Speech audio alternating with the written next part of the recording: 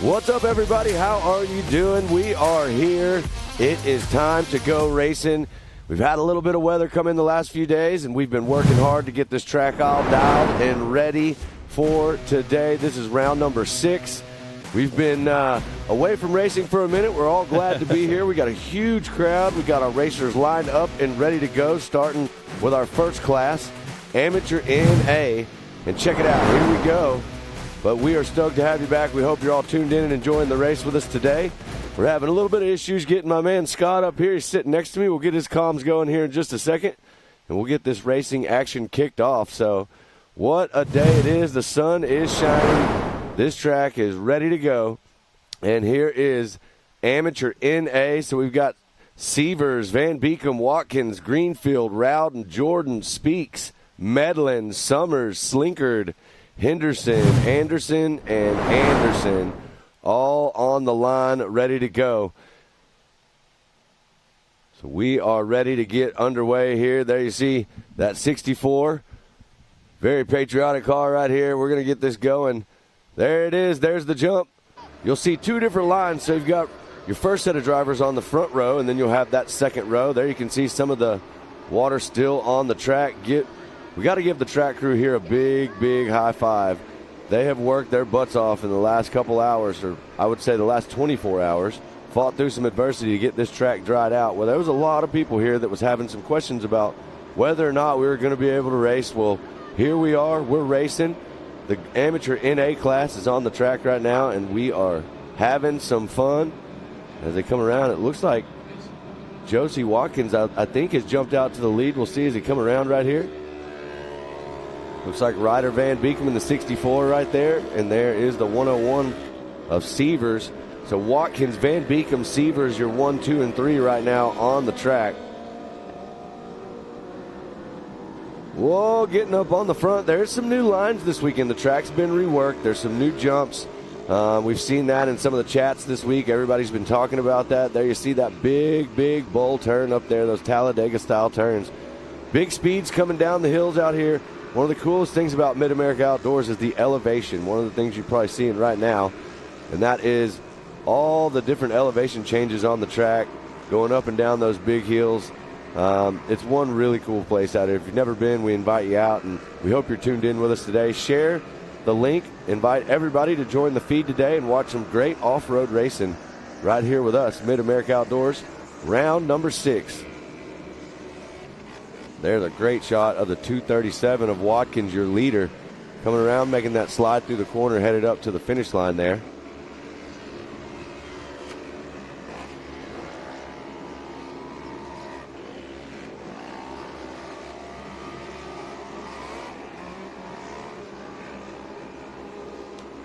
Lots of close battles going on out here this weekend. There is going to be a championship on the line, and we were talking about there's some storylines this weekend, and we'll fill you guys in with those later on, but some of the racing out here is very, very close. We've had some very consistent racers. We've had a few racers that have had some bad rounds, and so it's going to run down to the end. This is a big round for everybody out here in this championship race for sure. But right now, Josie Watkins, that 237, is leading the pack in Amateur NA. Ryder Van Beekem, looks like Sievers still running in third. Summers and Slinkard rounding out your top 5. There's Crichton Jordan in 6th, Rowden in 7th, Speaks in 8th, Anderson in 9th, and Dakota Medlin, your top 10.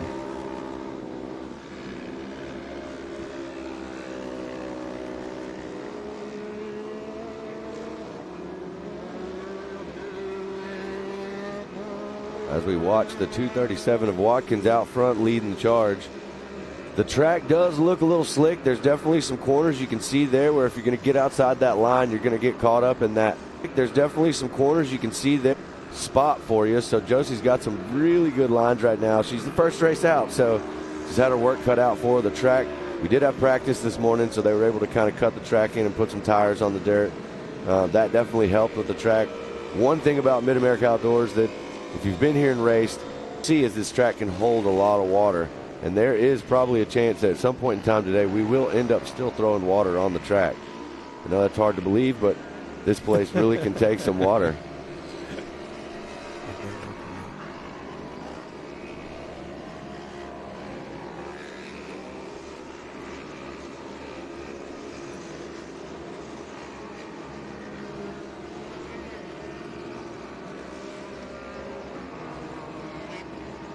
Can you hear me? Can you hear me now? Okay. Okay. 7. Well, let's see. Am I back? Mac? Hey. All right. Hey, we got a two-man team. Okay. Now we're ready to go. Scott, welcome to the party. Yeah, no kid, man. Nice job carrying at the start. We've been throwing everything at this racetrack, trying to get it taken care of for this morning's racing. And it looks like there what might be dust out there.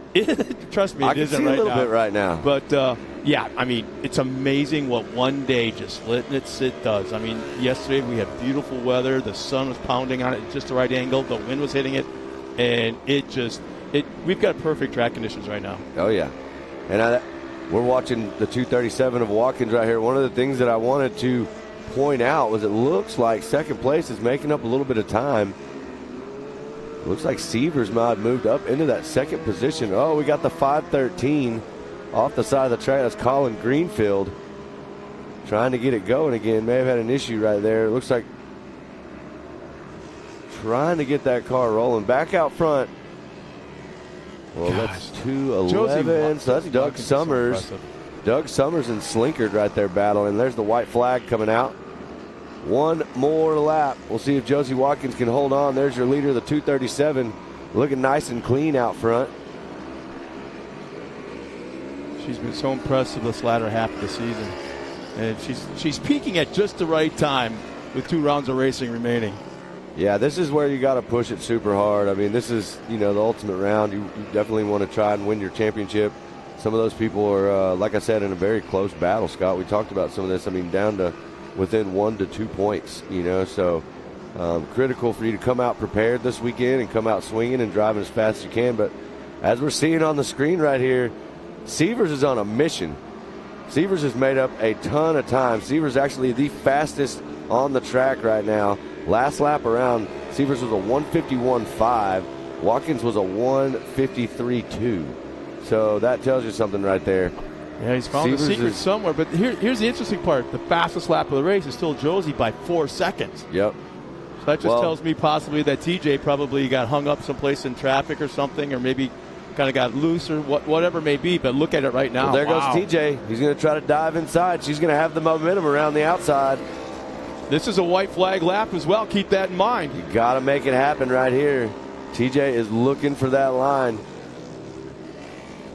Right now, Josie's pushing a little bit harder. She might have woke up a little bit when she figured out how close he was.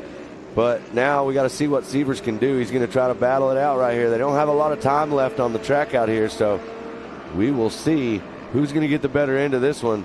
We've seen some really good battles coming through this section right here. It looks like Severs is going to tighten the gap up a little bit. Time is running out. Not going to be able to do it right there. Big win for Josie Watkins. Great driving from Severs, getting that second position. And I believe Ryder Van Beekem will cross. Yeah. TJ's like, third spot just give me another there. half a lap. Just another half a lap. It's always the situation, right? Like you push super hard, you just run out of time, you run out of real estate, and they're doing the best they can. But, hats off to this amateur NA class coming out and tackling the track first race of the day. We've talked about this several times. For for the weather we've had, this is amazing. The track actually looks really good. And we're hoping these drivers out here are going to have a blast today. We got a huge, huge day of racing out here for round 6. Big weekend. We're racing today and tomorrow. We've got our whole Mid-America Outdoor Short Course Series going, as well as Champ here in the house. So we're running all the trucks. We're excited about that. I want to watch you watch the trucks. That's going to be fun for me because I know you've never seen the Pro 4s, Pro 2s. Oh, somebody's got one over here. Let's see. There's our track crew. Big shout out to our track crew. Always out there. That's Gus Fisher. Yeah. Gus is legendary around these parts, man. I would venture to say if there's anybody I know that could take down Chuck Norris, it would be Gus. In a very quiet, stealth kind of way. Yes. I mean, he just in a very nice way. Yeah. But yeah, there is the crew out there. Big shout out to them. Big shout out to all of our flaggers and everyone working the track. We want to keep everybody safe out here, having a good time today. You can see right now how the track conditions are. They're really perfect on the inside. In fact, it sounds like, as we talk about track conditions, Pam is down track side, with some information. I don't know if she's got a driver, track information, or what, but let's go down to Pam right now. Thanks, guys. I am down here with Josie Watkins. She just came in first place for race number 1 out here this weekend. We've had some weather issues out there, but here you are in that number 1 spot. Did you prepare yourself mentally to come out here for the race conditions that we had? I came from a cross-country background, so I kind of prepared myself for the mud and everything, and I kind of brought back my roots on how to drive in the mud again. Well, here you are in that number 1 spot today. You got to be feeling pretty good right now. So let's get you back to your pit. You got some cleaning to do, but congratulations for getting that number 1 spot. Thank you very much. Matt and Scott, back to you. Thanks a lot, Pam. And once again, congratulations to that young lady. Wow. Yeah. She's taking on the boys and going, I got you guys covered, man. Yeah, that was a great driving right there. Congrats to Josie Watkins. Big shout out. Sievers in the 2nd spot. Also, Van Beekham rounding out your 1, 2, and 3. Slinkard in the 4th spot. There's Crichton Jordan in 5th. Ashley Rowden in 6th. Rowdy Speaks in the 7th spot. And it looks like Dakota Medlin and Troy Anderson will round out. Well, I say that's 8th and 9th. Then you got Caitlin Anderson in your top 10. So that'll round out your top 10 there. Followed by Heath Henderson, Doug Summers, and Colin Greenfield. Beautiful shot of Old Glory flying up there. Also, take a look at all those sponsors up there. We want to make sure we say a big thank you to all the sponsors. You'll see them clicking through your screen up at the top right also. Without them, we could not make it happen out here. So go follow and support those that support us and help us make all this racing happen here at Mid-America Outdoors. And all over the country, Ultra 4, all the different things we do. Well, it sounds like in the next race in Expert NA, we got a couple of brothers, the Seyfrieds, and we heard that Pam got a chance to catch up with them, so let's send it down to Pam. I am here with Luke and Landon Seyfried. These guys race against each other in our Expert NA class. Landon is 35 points behind first place. So, Landon, do you have any strategies going into this weekend to try to catch up to your brother Luke? Just try to stay on all fours and all tires inflated. That's my biggest bummer. And try just to keep up with him. He's a little faster than me, but I just got to try my best. Well, and you were saying that you have a little bit of a different setup and you haven't got to actually practice on it. So are you just going to go out and run it? Depends how I wake up in the morning. If I'm feeling risky, then probably.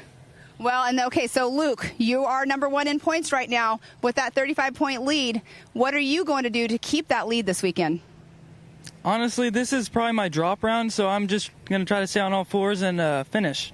I mean, you haven't finished any worse than a 2nd place this year, correct? So here you are, you're saying it's going to be your drop round. So are you expecting the track conditions to maybe play into that factor? Yeah, it's going to be wet, and I don't like the track wet. I'm not really good on a wet track, but I'm going to try my best and try to get this knucklehead. Well, you guys have, obviously your setup's already set up. You haven't really practiced on yours yet, but are you going to try to do any different kind of tire change? Because that obviously plays a factor on a nice, freshly watered track. Knowing that we only have 1 set of tires, probably not. So probably just stay to the ones we have on. So. All right, what do you think? My tires are a little bit worn out, but it's not going to stop me, and I can't wait. So slick track, I like it. You guys like to talk a little bit smack to each other, don't you? Yes, ma'am. Yeah, same here? Yeah, I talk smack when I'm in front, but I can't really do that now, so. Well, and your worst round so far has been 16th. Are you hoping to make that 16th place your drop round? Yes, ma'am. I am. Well, good luck out there to both of you. It's awesome to see brothers out here on the track. And you guys, obviously they're identical twins here, so it's always hard to tell them apart. But Luke and Landon Seyfried, good luck out there. Thank you. Thank you. Well, thanks a lot, Pam. And we should mention, here's what we should probably mention as well. Yesterday was Pam's birthday, and all the gang here at MAO. We had a little bit of a party last night for her. They had a little bit of cupcakes and stuff like that, but happy birthday to one of our broadcast team members. That's right. Happy birthday. And great interview with Luke and Landon there, the Seyfried brothers. They're always fun to watch, and here we're about to get to see them right here getting ready to go. There you see the 28 and the 82 looking sharp and ready. There's the 21 right there also on the inside. And we are getting ready. It's Keegan Cummings. We're getting ready to do battle out here. This is going to be fun. There we go. We got the start on the way right here, so it looks like a good jump. Oh, wow, looks 4 like or 5 straight wide, to the headed front, up that 3 hill. Wide, 1 jumping in there. I want to say that's Landon, yeah. Look at the Seyfert brothers side by side coming down the hill, charging. Who's it going to be right here? We just saw a great interview with them, and now they're leading the way, getting a little sideways there. So it looks like you got Landon Seyfert, Luke Seyfert battling for the top spots.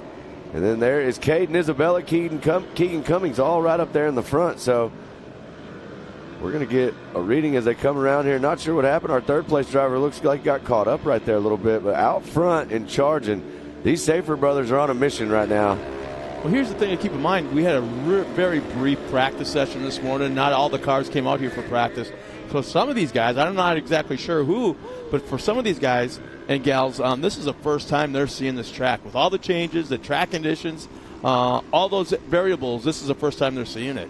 Yeah, you know, and there are some drivers that opted maybe out of doing practice, you know. So there is some people out there probably that haven't seen the track yet. And as you can see right there, looking nice and clean, there's the 82 machine of Landon out front, followed by the 28. And then that looks like actually the 124. Oh, getting up on two wheels. Saving it. Bicycle. He was ready to go there, but he saved that. Looks good. I believe that was Caden Isabella that made that save right there, the 124. Great shot right there as you see the 82 machine coming through. Landon Seyfert, 138.9 on that lap time. Luke with a 141, so Landon definitely a little bit faster out there, pushing a little bit harder. We talked about those setups out there just now with Pam. So it sounds like Landon is pushing a lot harder right now and trying to keep that car in front. Definitely wants to beat his brother. And there you see it looks like Caden Isabella in the third spot with Keegan Cummings right behind him in the green car.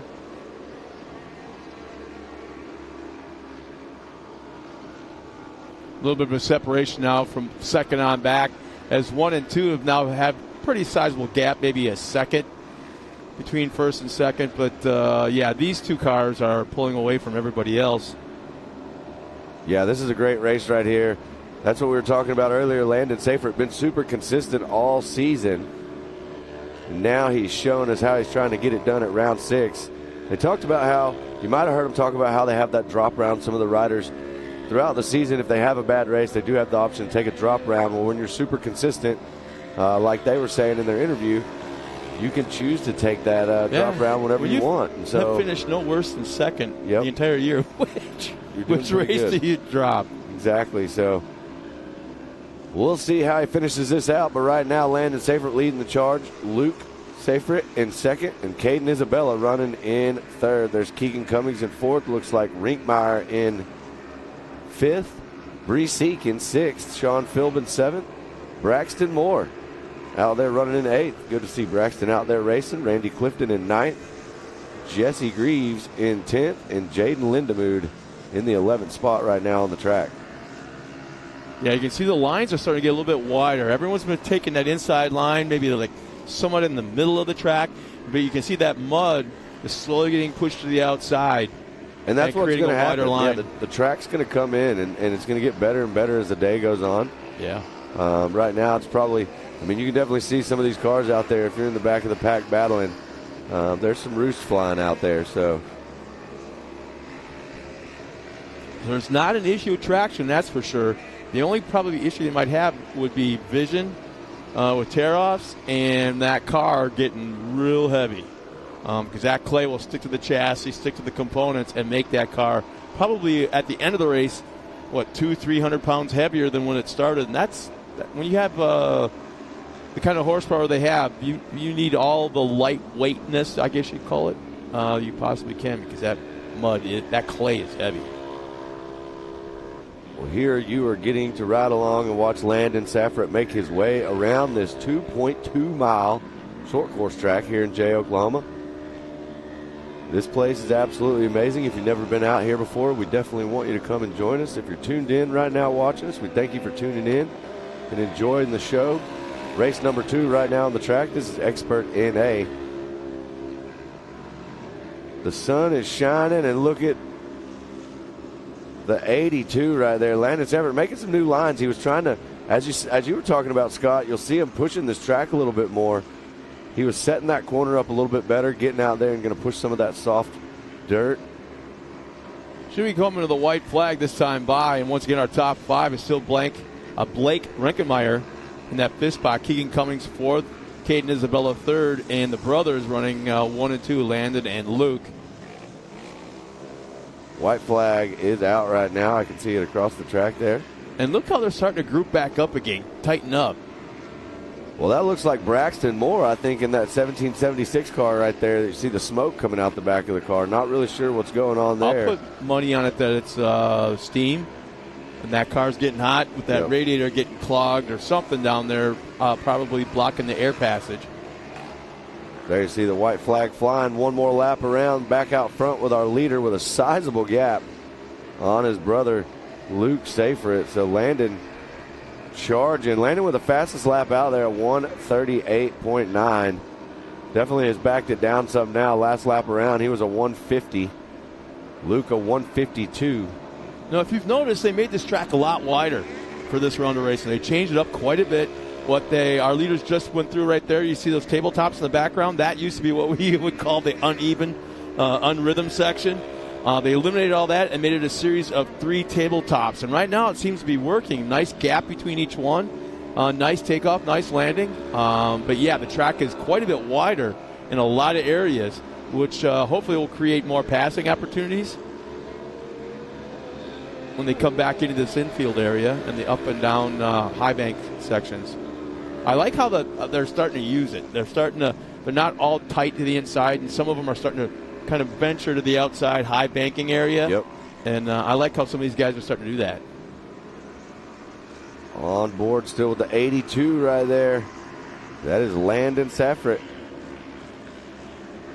Let me tell you, he is on the gas. There he is, getting out there into some of that little bit greasier stuff out there, taking the checkered flag. That is Landon Seyfried right there, showing us how to get it done. An expert NA. Here comes his brother, Luke Seyfried, is on the gap right now. I mean, Luke Seyfried, actually, the gap over his brother was pretty big, 6 to 7 seconds. Yeah, almost 7 seconds, yeah. Well, the trash talk continues back in the pits, I don't think it ever ends for brothers, you know. That's pretty much all they do is have a good time out here racing and talk trash to each other. But, you know, that's how you push each other, you know. And that's how you get faster. And there you see the 543, it looks like. Not really sure. It looks like a 53. I'm sorry, Randy Clifton. There's a 21 of Keegan Cummings. Not sure what happened. It looks like he limped through that checkered right there. Hope everything is okay with Keegan's car. He'll get it fixed, get back out there. You know, I watched them work on that car a lot yesterday, even in the rain underneath the awning. There was something going on. They would run it for a little while, and something wasn't right, shut it down, work on it some more. So as the 53 of Clifton crosses the line. But, yeah, there might be something going on with Keegan's car. Well, the one thing we know about Keegan, he'll battle through it. He'll get that car fixed, and his weekend hopefully isn't over. There you see Randy Clifton. We saw him come by a second ago, the 53. He's making his way off the track, that S3 car. Well, we already got fans checking in. Nani and Pops are watching from Whitney, Texas, and they're cheering on Code. Your little buddy. Yeah, man. They're cheering on Code. He'll be coming up soon. Code St. Peter. He is definitely a force to be reckoned with out there. This kid is so fast and got such a big future in front of him as far as being a racer. You know, you call somebody a legend, it's almost like you have to kind of like be an older person to be a legend. But they're starting to – he's a young legend. Oh, yeah. Well, it sounds like we got Pam with our winner down trackside. Pam, take it away.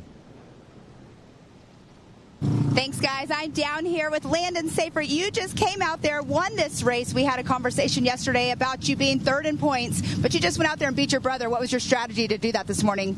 Just try to get a good start and maintain my speed and prove a point, because the last 3 races have not been the best, so I want to come out here and do good.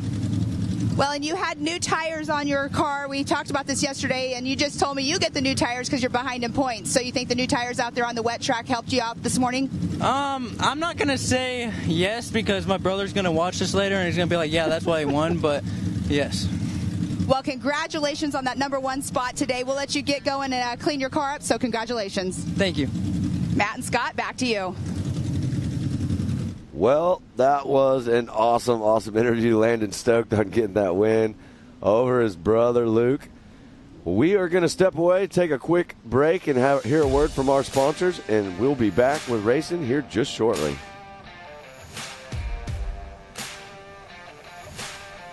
AMSOIL runs on freedom and has since 1972. We punish our products firsthand in our world-class laboratories and beyond, because some things can't be learned from a test tube. Run with us.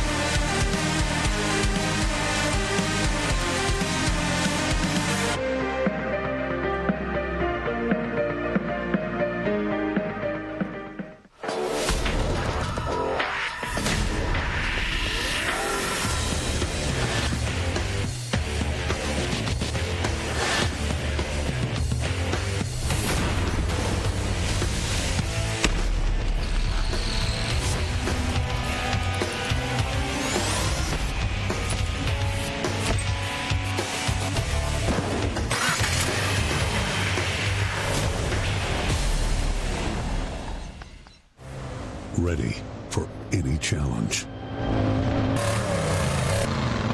Maxxis tires can handle even the most punishing off-road conditions.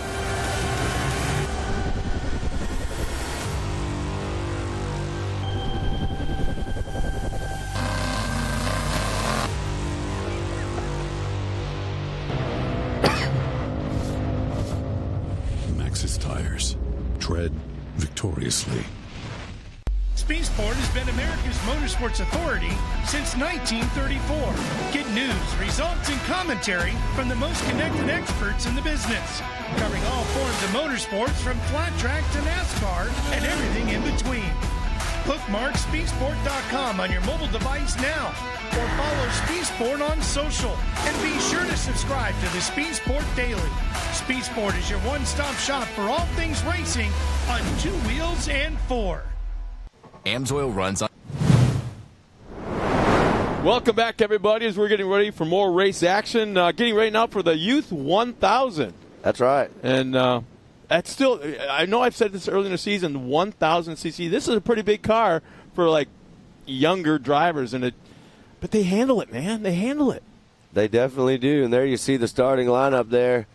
They are on the line, ready to go. We're going to see Sievers, Van Beekem, Tremblay, Lukemire, Cotto, Easton, Hubler, Warner, Bailey, Sontag, and Farmer all getting ready to do battle. This is Youth 1K. Here we go. Green flag has dropped. We're going to see who gets the whole shot here. And there's 1 point separation right now between Sievers and Ryder Van Beekem. So they're definitely watching the points and track position going into the last 2 rounds of racing, this being one of them. Well, it looks like Sievers is going to get the whole shot right here. Van Beekem right on his tail, though. You can see those flags flying on the car. Van Beekem in that very patriotic car out there. We're always talking about that when we see it. He stands out on the track. They come out of the Phoenix, Arizona area That's right. every single round of racing. They do. And they bring a bunch of cars. Sievers right now looking really good, really smooth, getting out in front, trying to check out right now, stay clean. And like you said, Scott, trying to lock in this championship right here. The points are really close, so some big battles to watch out here today. Youth 1K action right now on the track. Yeah, Van Beekem getting a little wide, kind of rumbling through some of that rough. There's no lack of traction right now. So if they go into a corner hard, sometimes it's going to bite real hard and kind of flip them off to the side or kind of kick them off to the side. And it looks like, Sievers is actually really, really being methodical, taking that perfect line. You can see him just for a second get up on 2 wheels a little bit. And he's slowly pulling away from Van Beekem. That's kind of surprising me a little bit. Yeah, one of the things that I noticed just a second ago, kind of off screen there, R.J. Tremblay looks like he's made the move and got up in the third spot, made it around Miyakato. Had maybe a little issue in a corner or something there, but R.J. Tremblay, great driver, moving up into that third spot. Sievers on the gas, a 139 lap time. Van Beekem a 141, so Van Beekem got some work to do. He needs to find that faster line somewhere and make up some time if he's going to get up there and battle with Sievers.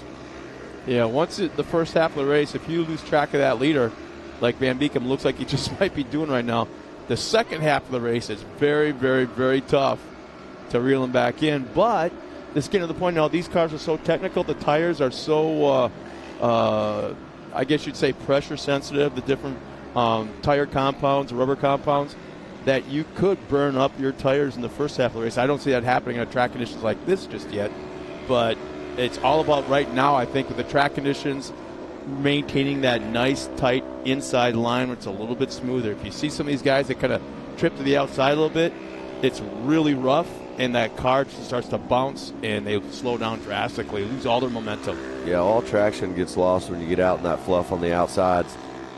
But one thing you will see, too, is as we get into some of these bigger races going through the day and the race order out here, they'll start pushing that out further and further, and these lines will just expand. The track will get wider and wider. So there you see the 101. TJ Sievers getting it done up on two wheels a little bit right there. Yeah, that step right there, that corner was, I think. 101 Sievers right here. Coming around the track. One of the things you'll see later as this track widens out right here is you'll see two lines right there. We got to see some incredible battles last round right there, all the way to the checkered flag. And we will see that again today. I'm sure we're getting excited for some of those races that are going to come up in the race order a little bit later on today. We still got a lot of racing going on today. This is Youth 1K, our third race of the day. So you got Sievers leading the way, Van Beekem running in second. There's Tremblay in third, Miyakato in the fourth spot. You Allie see right Hubler. There, yellow flag, so there's something going on in the track, yellow zone. So for some of the fans that haven't seen this before, oh, there we go, the 25, yep. Yeah. That is Drake Sontag. Yep. But, there'll be a yellow flag out. There's a speed limit. You have to slow down. I think it's 25 miles an hour. Yep. You have to maintain your position. You can't gain ground on the driver in front of you. Maintain the position to the incident site and the last yellow flag, and you can get back under racing conditions. And one of the things, too, if you're at home watching, it's really cool that these drivers actually have comms with our track officials. So when there's a caution on the track, they actually will let them know that there's a caution on the track so that they can quickly get to that safe that speed. Famous Nitro B where it's a listen only. Yep. So that the track officials or USAC officials that are making the calls can kind of like scold you a little bit, we'll say, slap your hand. That's right. And you can't bark back at them. You can't try to negotiate with them. Well, there you see 101 slowing down to a very, very safe speed going through that caution area. Yep. One of the things that everybody knows is if you go too fast through a caution area or you try to advance a position in a caution, those are situations that will get you docked a little bit there on scoring points, but not what you want to do. You want to be smart. You want to be safe. That's all we're trying to do out here. And we watched exactly. They did it right. They didn't. Van Beekem didn't try to make up ground on second, kind of cheat up a little bit. No, he didn't do it. He did exactly as they're supposed to do it. The speed limit was right. Sievers went the right pace through that yellow zone. So kudos to these kids out there. They're doing it the right way. Well, I can tell you this. Van Beekem checked up a little bit there and did the smart thing through that caution, but he better get on the gas now. White flag is out, and Sievers is on the gas. It looks like they're coming into another caution here. I think it's the same one. Can't really see. I think it's still... We'll see here in a second. I think it's still because of Sante.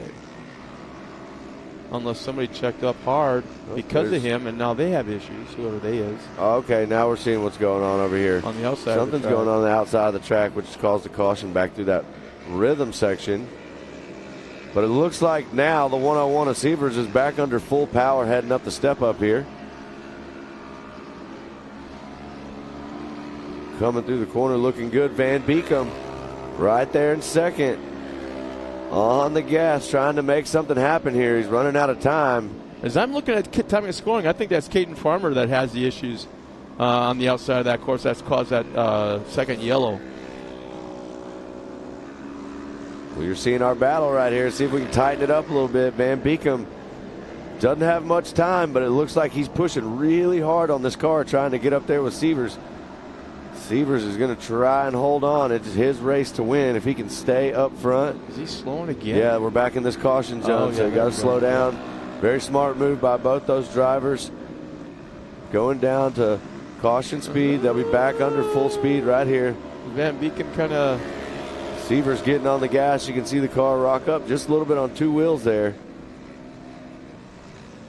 Over the new tabletop. And here's this double line section. Sievers going to go to the inside, protect his line, and heading up the hill to the checkered flag. Congrats to TJ Sievers and Ryder Van Beekum, first and second on the track in Youth 1K. Points lead by a few going into the final round of racing.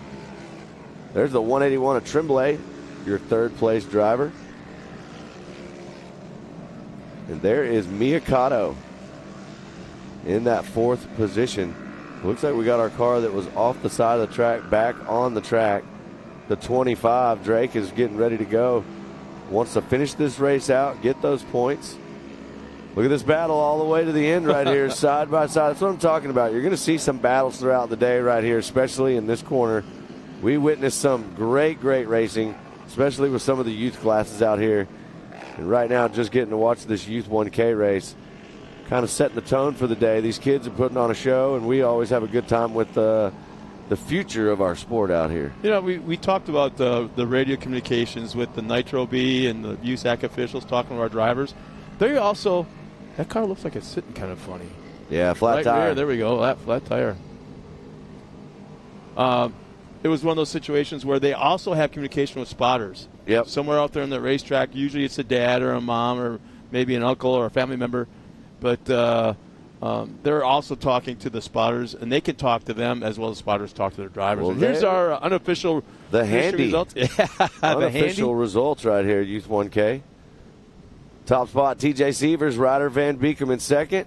RJ Tremblay in that third spot. There's Miyakato, Allie Hubler, Irie Bailey, Ty Lukemeyer, Cole Warner, Zoe Easton, and Drake Sontag rounding out your field right there. There's Caden Farmer also in the 11th spot. Sounds like we've got Miss Pam Hall trackside with an interview from our winner. Take it away, Pam. Thanks, guys. Down here with TJ Sievers, you are leader in points. You just came out. You won this race number one. You're also the fastest lap on the track. A little bit muddy out there, but you have that smile on your face. Yes, I do, and I'm just excited to be here, and I can't believe I got fastest lap time. Well, it was a great race out there for you. Your car's muddy, but not too bad. So what are you going to do to prepare for race number 2 to keep that points lead and maybe get back up here in this top spot? What we're probably going to do is clean it off and just go through everything to make sure there's no broken bolts or nothing broken. Well, congratulations on this number 1 spot out there, and we'll see you later on. Thank you. All right, Matt and Scott, back to you. Well, thanks a lot, Pam. Yeah. There. I look at these youth drivers and these cars, and I'm like, man, he can't even see over the steering wheel, but he's out there going so fast around this track. It's crazy. Well, it looks like we're going to step aside real quick for another word from our sponsors. We've got a lot more racing to go here from Mid-America Outdoors in Jay, Oklahoma. AMSOIL runs on freedom and has since 1972. The rest of the market has been trying to follow our lead ever since. But a head start is a head start. Run with us.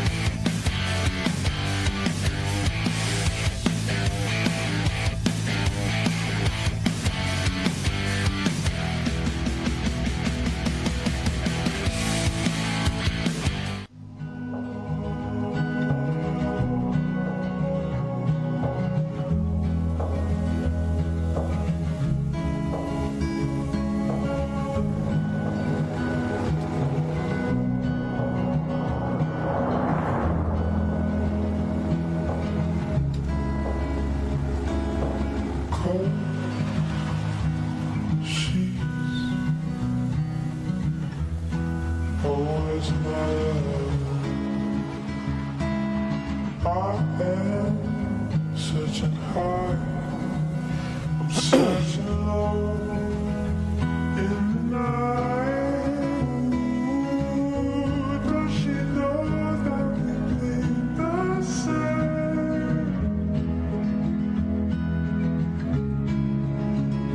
Ooh, don't wanna cry.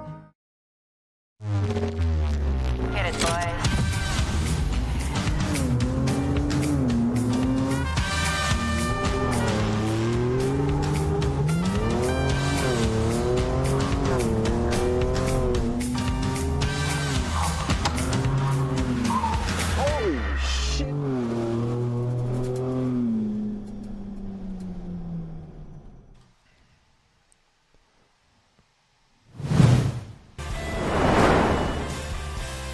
Welcome back once again, everybody. Like I said, we got a lot more racing to go. It's been fun watching the kids to start the day. Matt, what do you think of so far? The track conditions, the weather, the racing, the enthusiasm from the racers themselves. What do you think so far? Man, it's an awesome start to the day. There you see the U250 modified grid lineup presented by Ultimax, Code St. Peter. We're going to get to talk about him some. Paxton Yoshimoto, Tanner Thompson, Avery Sides, Kennedy Singleton, one of my favorites, Maggie Flores, and Axel Gillespie getting ready to do battle in this U250 modified class. Man, this is going to be a fun when we get to see Code out here for the first time. If you're tuned in and you are watching us from home, check out these youngsters right here. They're going to have a good time, and they're going to put on a show. Code St. Peter, the Texas boy right here, always a heavy hitter on the line, but he's going to have his hands full. He's got Tanner Thompson out there in the green car. There you see him in the middle of the field. And there you see Code St. Peter. Long. Oh, man. Sending everybody a little bit of a splash there as he runs out and gets in that front spot and runs away with it. You know what's interesting about these drivers? Every single one of them gets it or has somebody helping them get it because they are so active on the social medias. They are so active in promoting their racing and talking about themselves and getting the knowledge out there to the airwaves and trying to create a fan base. And probably right now leading that would be Tanner Thompson. Man, every time I tune into the internet, I go on to Facebook because that's pretty much all I do. He's always got a post of something going on, something cool, pictures of his car, his racing action, new videos. And so these kids really get the program, how to promote themselves and try to further their career.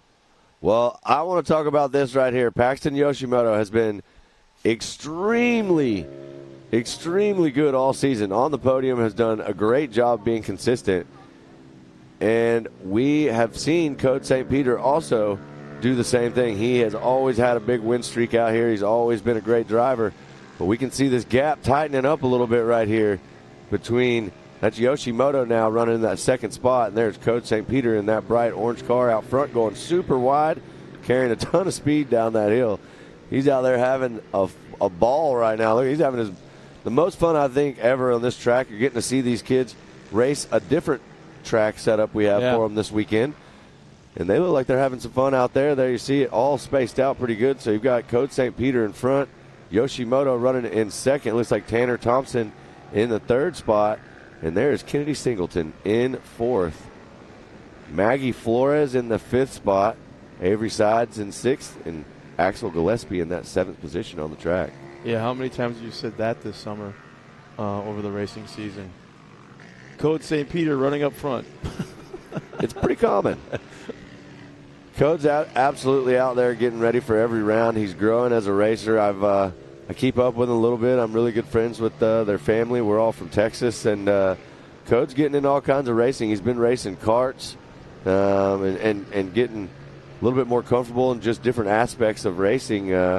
Definitely one that we're going to keep our eye on through his career as he grows up and gets more involved with the racing. I think he's going to have a big career in racing, and he's definitely leading the charge right now. So Code St. Peter getting the job done. A few more laps left, this U250 modified class. Yeah, the track, obviously the track is still changing, and you can see how these cars are bouncing around. That inside line is is, especially this is way back in the far corner at the edge of the long straightaway where those 3 tabletops are. But the mud is still being pushed around, still being moved around, and it's still quite moist out there. In fact, I think there's 2 spots where there might be a little bit of standing water. There's a little bit out there. You're seeing a lot of it as they splash through, but they're drying it up pretty quick as the racing runs through here. But one thing you'll see starting to develop, you can see some of it right here. There's a little bit of ruts. There's going to be some braking bumps. It's definitely going to work these cars a little bit, especially, too, in these youth races that you'll see coming up throughout the day. But I promise you, it's not going to slow anybody down. I'm excited. We got some great pro racing coming up later today. So if you're tuned in at home, definitely don't go anywhere. Yeah, my boys are in town. Yellow flag is out. Let's see. Yep, there right we go. There. Is that a car? That's the 56. I think that's Sides. Oh, no. Tanya Sides is checked in. She goes, let's go, Avery. 56. Push it, girl. Well, I think she was. But now on the side of the track with some sort of mechanical issue. Back up front, 63 at Code St. Peter. Nice and clean. That's one of the benefits to being out front is you stay clean. Mm-hmm. If you'll see these cars coming by here in a minute, you will see Paxton Yoshimoto in that second position. He's taking some roots. The front of that car pretty dirty out there. But one thing I want to notice is it doesn't look that bad on the track. Everything looks to be tacking up really good. Traction looks pretty solid out there. Code St. Peter looks extremely fast out there. Well, once you get some of these bigger cars, these bigger classes out onto the track, you're going to see a lot more side-by-side action. And you get guarantee the aggressiveness. They're going to force the issue to try to make some passes. And it's going to force them to go up into that rough, kind of gloppy outside lines here and there. Great shot from our drones as we head into the back section of the track around the sweeper here.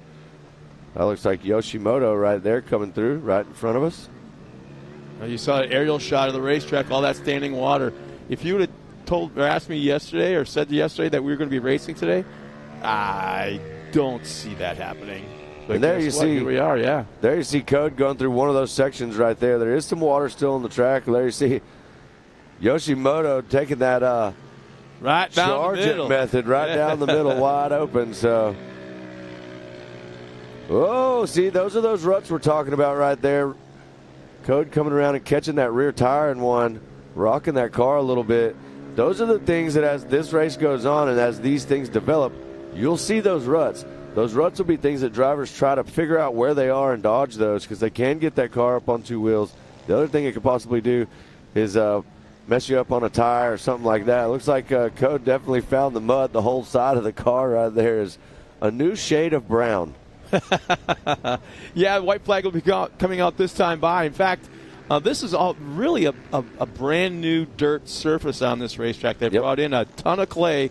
I think this is only the 3rd race on this clay, and clay needs to settle in. It needs to compact, and it usually takes a year or 2 years to really grip the ground underneath it. And so what you're seeing is that clay is still moving around. They'll work on it during the off season and pack it down and try to get it to grip and settle in. And next year, you're going to see less and less and less of those grooves, or I should say ruts. Well, the track crews had their work cut out for them. We've been up here several weekends, and they've been up here working, and it has been quite the undertaking for them. Yeah. But white flag is out. Code St. Peter still leading the charge. There you see Kennedy Singleton taking the white flag right there, the 71 machine, running in 3rd position right now on the track. Looks like Paxton Yoshimoto may be having some problems on the track. You know what? Do you think that didn't even complete the last lap there? It started right after he went right down that middle of that big old water section. May not have been the way to do it there for Paxton Yoshimoto. Maybe but something in the clutch, the belt, who knows when you go through water like that.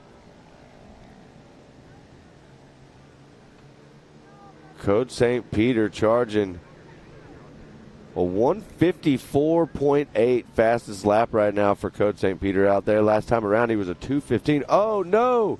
Oh, Code no. stopped on the side of the track. Not exactly sure what's going on. This is what we talked about. This is the only The leader, Tanner Thompson, is taking over the front spot. You don't, Scott, you said it best right there. You don't see this happen very often. Not sure what happened right there. This is not what the St. Peter's wanted to have happen in their camp. Code is hopefully going to get that car started and be able to salvage this. Tanner Thompson capitalizing on the last lap. He raced it all the way to the end. The Code is still stopped on the track. That is the big story right now. Code St. Peter, someone that you never see in these situations, is sitting on the side of the track. Not sure what's going on right now with Code, but hopefully they can get that car going. I'm sure him and his dad are having a great conversation right now on the comms. But back up front, the Mid-America Outdoors Ambassador 21 machine of Tanner Thompson, capitalizing on the situation and moving straight up to the front of the pack. You ever see him get excited? Do what? You ever see him get excited? He's always just staring at you, calm, cool, collect. Well, I'm going to tell you this right now. I don't care how you do it. If you beat Code St. Peter, that's a pretty big feat, and he just took the white flag right here. So one more lap. Okay. One more lap around.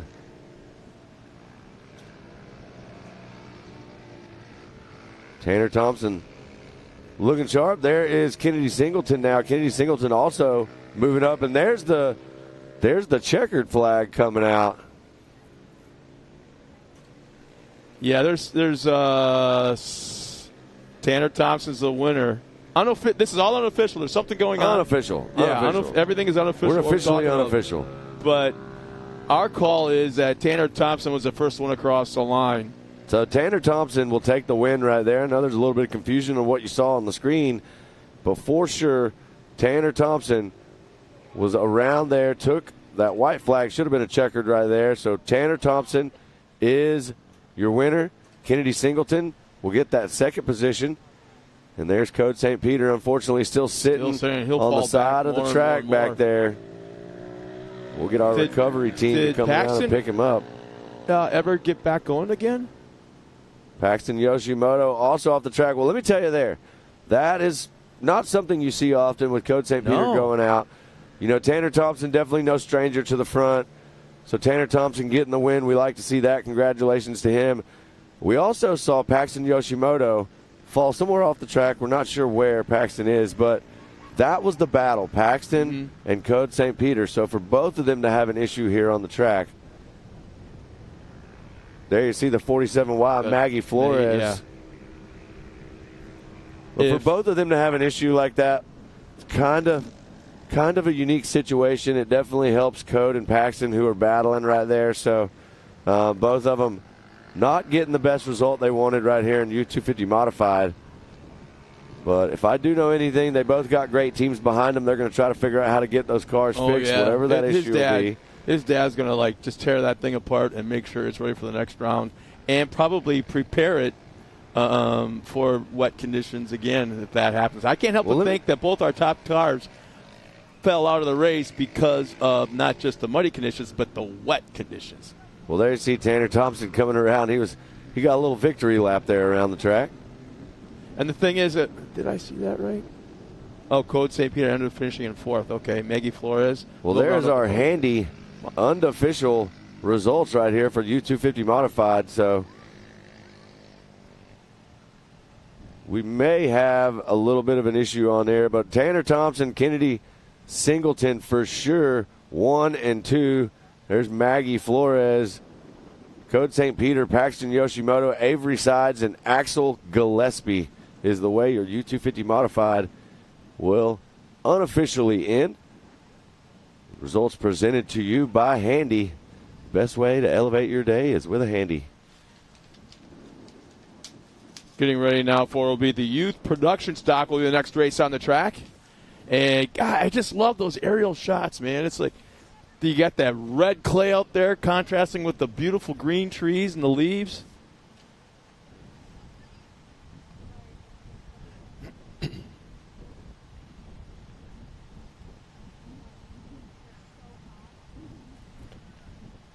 Well, it looks like as They're clearing the track with all these race cars.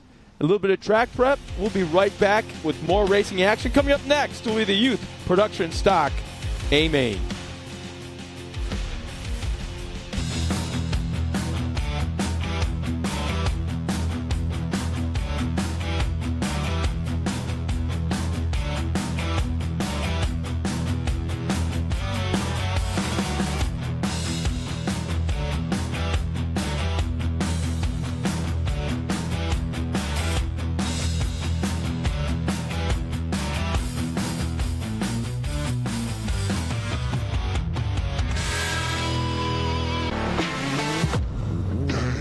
Lightweight, agile, and strong, the Pit Bull is perfect for the job.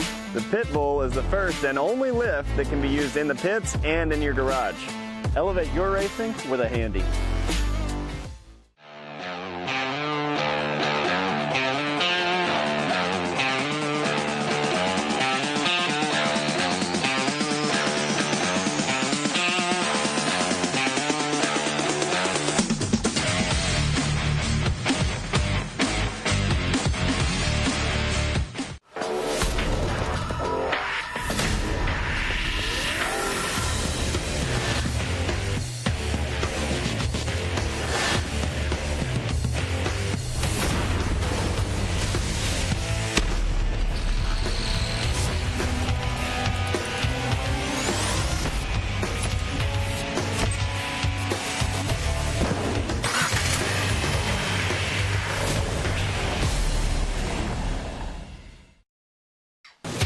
Watching Speed Sport 1, your home for great off-road racing from America and around the globe. Woo-hoo-hoo! From Ultra 4 to rallies. These guys are fighting for the lead. It seems very aggressive. Short course to desert race. Great move there. He is so fast. Whether on two wheels or four, Speed Sport 1 has the off-road action you crave. Look at that move. Jumps to the inside. Speed Sport 1, the Motorsports Network.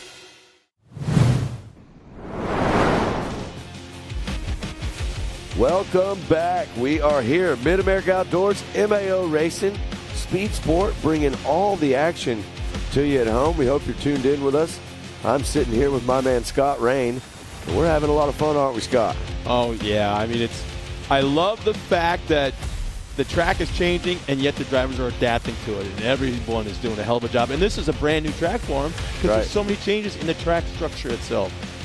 Well, let me tell you, Carson Hill is coming up in this race right here. This is my man. He is out of Broken Hill, Oklahoma, racing in that youth stock and limited class. Carson is no stranger to the spotlight. Got some of the coolest hair out there in the park, and he's also leading the charge in points right now. So big race for Carson coming up right here. He wants to further extend that lead and try to take this championship home. We've got round 6 today. Round 7 will be coming up, and that'll be the finals for these guys. So and they recognize it. They know there's only limited chances left for this championship. Yeah, they do, and they're going to give them a little sight lap if you're at home watching, trying to figure out exactly if this is the slowest race you've ever seen or what's going on screen. They're just giving them a sight lap. They're going to show them around. They run a little bit of a reduced course for some of these cars, and you'll see them line up. There's TW. He's going to get them all staged up and ready to go right there.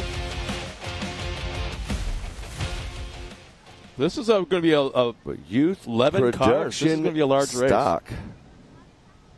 Yeah, this will be a big race right here. 2 rows. There you see them lining up.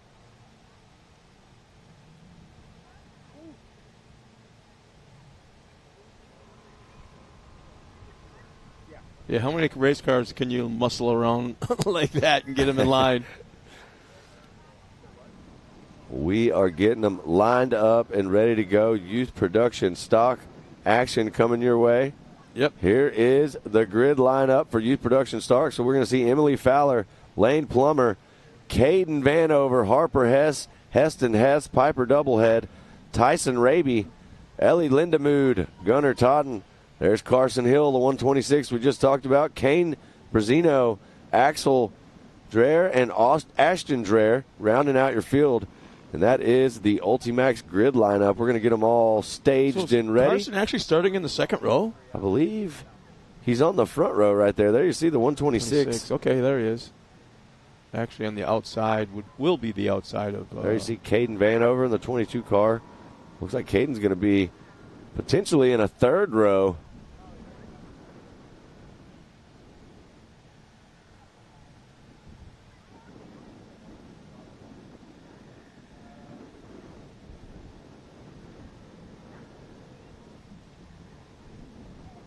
We are getting it all staged up and ready. The track crew down there does an excellent job of making these starts perfect, lining them up.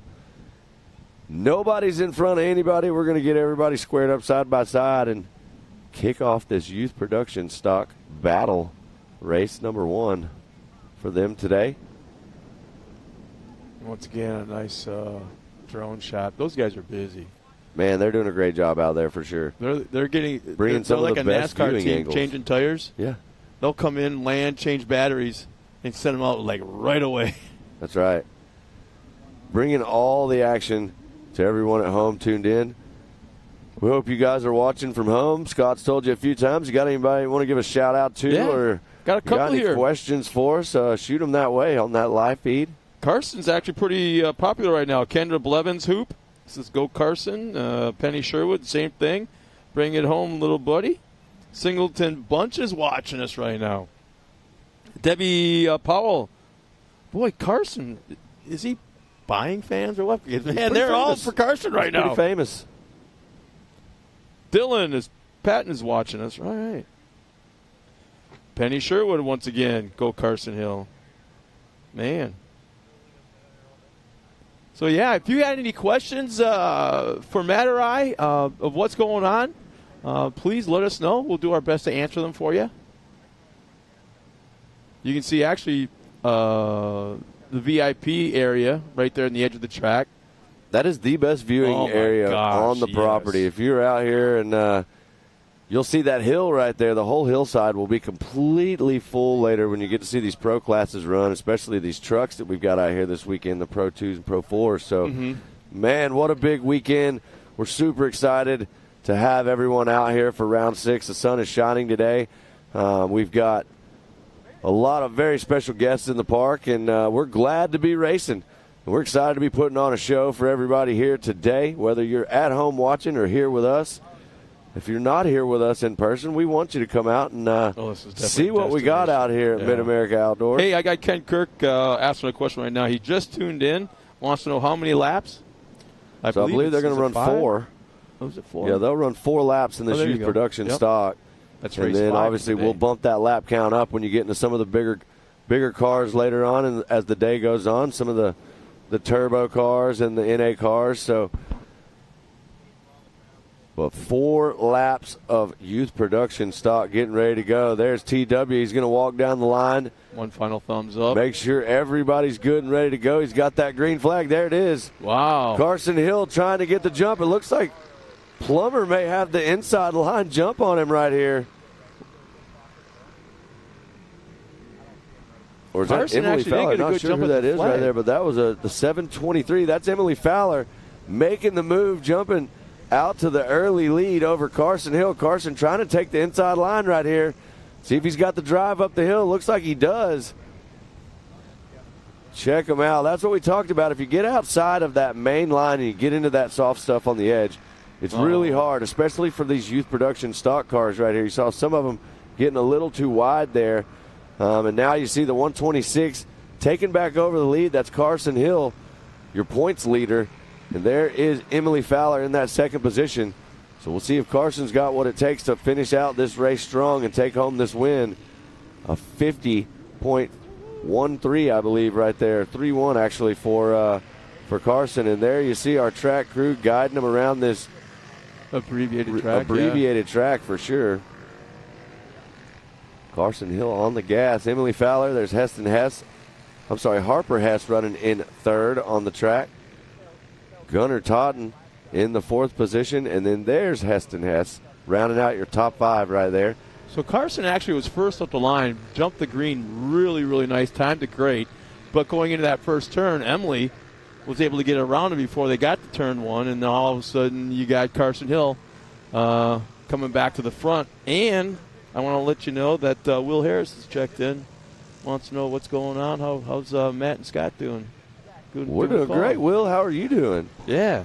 Well, one thing I want to talk about right here, Scott, we're watching on the track. I want you guys to keep an eye on this yellow car, the 22 of Caden Vanover.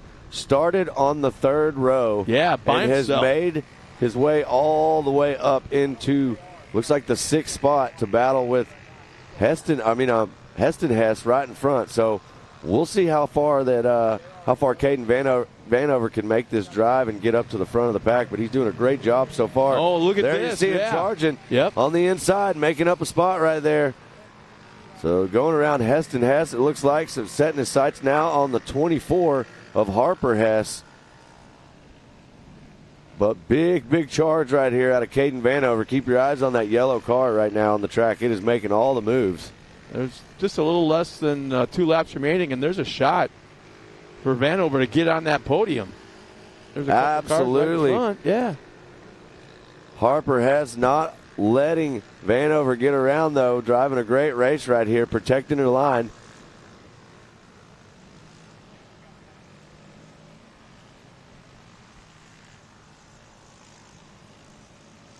There's not a lot you can do with a production stock car. Nope. You can work on the clutch. You can work on the clutch springs, work on the shocks, that kind of thing. Who we got Unfortunately, here? that looks like the number 7, I believe. Not really sure. We'll see. And there is Carson Hill coming around, slowing down as he goes around that caution traffic right there on the track. We've got white flag coming out right now. And there you see, we'll see if, Vanover trying to make another move right here. Going to be on the outside of the 24. There, he got it. Slid right in to that One more spot. spot for a podium. Caden Vanover's in 4th right now, so if he can catch up to Gunnar Totten, you'll see Caden Vanover go from the 3rd row to the 3rd spot. It's going to be a long way to go on the white flag lap as we once again go back up front to Carson Hill. Gosh, I like to look at that car. The 126 looking nice and clean out front. Carson lost the lead for just 1 second there to Emily Fowler and jumped back out there, took it right back over and hasn't looked back. He's led the way all the way to this moment. Checkered flag for my man Carson Hill. We talked about him right before the race started. He showed us how to get it done right there. And now we got Emily Fowler coming across right there in the 2nd position. And it does look like, no, he didn't get it done there. It looks like Gunnar Totten going to take that 3rd spot on the track, holding off the hard charge from Caden Vanover. There's a 22 nice coming job. across. That was a great drive right there for Caden Vanover. Really nice job. What a race right there. So we'll get some unofficial results as these drivers continue to make their way through the checkered flag right there, your youth production stock race. This was an incredible race.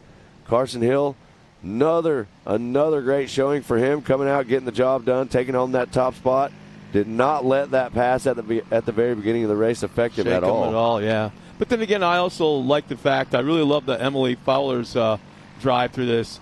She, had the lead momentarily, fell back to 2nd, and just hung on, fought back, and hung on to that thing the entire race. So nice job being in the 2nd spot on that podium, along with Gunnar Totten will round out that podium in 3rd spot.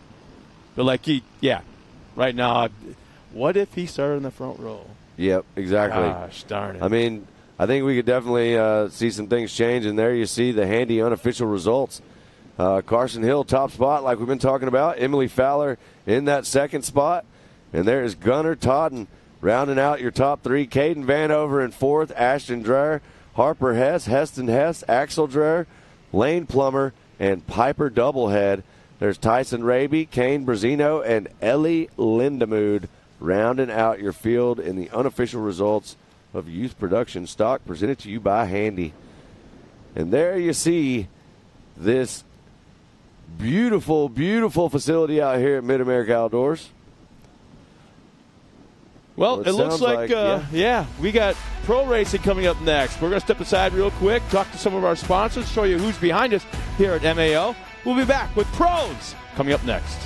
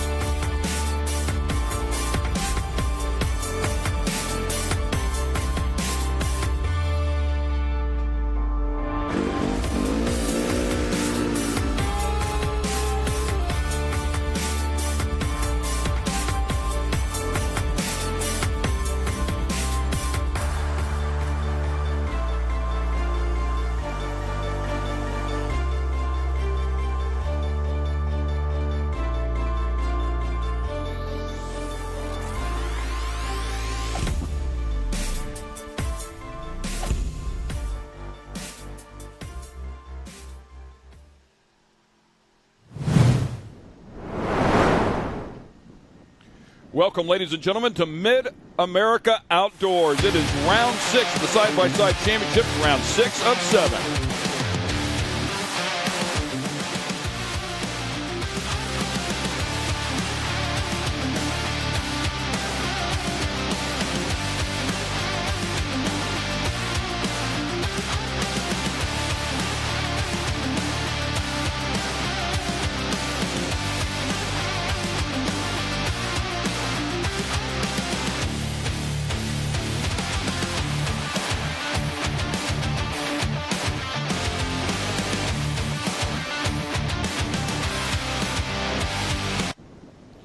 Welcome, ladies and gentlemen. We're in Jay, Oklahoma. Mid-America Outdoors, round 6 of the side-by-side championships. I'm Ken Stout. Pam Hall joins me here at the desk. And once again, we have a new configuration here for the racetrack. It's going to throw everybody something a little different here today, primarily because nobody has seen this track, Pam. Exactly, and they have changed our rhythm section, our non-rhythm section into tabletops. It's just a completely different track out there, and the conditions that we had yesterday, obviously nobody could go on it, but here we are. They're getting to see it for the first time. That is exactly right. You can see them trying to clear out some of the mud down there in the bottom. They will not be using that portion of the track, but we're going to show you what this track looks like. We're also excited here inside of the booth as well to see what this thing looks like. So nobody better to take us around there than one, Mr. Kanan Baker. Let's go for a ride around here.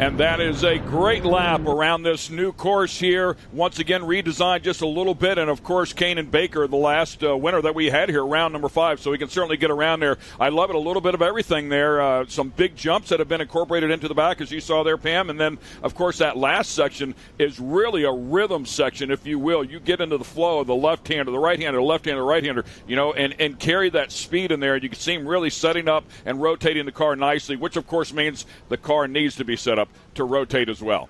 Yeah, it kind of felt like we were playing a video game there for just a moment, didn't it? Yeah, for sure. Okay. Well, a little bit earlier today, Pam was busy out there, and she had a chance to catch up with our points leader, Owen Van Eperen. I am here with Owen Van Eperen. Owen races in our Pro NA class, and Owen, you have 2 points right now that's separating you for the lead right now, and then Chase Carr in second position. It's going to be down to the wire this weekend, so do you have any strategies that you have for yourself? No, it's just going to be keep doing what I've been doing. I mean, ever since the first round, we've just been kind of clicking laps off and doing our thing, and that's the goal for this weekend, is just to try and get a good qualifying and then just keep on going from there. So hopefully that pans out and end up on top of the box, but it doesn't always go as planned, so we'll see what happens. Well, and you're going to get a lot of seat time out there this weekend, because besides racing for MAO this weekend, you're also racing for Champ. You're running 4th in points for Champ, so that's got to be key, and that's got to be an advantage to you. Yeah, for sure. I actually think it's a pretty big advantage in the Champ Series, because I've been racing out here with the Pro and A guys all year, and this is the first time champs come here. So it's going to be interesting to see how quick they catch on to the track when I've already been on the track a bunch, but we'll see what we can do. Well, it's going to be an exciting weekend. Cannot wait to see you out there on the track this weekend. Besides practice, qualifying, and all the seat time, you got a very good chance out there. Yeah, thank you. Yeah, so good luck out there. Nice job, Pam. Of course, that points battle very tight. Without the drop, the separation is 2 points. With the drop, it stays at about 2 points. So we'll see how things work out here between Owen Van Eperen and Chase Carr. It's going to be a great battle here for this championship with a couple of rounds yet to go and a lot of racing yet to go as well. Well, the sun is out. The track is drying. It's going to get better and better all day long. Stay with us. When we come back, we're going to turn them loose.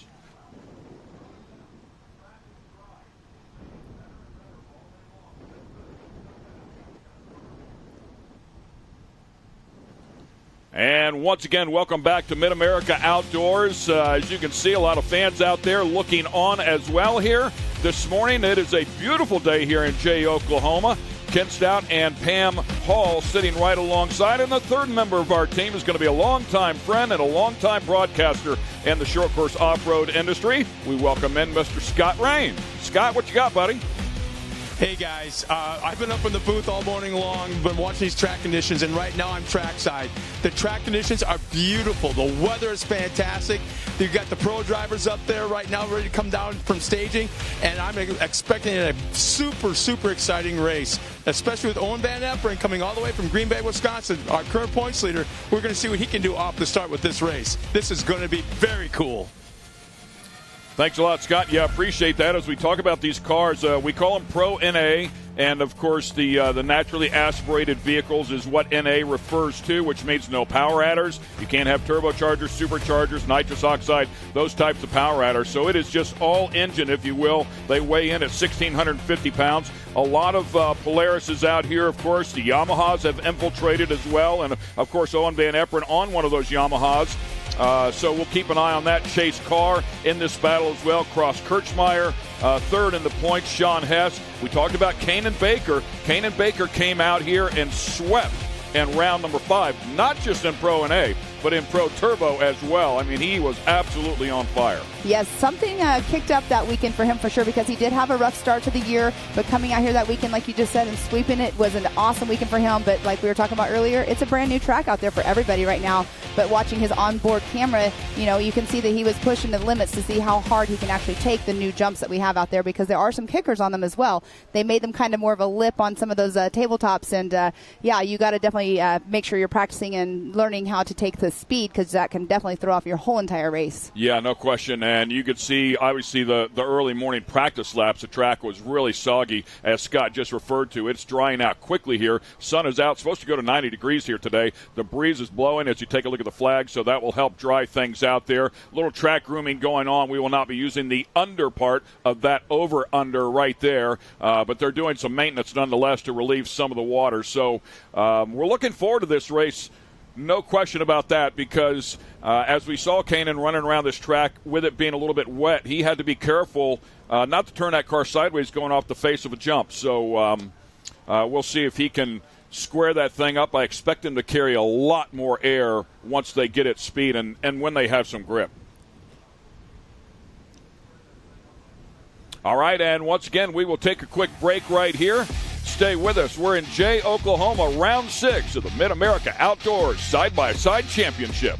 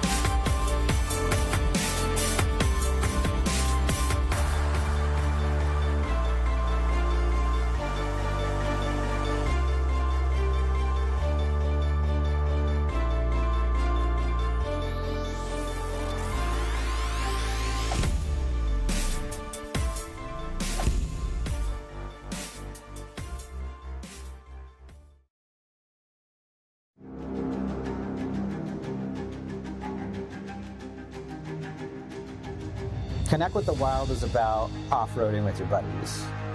Connect with the Wild is about going to Moab and conquering new challenges that you didn't think were possible. Ultimately, Connect with the Wild is about enjoying the outdoors in your vehicle as best you can. We're treating it like we know it's something special that everyone will remember.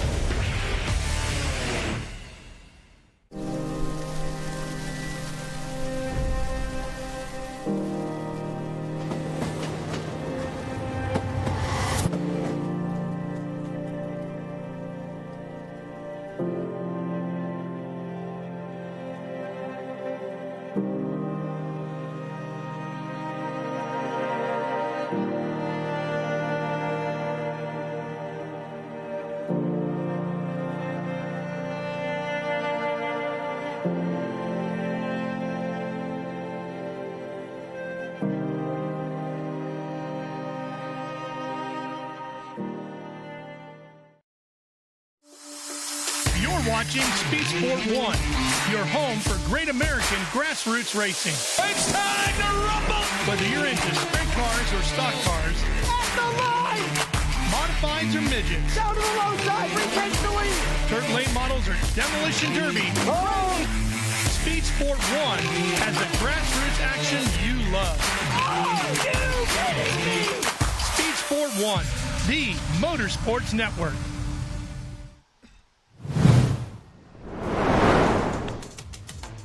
Welcome back to Mid-America Outdoors. We are racing here, side-by-side championship, round number 6. Pro NA coming up here next. They are lined up and ready to make some noise here. As you can see, they're on the starting line. So we'll start them off side-by-side like we have done pretty much all year long. Bring them around here to the start-finish and turn them loose. So my guess is they are lining them up based on points since there was no practice or qualifying time. Yes, correct. We were discussing that this morning in drivers' meeting. Because of the practice this morning, not everybody went out there. They couldn't go off of times for that. So they are doing the rolling start, which actually a lot of the drivers do prefer the rolling start. And I know we always have this discussion as well. But doing the rolling start for the pro classes is something different that we have done also from last year to this year. And it makes it very interesting. So as we take a look at our starting lineup here to give you the top 6, Owen Van Efferen in the number 5, Yamaha. Right beside him is Chase Carr in the 913 out of Lake Elsinore, California. Cross Kirchmeier in the 75 is in the next row there, alongside the number 22 of Sean Hess out of Munster, Texas. Then the 21 of Kanan Baker, hot off of round number 5, and he'll line up next to Colin Truitt in number 17 car, who was really on fire earlier on the season. Of course, a former champion as well, stumbled a couple of times, but they've made some changes to that car. He showed some speed in the last round. Unfortunately, still had some trouble, so we'll see if he can get things turned around, but very fast as well. And yes, and then we do have in that number 7 spot, we have the 99 of Tyler Holcomb. And then in the 8th position, the number 43 of Tyler Rimreed. And Tyler Rimreed's getting a lot of seat time as well. He's racing in all different kinds of vehicles. And then we do have in the 9th position, Eddie Ensign in the number 95. And the one and only Mr. Carson Bell, our Mid-America ambassador, in the 999 in that 10th position.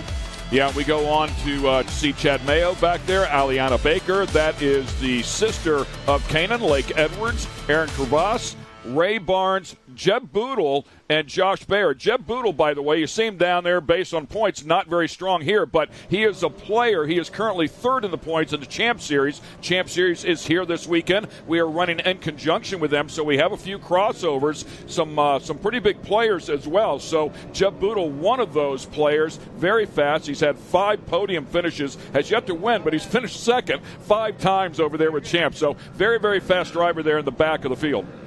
Yeah, so Jeb Boodle, speaking of him, he has been running the Champ Series all season long. In 2022, he was out here racing, so the track has completely changed since he has been here. But we do see our drivers are doing that rolling around to get to the start line, and they are getting paraded around, not the whole entire lap, though.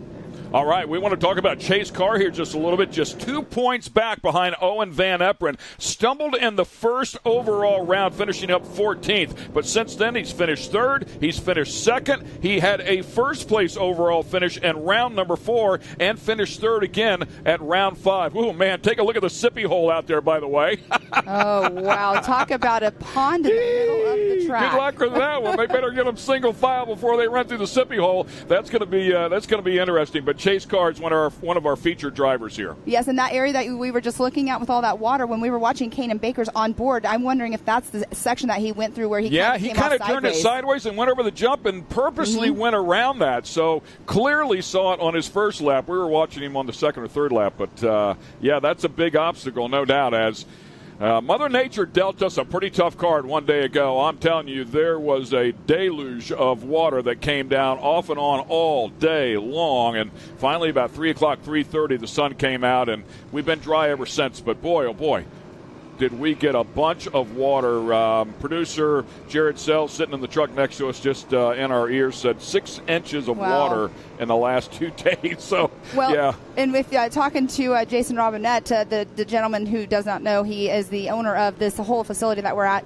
He said there has not been any rain for the last 6 weeks, and then all of a sudden it's race weekend. Exactly. I mean, Mother Nature. It's the MO all year long. We've lost the opening day every single round, I think. So it's been crazy as, once again, you take a look.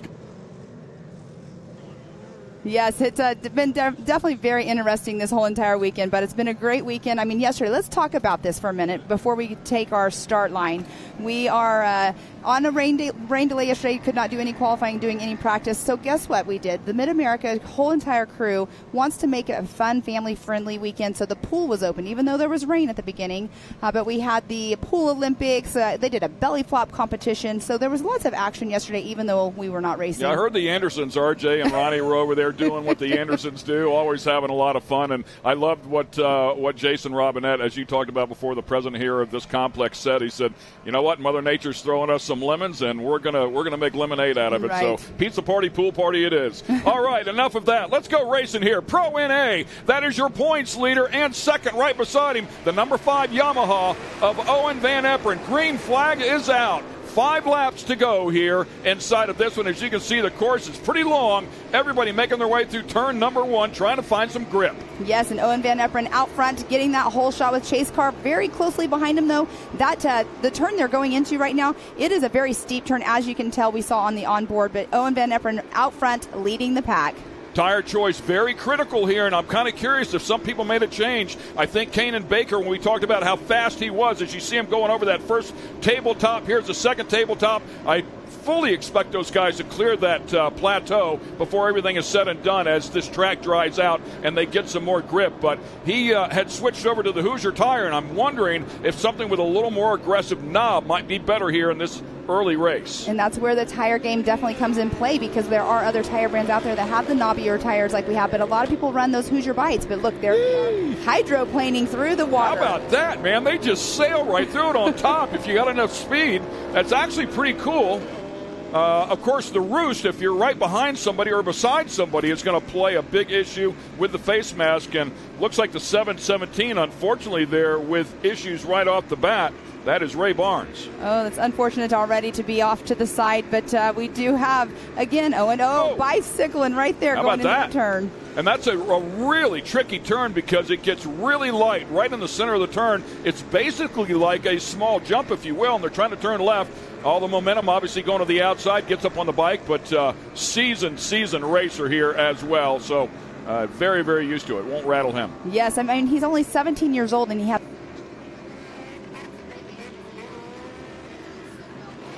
lead as well. Yeah, he's also crossing over. He is running in both the NA class and the Turbo class with Champ. So busy weekend here for Owen Van Eperen. Kanan Baker. We see it looks like time and scoring has Kanan Baker up into second place. So nice run for him, starting off in the 5th position.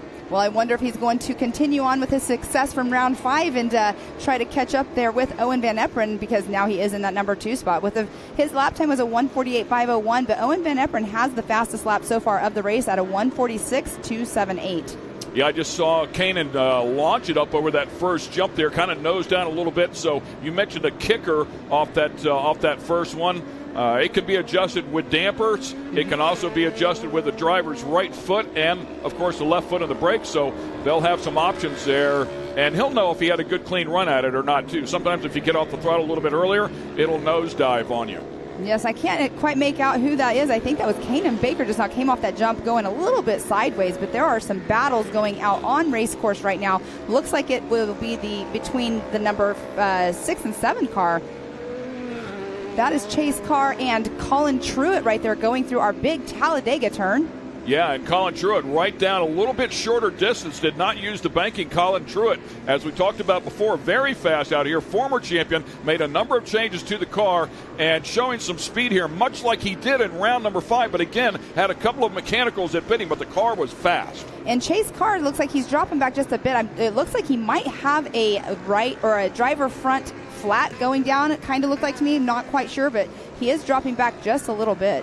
See if we can keep an eye on that left front does look soft. Yeah, I agree 100% there. So that left front has gone flat, and horrible timing there for Chase Carr, of course, being in the thick of this championship. Very unfortunate for him. I mean, when you're running for the championship, you're pushing your driving as hard as you can, but you cannot help it when you get a flat tire. I mean, you can only push your car so far before it's done. And we have the 41. There's Boodle right there on the side. Yeah, and boy, I hope that's not the announcer's jinx, right? Talking about how good he is, and he really is very, very talented, but something clearly bit him there. You can see that heavy loam and mud up there at the top. Yes. So if he got up in there and had any angle in the car, it'll launch him. Well, and we did see Owen earlier bicycle just a little bit, but that was Gus Fisher making sure he was all good. I looked like I saw a thumbs up, so Gus Fisher, big part of this park out here, making sure all of our drivers are safe out on race course. Owen Van Eperen still out front here so far. Kanan Baker trying to track him down.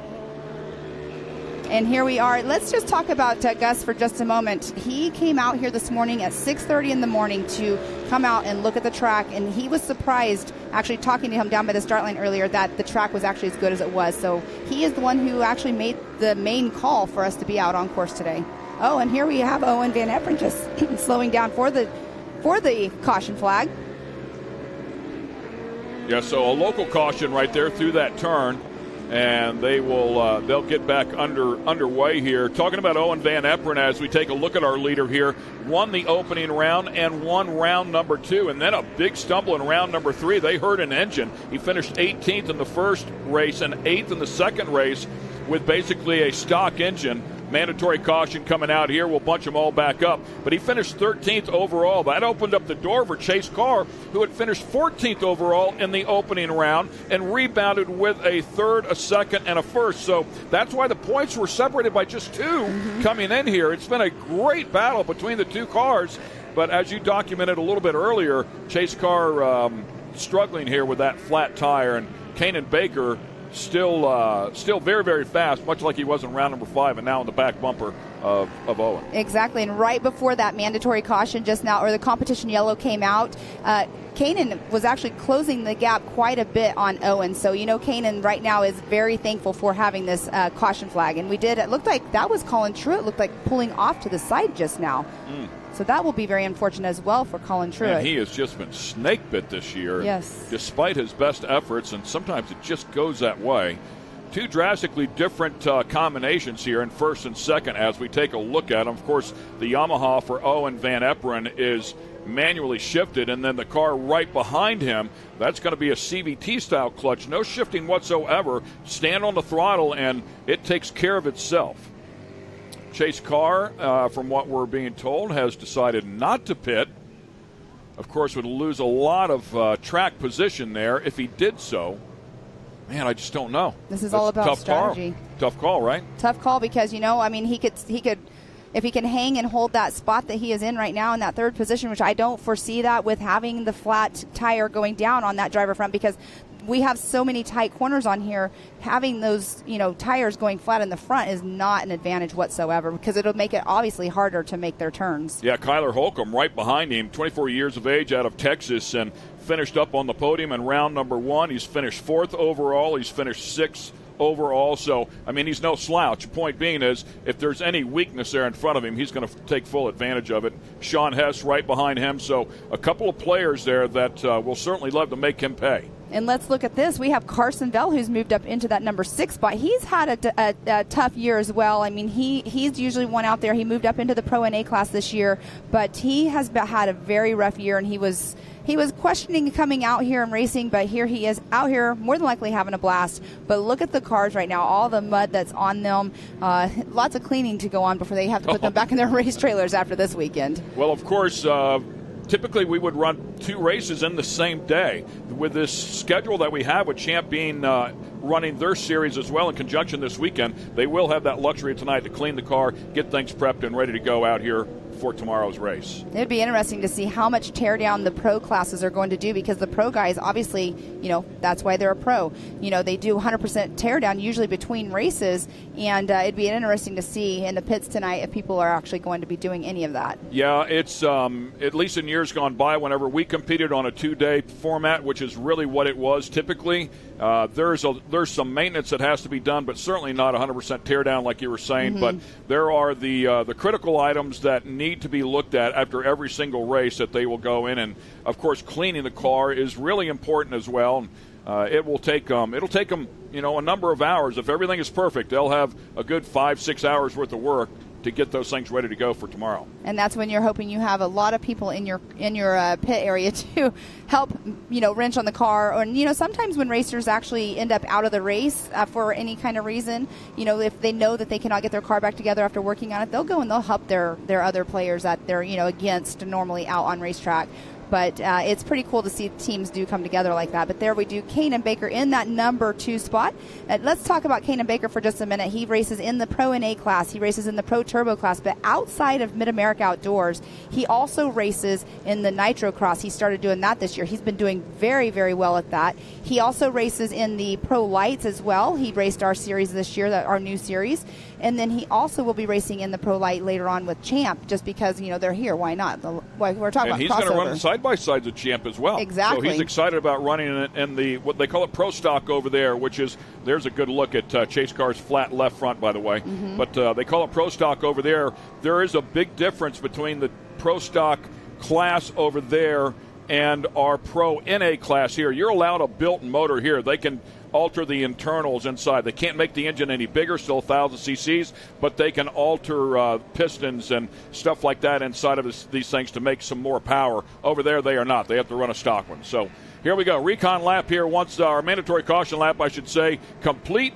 Once again, we will hand the field over to the number 5 Yamaha-backed machine of Owen Van Epperen. Kanan on the back bumper. Green flag is out. Chase Carr right there on the throttle as well, trying to keep pace with that flat left front tire, and already sticking a nose inside of Kanan Baker.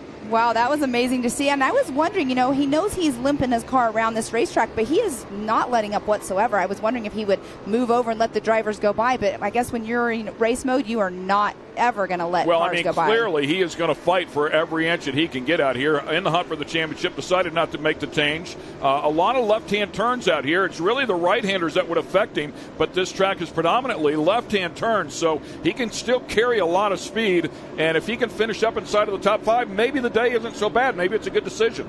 Could he scrap from last up to into the top 5 in 2 laps? That's a tough call. Yeah, very tough call for sure. He looks like he has already been passed by Kyler Holcomb. I believe that is who it was. So here we are, a race for 1 and 2, and then we have a race for 3rd and 4th. But going through that right there, you were saying earlier, you do not want to be the person in the roost in that water, because you hopefully have a lot of tear-offs on your visor if you are in behind somebody. Yeah, Kanan Baker just ate a bunch of it. He tried to get to the outside, but was still right there in the splash. A little moment there as he got a little offline and got out there in the rough stuff, and now Owen Van Epperen able to drive away. Talked about the manually shifted car there for the Yamaha, so Owen's a good bit busier in there with his hands. Again, riding up on the bike just a little bit. That's all you can get out of one right there when they're doing that. Yes, and it definitely will kill your lap time just a little bit, but Kanan Baker is still closing the gap once he got back in rhythm. Now right here, normally we have 3 of those S-turns on the backstretch. We have cut one of those out, and when they come out of the second one, we do have a tabletop jump, but here we do have the white flag out. 1 lap yet to go. That is the battle for the lead right there. Kanan Baker trying to make it 3 in a row here, 3 race wins in a row here in the Pro NA category. It would effectively be his 5th since he won both in the Pro Turbo as well last time we were out here. But Owen Van Eperen looking to break that streak up right here, and he's got a good run in the Yamaha. Wow, what a big run there down the hill. Yes, he does. He has had the fastest lap of the time today at 1:44.420. We were talking earlier about lap times, and we were guesstimating they were going to be about 150 because the laps, are decent size lengthwise. But here he is pulling a 1:44. I mean, the pro guys are going to definitely turn it up, and the track conditions are getting better and better, except for the little pond area coming up here in just a moment. Yeah, we didn't have a chance to go out there and really measure the track, but we're estimating somewhere between 1.3 and 1.5 to 6 miles long. It's a long course. Again, sailing through that big sippy hole, if you will, and Owen Van Eperen, again, with a nice lead here, although when they get to the tight stuff here in the back, this is where Kanan starts to shine, but I see a little smoke out of the back of Kanan's car, maybe just hoping he can survive to the finish line here. I mean, he's just got to get just a little bit longer. He's about halfway around, maybe a little less than halfway around to get that checkered flag, but he's already, he right here in the turns, S-turns right here, he actually seems to be closing the gap every single time, but maybe that comes down to, like you're saying, Owen Van Eperen has more of a, he's busier with his hands. Well, and also I think the wheelbase is a little bit different there for Kanan's car. As you can see, just a little bit smaller, so it might rotate through that tight stuff a little bit better than the Yamaha is doing there, but it's one thing to catch him, it's another thing to pass him. And Owen Van Eperen puts together a perfect race here in the Pro NA to kick off his weekend in hopes of that championship, of course. So nice job for him. Kanan Baker started off 5th, jumps up into 2nd, and Kyler Holcomb with a nice effort here as well. He will jump up into 3rd place after starting off in 7th position. So nice run for Kyler Holcomb to round out the podium. Yes, and then we have Sean Hess, who did finish in that number 4 spot. Chase Carr finishing almost the whole entire race with that driver front flat, and he's ended up in that number 5 position. Eddie Ensign in the number 95 in that 6th position. Carson Vell in the 999 in that 7th position. That's a great race by Carson Vell. Yeah, Tyler Rimreed, Ileana Baker, Chad Mayo, Josh Baer, who also competes on the Champ Series as well. Aaron Cavase as well there, a little bit deeper in the pack in 12th position. So Chase Carr, I think he made a good decision given the tough predicament that he was in, but he ends up inside of the top 5, and he'll still have a shot at this thing, of course, in race number 2 tomorrow. Definitely a good call, like you just said, for sure on that. He, driving a race with a flat tire, like we were saying, is definitely not fun. But here we do have the Pro NA handy results, our unofficial results. Yeah, once again, Owen Van Eperen has been on the podium every single round here with the exception of round 3 and 4, of course, in terms of the overall, I should say. So he's looking to solidify that and keep that points lead. Kanan Baker right there showing he still has a lot of speed. Kyler Holcomb, again on top of the podium. Sean Hess and Chase Carr in the hunt for this championship as well. Loses a couple points to Owen Van Eperen, but he'll have an opportunity to fight again tomorrow. Yes, and then Eddie Ensign in that number 6, Carson Vell 7th, Tyler Rimreed 8th, Aliana Baker 9th, Chad Mayo in that 10th position. And we go over here to the remainder of the field and find Josh Baer, Aaron Cavase, Lake Edwards, Cross Kirchmeyer with a tough race here, and Colin Truitt, Jeb Boodle, and Ray Barnes. So some really fast cars, unfortunately, at the end of the field here. Let's talk to our winner. Oh, and I had a bird's eye view of you guys coming down from staging, lining up. This car was pristine. It was beautiful right off the showroom floor. Not so much anymore. What was the track like out there? It was surprisingly good, except there was one spot right in the back section where there was a couple feet deep pond. That water was going everywhere. That was the only spot of the track that was wet. Other than that, track was perfect.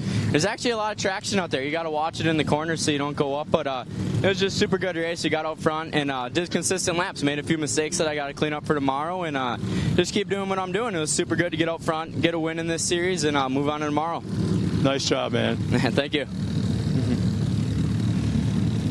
Excellent stuff there. Congrats to Owen Van Eperen here once again. Solid race. Very solid race. Very good kid. Over in his pit, getting to know him just a little bit more. I know I had to apologize because at the beginning of the year I had never met him, and I was 100% announcing his name wrong and everything. With your experience and knowing him, you corrected me. So that's all good. The Van Eperens have been at it for a long time. All right, stay with us. We'll be right back. AMSOIL runs on freedom and has since 1972. We punish our products firsthand in our world-class laboratories and beyond, because some things can't be learned from a test tube. Run with us.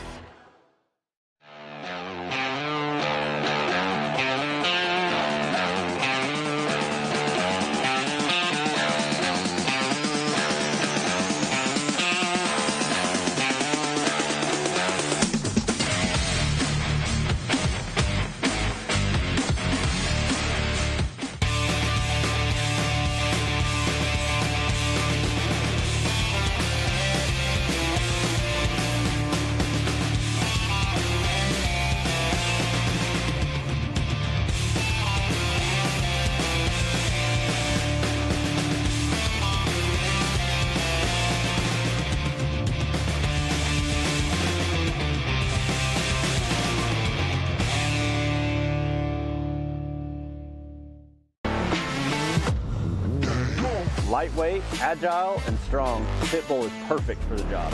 The Pitbull is the first and only lift that can be used in the pits and in your garage. Elevate your racing with a Handy.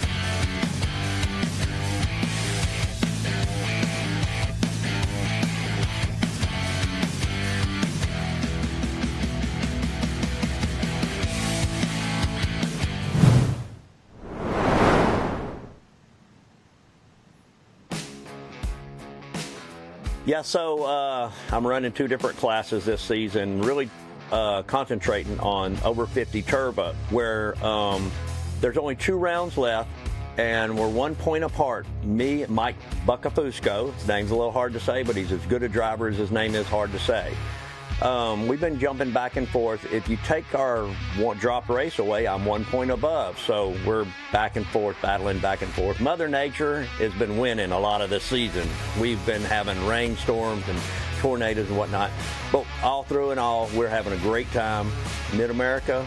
And we plan on coming out on top for sure.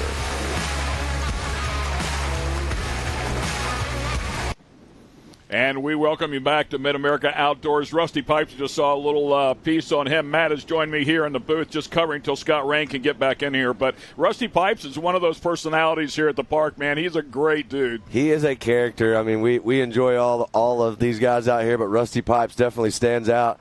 You know, we've always given him a lot of grief. He's got the coolest name on the park. Yeah, for sure, and it's a real Pipes. name. Yeah, People probably wondered it is a real name. So as you take a look at the lineup here for the Vet 40-plus turbo, by the way, not 50-plus as Rusty said right there, but Mike Bucafusco will lead everybody to the stripe here today in this first event for the Vet 40-plus turbo category. Yeah, we've got, there you see Mike Bucafusco, Rusty Pipes, Kevin Hall, Jeff Johnson, Sean Murphy, Matt Hecker, Mike Pritchard, Pablo Jimenez. There's our man Lee Knowles, Brandon Jessen, all out there. And then the second part of our group, Kendra Hoop, one of the fastest ladies out here on the property. She's running in this women's turbo division, and I'm telling you right now, she will battle it out with the guys out here. Question. She will beat them. So Vanover, Biarski, Watkins, Smith, and Chapman rounding out the ladies in women's turbo. And Mia Chapman, great to have her here. She comes out of Arizona, has some experience, but first time I believe we've seen her all year long, so wishing the best for Mia. Glad they made the trip. Yeah, and if you're at home watching, you're probably seeing this. This is a Vet 40-plus turbo and a women's turbo double gate, so we're going to start Vet 40-plus turbo first. Oh. Hey, Rusty, you got to put it in the other gear. And it's so easy to do. Put it in reverse if you're trying to get yourself sorted there on the starting line and forget you're in reverse. So good thing he did that and got himself sorted out. The other thing you want to do is pull up on that steering wheel, make sure it's locked in. That's right. That would be a bad situation on the start to lose that thing. So, but we're getting ready to send them right here, Vet 40-plus turbo, and then women's turbo. You see them right behind them there. And here's Land rush the started. jump. Problems there for one of them at the front of the line and held up row 2. Yeah, it sure looks like, too, that Rusty Pipes getting the jump right here. We'll see what scoring timing comes around with here if we see him. But there you see the battle we were just talking about with Mike Buckafusco and Rusty Pipes shaking up right here.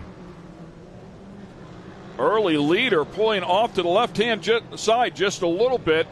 Clearly having a mechanical there as Scott Rain will work his way back into the booth. Yeah, we see the car off the side of the track right here. Here comes the second wave. The ladies taking off. Kendra Hoop with the big jump, charging out to the front. We got to make sure the ladies in this second group right here get all the attention out here. But they are on the gas and on the way. There you see that big pond in the back section of the track back there. That's claimed a few drivers, and we see the 41. That's Lee Knowles. He's getting a little squirrely out there. He just went off the side of the track, got a little bucked off the top there, and now back out front with our leader, Rusty Pipes, doing the thing there. 31, that's Matt Hecker. Got off the side of the track there. He'll try to get back on. Looks like we got another car off the side of the track right up there. But out in front for the ladies, Kendra Hoop making it happen.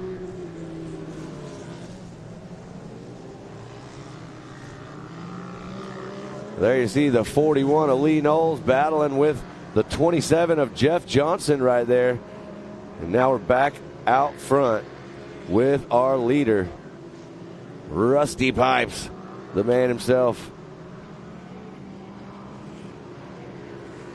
Scott, I'm not sure if you heard it when he first got out here. We did a little interview with Rusty Pipes, and you know, this is the Vet 40 Plus Turbo class, and I know these guys are getting up there in age, but he got a little confused and said it was the Vet 50 Plus Turbo class. So, we got a big rollover right here. We'll see who that is. There is the caution coming out.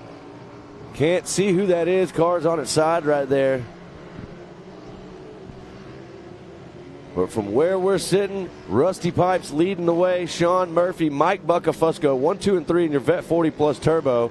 And then you've got Kendra Hoop, Josie Watkins, and it looks like Mia Chapman running in your top 3 in your women's class. So the ladies are out here doing work. They're back over the top of the 41 of Lee Knowles right here. Lee's had some issues out here on the track earlier. We saw him go off. Now he's back on, looking smooth. We believe that might have been the 14 of Marissa Smith that was overturned there. We just saw that yellow machine of Morgan Vanover. Looks like battling with Ariel Biarski as they came around there. And there you see the 46 of Kevin Hall on the gas. Kevin right now running in that 7th position.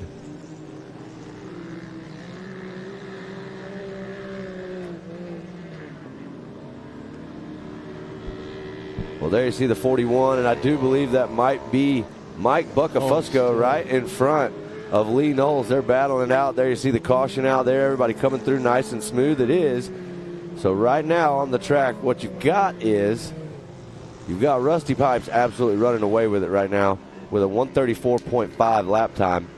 Right behind him, you got Sean Murphy, Mike Buckafusco, and Lee Knowles trying to take over that 3rd position from Mike Buckafusco.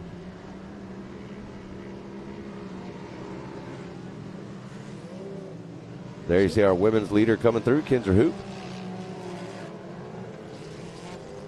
So back out front, here's Lee Knowles, the 41, trying to find the inside line right here to make the move around Mike Buckafusco, the 901. And it looks like he's not going to be able to make it do.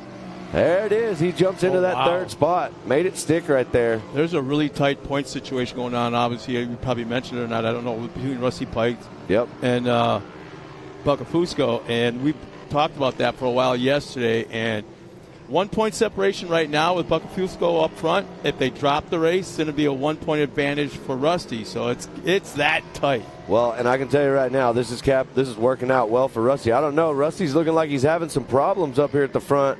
Car's slowing down right there. That's going to allow Murphy to catch up substantially there. We'll see if he can get it back going. It looks like he does. Rusty Pipes having a little bit of an issue there. Looks like recovered. No problem. Gear, but they don't have gears. So.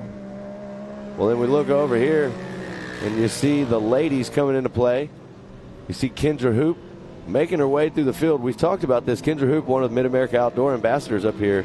Extremely fast and talented female driver out here.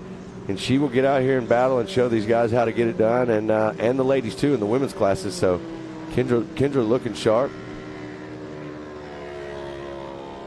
We did confirm that is Marissa Smith. You see on the screen right there that rolled, and we did get radio confirmation that she is okay. Everything is all good. There you see the 917 of Kendra Hoop. Man, we love having these rugged radios. They sure do help us out here. Oh, you have no idea. Yeah, and the range, that's the thing. Yep. We have a McDonald's restaurant about 2.5 miles from our ranch in California, and I went down to get gas one time, and my wife radioed me with the rugged radio to pick up quarter pound or whatever that was. So, yeah, these things have crazy range. And I got to mention this. I was in a perfect spot a few minutes ago down there in staging or right below staging as they come up to the starting line. These cars are so pristine, so well prepped. It's unbelievable. And then they pull off the track. It's not so much. These cars take a beating. Well, white flag is coming out right now. There you see Kendra Hoop, the 917, making some moves, getting around one of our drivers out here in this Vet 40 Plus Turbo. I believe that was Jeff Johnson right there. She just got around.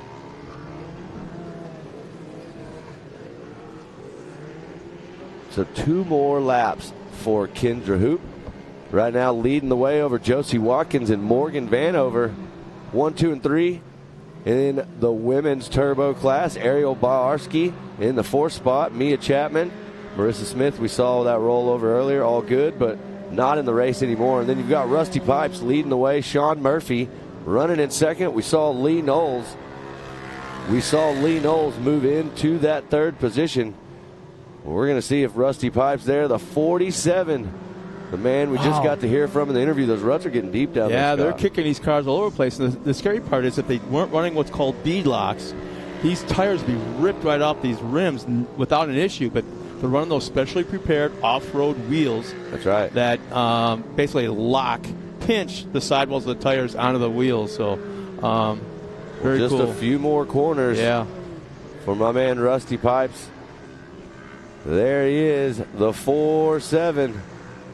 He's on a Saturday cruise right now. He's taking it easy. He's got this in the bag. He knows that. He's going to try to save that car a little bit. He can cruise right up here, take this checkered flag, and take the win right there. Yeah, a little bit in your Vet 40 Plus Turbo. So great drive right there for Rusty Pipes. We got to see an awesome interview with him, and incredible race for him. Way to start the weekend. There you see the 917 Kendra Hoop looking sharp, taking that checkered flag in your women's turbo.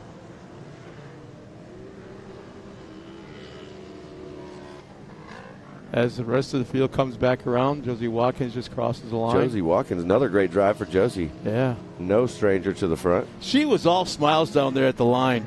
I had a chance, as I ran up here, I ran past her, and after her earlier win, she was down there. You could see the smile in her helmet. Well, I'm going to tell you right now, well,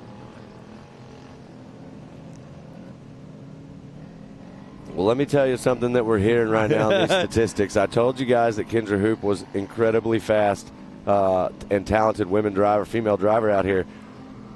Rusty Pipes' last lap around, I'm going to eat my words a little bit. I said he was going slow, but that was his fastest lap around the track. What? But listen to this. Kendra Hoop was 4 seconds faster.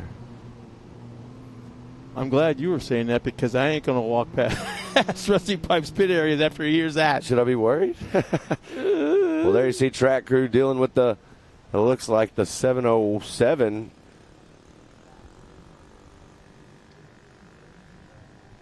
Well, we are getting the track cleared. Here's our handy unofficial results for Vet 40 Plus Turbo. Rusty Pipes, like we said, top spot. Lee Knowles in that 2nd position. Mike Buckafusco in 3rd. Jeff Johnson 4th. Mike Pritchard rounding out top 5. There's Matt Hecker, Sean Murphy, Kevin Hall, Pablo Jimenez, Brandon Jessen. Rolling through your Vet 40 Plus Turbo unofficial results presented by Handy.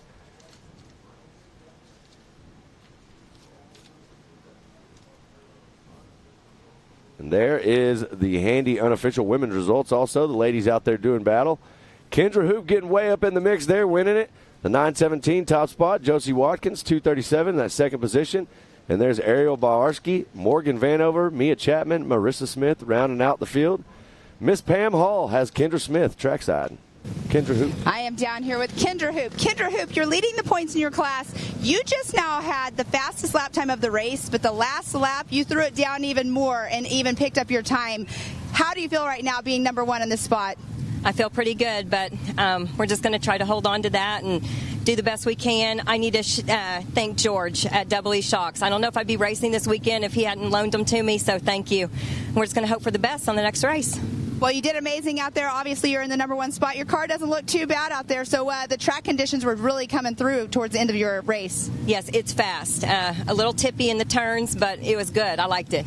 Well, congratulations on this number one spot right now. Of course, everything's unofficial, but you also, I mean, you can't take away the fastest lap time. No, I'm happy about that.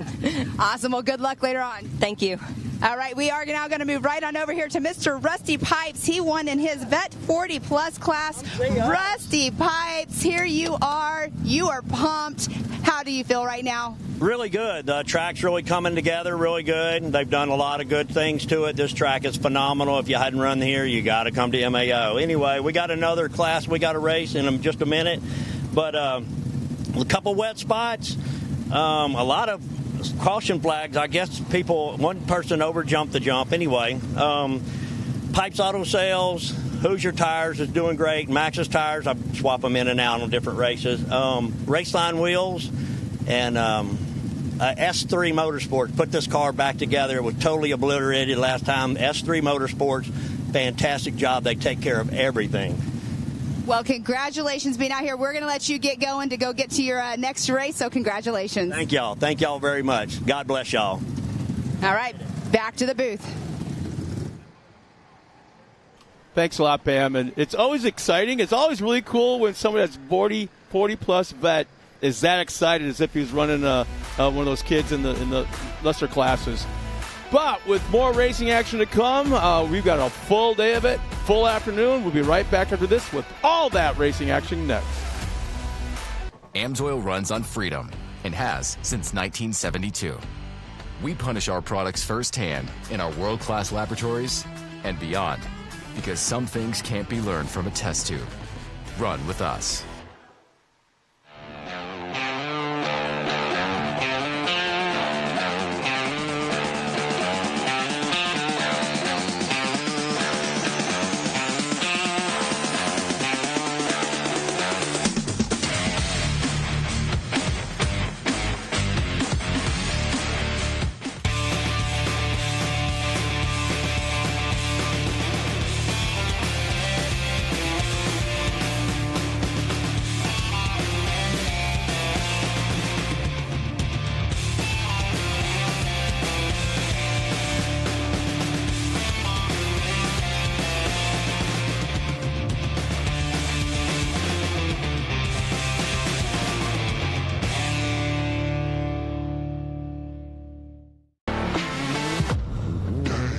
Lightweight, agile, and strong, the Pitbull is perfect for the job.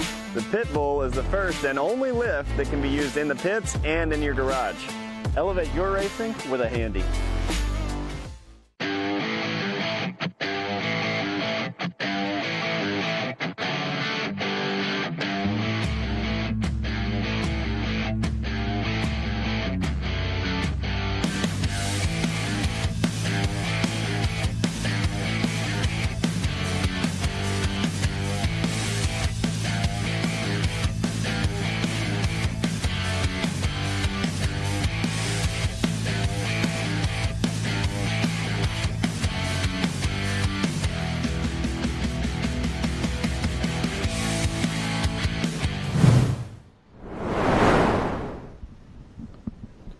We are back and ready to get some more racing going here. Round number 6, Mid-America Outdoors. There you see it. Everybody's getting on the hill, getting lined up. That VIP viewing area down there, the best spot in the house if you want to look and see this whole entire track right in front of you. And there you see we're getting this 800cc and under race ready to go. We're going to get to see my man Coach St. Peter back out there again, see what he's got for us. And now I think we are about to get ready to go here with these guys. There you see TW walking out there. He's going to do a quick check, make sure everybody's in there and ready. There's the Ultimax grid lineup for 800cc and under. There's Code St. Peter, Kennedy Singleton, Allison Furnell, Briley Lutz, Case Beeman, Michael Green, Cole Warner, Sam Hubler, Kennedy Hartzell, Kaylee Hill, all lined up, ready to make it happen. We're going to see what Code St. Peter's got for us. This is an 800cc and under class. We've seen some good battles right here with him and Kennedy Singleton, and we've been wondering what it's going to take and how Kennedy's going to be able to get up there and battle with Code. I know that both of them are fierce competitors out here. The Singletons back out here doing work on the track. They've been at the Sand Sport Super Show having a good time out there representing their race team and Heisen and all the people that they race for. So excited to get this 800cc and under race going. We got Ella Warner and Tucker Berza also out there rounding out our field. I'm really impressed with how many racers from this area or this series actually went up to California for that expo at Costa Mesa. There's a lot there, and it's turning into the SEMA show for side-by-sides. It's huge. Well, it's a great thing for these racers to be going and doing all this stuff, and furthering their career, and one of the things with that, one of the biggest people to talk about on this line, one to watch, is Code St. Peter. I mean, he is going to go places in racing. This kid's straight out of Whitney, Texas.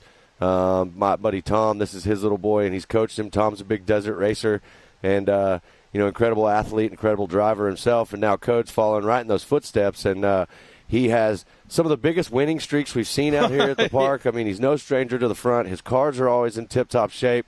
Rhett Byrne and the team over there at St. Peter Racing, they're top-notch. Some of the best prepped race cars we have on the facility. Yeah, absolutely. They look good. Multiple cars. They know how to put that car out in front. And I'm telling you, Code's focused right now. I mean, I've been talking to that family a lot. We're really good friends, and they are 100% focused on where this is going to go for Code and where this career as a race car driver and in off-road right now, and he's racing karts. Like we said, Tom's been taking him to the track. He goes out there and races against these kids in karts that have been doing it forever. Yeah. And Code shows up, sets fastest lap of the day, wins the race. I mean, he is just a very, very talented driver for sure. Well, it sounds like we are going to take a quick break, and when we come back, we'll get this 800cc and under action going and see what Code St. Peter has to offer. We'll be right back. Sport has been America's motorsports authority since 1934. Get news, results, and commentary from the most connected experts in the business, covering all forms of motorsports from flat track to NASCAR and everything in between. Bookmark SpeedSport.com on your mobile device now, or follow SpeedSport on social, and be sure to subscribe to the SpeedSport Daily. SpeedSport is your one-stop shop for all things racing on two wheels and four. AMSOIL runs on freedom and has since 1972. The rest of the market has been trying to follow our lead ever since. But a head start is a head start. Run with us.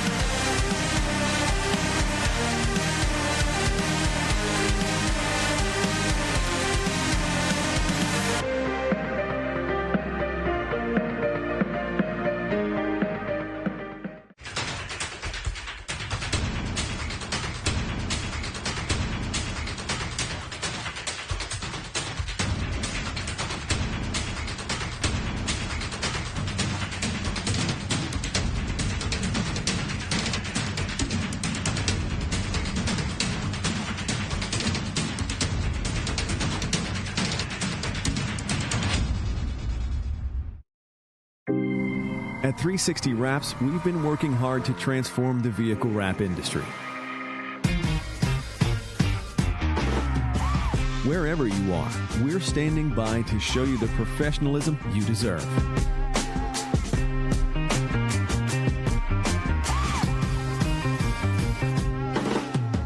dedicated account manager, you'll always feel confident and in control the entire time.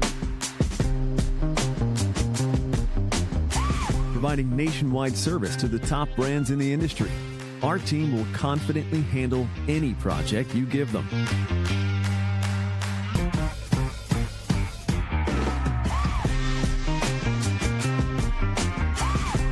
One contact, one company, nationwide service.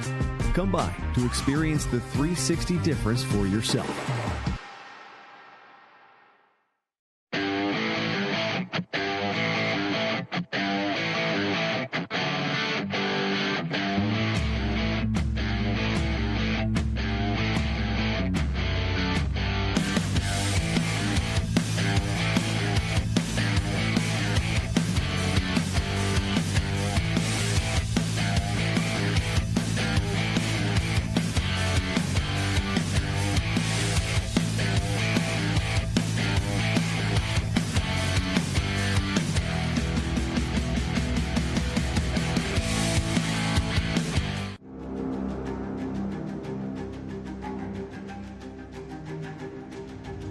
Connect with the Wild is about off-roading with your buddies. Connect with the Wild is about going to Moab and conquering new challenges that you didn't think were possible. Ultimately, Connect with the Wild is about enjoying the outdoors in your vehicle as best you can. We're treating it like we know it's something special that everyone will remember.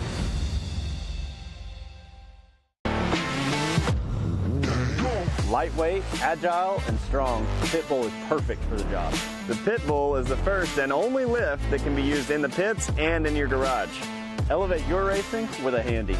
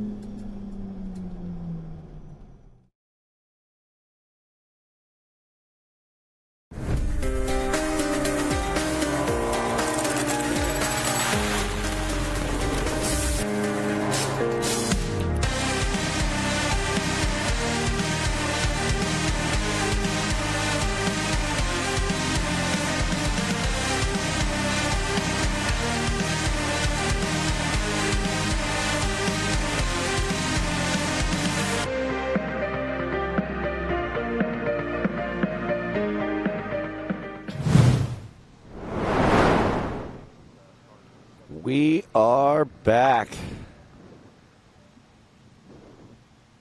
We are looking at this beautiful track out here. We're under a brief pause out here as we are dealing with an injured driver out there. We're going to get them all taken care of, and we will come right back to some more racing. We still got this 800cc and under class ready to go, so give us a few minutes and we'll be right back.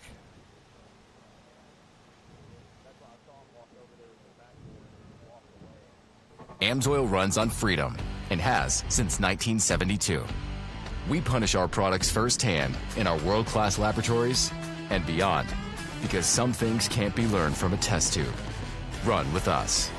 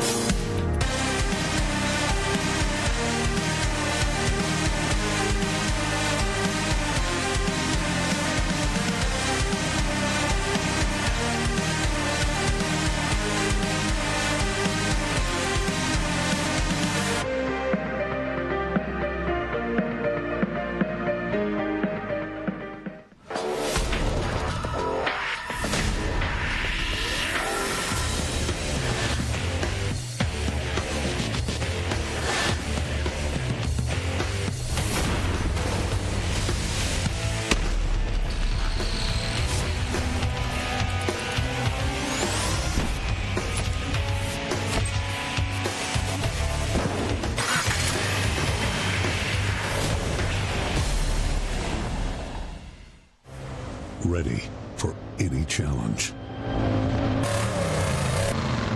Maxxis tires can handle even the most punishing off-road conditions.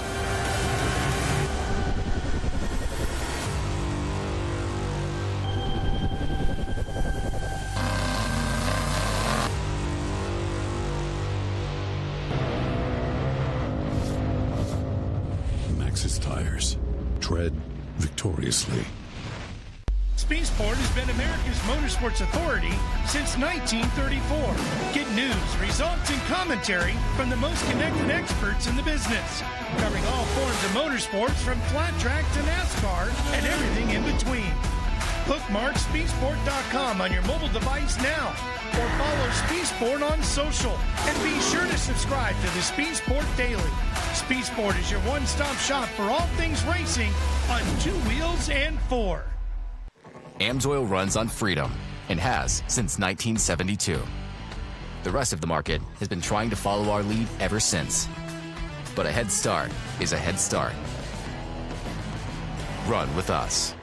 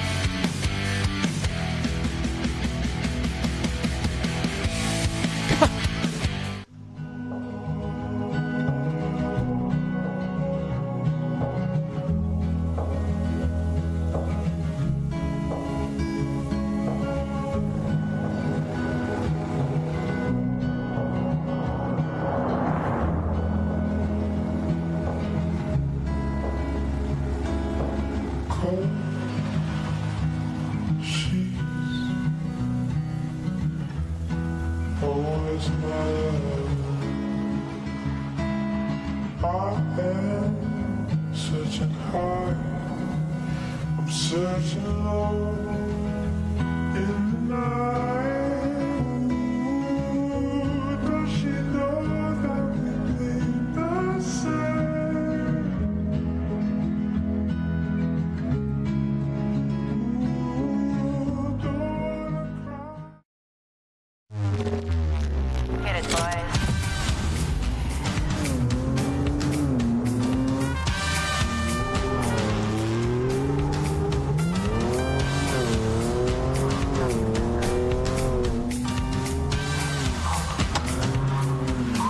Holy shit.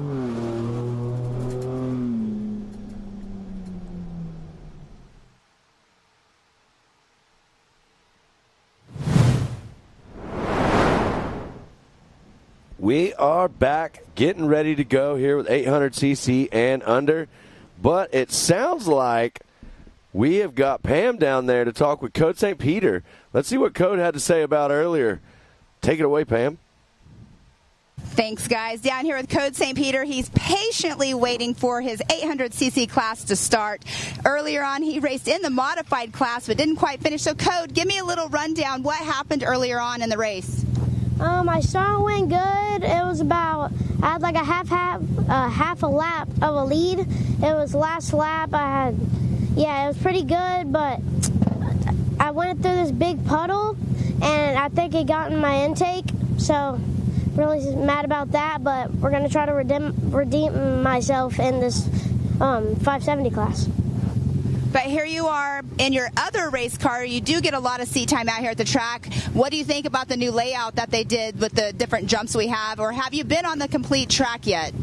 Oh, I have been on the complete track. The track's really fun, those big jumps. But if you want to clear them, you got to hold it wide open. Well, you are our points leader for this 800cc class. We're excited to see you get out there. I know that you're always one to reckon with, so good luck out there, bud. Thank you.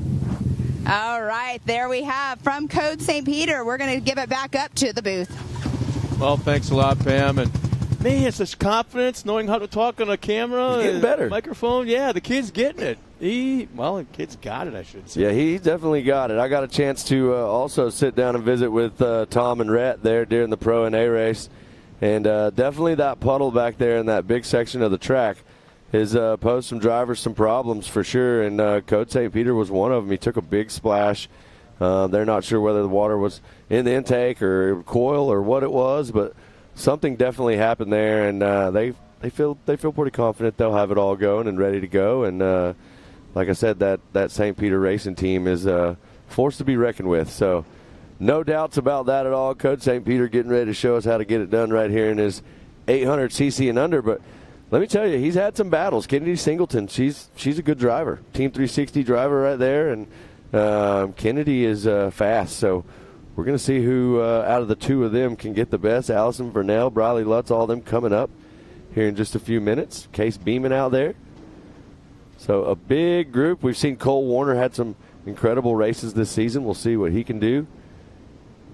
You know, it was interesting when I was down trackside getting ready to do some interviews, right at the starting line, it's still really wet outside the track. Right. The track itself is pretty good. It's out. The racing line is perfect. But if you get outside that racing line, like we talked about the edges, it's still real fluffy, real heavy. But if you get off the track altogether, you're in a world of hurt. It's messy, but the track itself is absolutely fantastic. Yeah, having all these wheels running on this surface has definitely improved the track conditions. You know, we've heard that in a few different interviews. Kendra Hoop was up there earlier after she took that women's turbo win, and she said the track is extremely fast and that traction was really good. And it definitely looks that way from where we're sitting in the booth right now. And we are trying to get everybody back in position out here so that we can get this 800cc and under class going. But while we're sitting here looking at this beautiful track, we want to give a big shout out to the track crew and everybody that worked super hard to get this track prepped and ready for all this racing we got going on today. Lots of fun stuff. We've got the Mid-America Outdoor Side-by-Side Championship Series Round 6 going right here. And we also have Champ here with us today. But, you know, Kennedy Singleton, let's talk about Kennedy. Kennedy is part of that Singleton bunch. You mentioned him earlier. Big family of racers there, and Kennedy is no stranger to being up in the front out of Coweta, Oklahoma, driving for Hyson. We talked about it earlier. They've been out at that Sand Sports show representing the brands that support them, and they've got a big old massive Team 360 rig that they travel in. And, man, they put together great performances every time they come out here, you know, whether it's any of the Singleton bunch that's on the track, you know, John and Misty, awesome parents keeping these kids out here having a good time. And you know what? They're great sportsmen, too. They are ambassadors for the track out here at Mid-America Outdoors. And there you see the Ultimax 800cc and under starting grid. Code St. Peter, Kennedy Singleton, Allison Furnell, Briley Lutz, Case Beeman, Michael Green, Cole Warner, Sam Hubler, Kennedy Hartzell, Kaylee Hill. There's Ella Warner and Tucker Berza rounding out the field. 12 drivers, Scott. You ready for this? Yeah, I'm kind of surprised to see Tucker starting that far back. What was that, the second row, I think? But I just look at these names, and I've been around here now going on 2 years, or almost 2 full years, and I'm looking at these names, and I'm thinking to myself, well, 2, 3 more years, that driver will be moving up. 2, 3 more years, that driver is going to really smoking everybody. I mean, I'm looking at the future of the sport as I run down the lineup, and you're going to be an old man like me someday, and you're going to look back and see Code St. Peter's name, and he's going to be out there, and who knows, Pro 2, Pro 4, just spanking everybody, and he's been doing it his entire life. And you keep going down. Kennedy Singleton, same thing. You know, keep going. Allison, same thing. And it's going to be neat to watch the progression of every single one of our young drivers as the future comes to fruition. Yeah, I think that's definitely one of the cool things. You said it best. We were at drivers' meeting this morning, and a few of us were talking about a group of kids that were standing there. Carson Hill, you know, Luke Anderson, a handful of them, and Tanner Thompson, and there's a green flag, 800cc and under on the way. But look at Kennedy Singleton with the big jump right there. Wow. Whoa, look at this. Kennedy Singleton jumps out, gets the whole shot right here. And then it looks like Code St. Peter jumps into that second spot. There's Cole Warner in the third position. Let me tell you, we have seen some battles with this front three group right here. I mean, there was one a couple weeks ago. I don't know if you guys were tuned in and watching, or at the last round. I almost jumped off the balcony up there while we were calling this race, and there you see Cole Warner making the move on Code St. Peter. Code finding the throttle. Not sure what he's doing, but he looked like he was charging back up. He brought up the water problems with his first race. Right. Is he conscious of that and now is afraid to touch any kind of moisture whatsoever? Well, this is the section right here, and we'll see it. It looks like he follows the rest of the crew straight through the middle of that line right there. He still went down the middle, yeah. So we'll see what's going on, but great drive right now. Kennedy Singleton there you see out front, the Team 360 car looking sharp and staying clean and leading the charge right now. So big shout out to that team over there, the Singleton bunch and their Team 360 crew. That Heison's looking good, looking fast, but Cole Warner in that second spot is on the gas, looking to make some moves. It looks like he is making up ground. Yeah, making up some big ground right here, really fast. Cole Warner, always a very strong competitor out here, but Code St. Peter, he's doing the same thing. He's sneaking up there, ground, too. Yeah. He's not going to let him get away. I can guarantee you Tom and Red are in the radio right now pushing Code. We'll see who we got as we got the rest of the field coming through. The battle up front, 1, 2, and 3, all stacked in tight.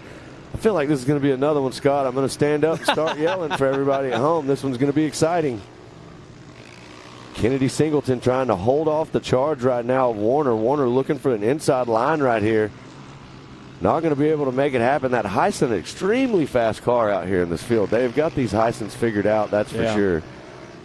I mean, they weren't that impressive when they first came out on the market, and they started working on it, and there's communication between the race teams and the manufacturer, and that's when things started to happen. Well, there you see the 75 right now. You saw the 75 of Michael Green getting out in that sloppy stuff on the outside edge of the track, but let me tell you something right here. The Heisen's leading the way. Cole Warner running that second spot. That's Kennedy Singleton leading in that Heisen.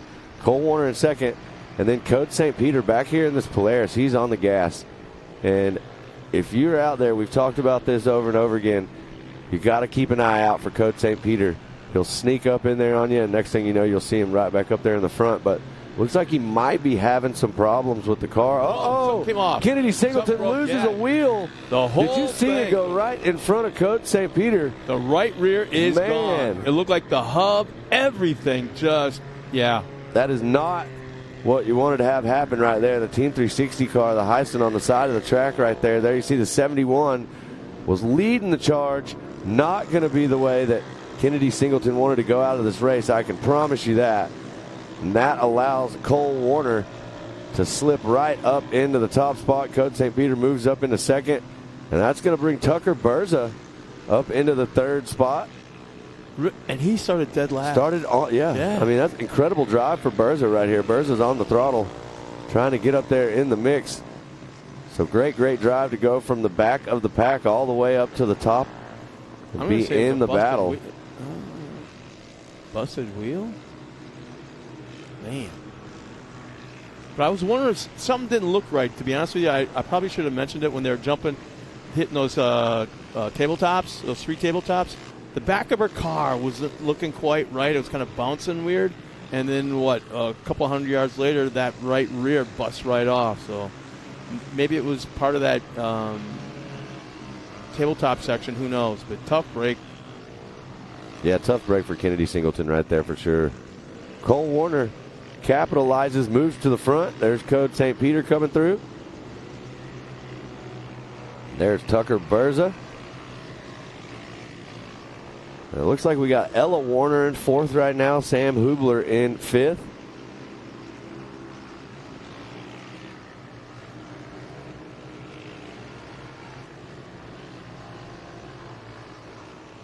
We are actively dealing with a medical issue out here at the track. That's what you just saw on your screen. We have the best medical response team possible out here at racing. And one of the most amazing things that, we got to give a big shout out to the Robinette family, Gayla and Jason, for one of the things that they offered. As you see a caution there on the track. But one of the coolest things is if you come up here and race, you pay your entry fees, you're here racing. Let's just say worst case scenario, something happens, you've got to make a ride in that helicopter and go get checked out for something. It's covered. Yeah. It's part of it now. 100%. 100% covered. So, and here's the thing, too. If you are one of those racers and you're at home or you're out hunting somewhere or wherever you may be on a lake, if the issue is where you need a helicopter, they'll come and get you, and that is covered as well. well, that's amazing. And big shout out to the Robinette family, all of them, for what they do and what they offer and what they want to bring to all of these racers out here. And you know, the goal for everything out here at the park is to help, you know, further their careers and get them the most exposure they can for these sponsors that are out here representing them. And Cole Warner sponsors are definitely happy right now because he's out in front and leading the way. St. Peter's still running in second, Berza in third, and there's that white flag. So last lap, we'll see if Coach St. Peter's got anything left in the tank to run him down and try to battle with your leader up there. Back. Is that what I'm seeing? Yeah, 0.4 of a second faster around the track that last time for Cole Warner. Yeah, St. Peter's less than half a second behind our leader, Warner. He's going to have to find some speed somewhere, some better traction in a corner, something. Or we've seen this happen before. You know, it's a long race. So let's see if Cole Warner can keep it together and keep that car running strong all the way to the finish.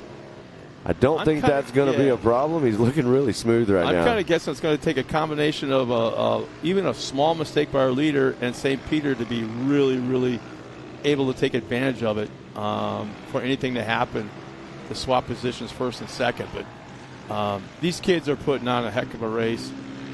Oh, do I see a little bit of smoke? A little bit of gravel right there in the corner, I believe they got in. That's what it looked like to me. It was a whitish, bluish kind of tint of the smoke. Well, there's a great look coming down the hill. That is a high-speed downhill. Look at that full send right there for that driver.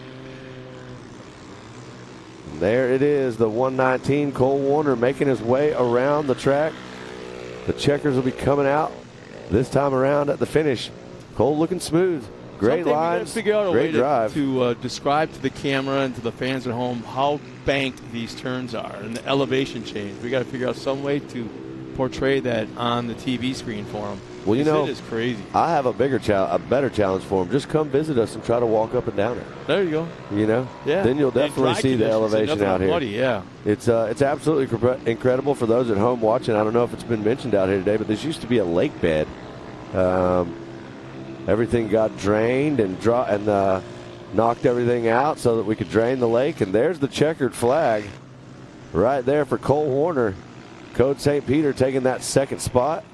I was just you heard in the ear, our producer was just telling us, Jared, that the first banking, when they come down the straightaway, that banking right there, that's just off camera, 45-degree banking. 45 think about it, degrees. that's 90. Yep. Then go, holy smokes. Yeah. Yep. Tucker Berza hitting that third spot. That was a great drive. There's Ella Warner in the fourth spot coming around. So we're finishing up, watching the drivers right now come through the field right here.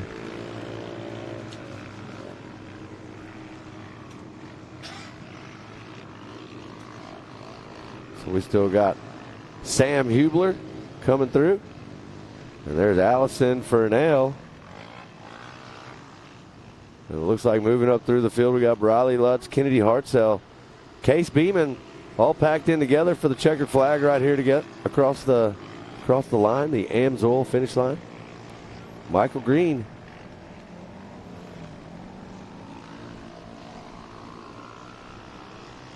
We got Kaylee Hill, I do believe, still out on the track. We'll get Kaylee around here to take this checkered. And unfortunately, you see Kennedy Singleton there at the bottom of the lineup. Lost that wheel. Unfortunate accident there for Kennedy Singleton. We'll get that car fixed, I'm sure. Hopefully we'll see her back out here tomorrow.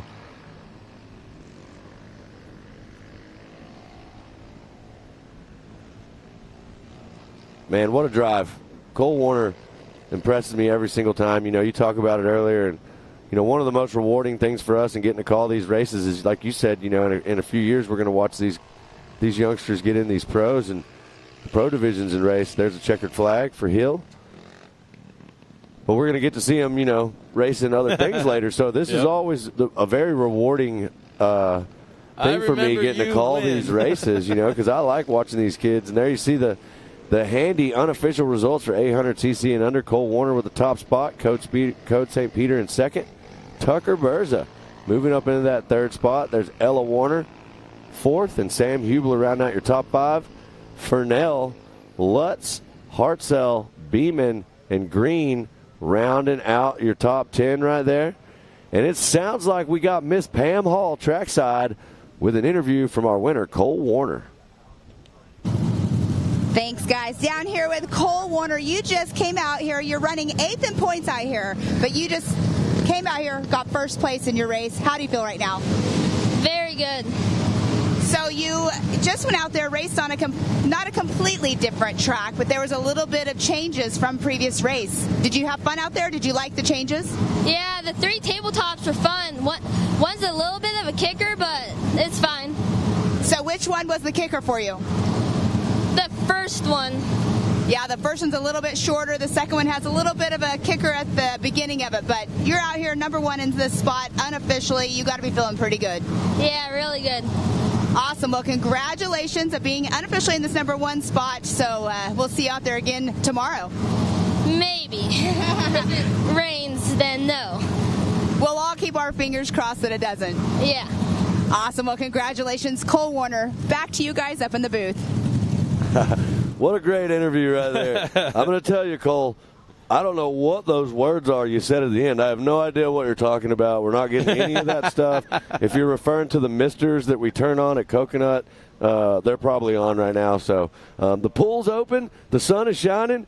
We're having an awesome day out here, and we are getting ready for our next class, the Vet 40 Plus NA and Women's NA. There's a Vet 40 Plus NA starting grid from Ultimax: Terry Lackey, Austin Sides, Todd Rimmery, Jeff Johnson, Mitch Truitt, Justin Moore, Edward Mangus, and Troy Anderson. And we cannot forget about the ladies. Women's NA, you're going to see Josie Watkins back out there, Leslie Yoshimoto, Brooklyn Singleton, Crystal Rowden, Irie Bailey, and Caitlin Anderson. So here we go down to the starting line, and we are getting ready for our 9th race of the day. Vet 40 Plus NA, Women's NA. And we're going to take it off from the line right here with our Vet 40 Plus NA first. And we're going to see what Terry Lackey, Austin Sides, Todd Rimmereed. We got some battle, some heavy hitters out here in this thing. There it is. Whoa. Who's that in the middle? Looked like was that Todd Rimmery getting a good jump right there, but I think he's running in third right now as we see him coming right up over the top of the hill right there. So Terry Lackey looking sharp, jumping out to the lead. Whoa, Terry. Big cinder right there.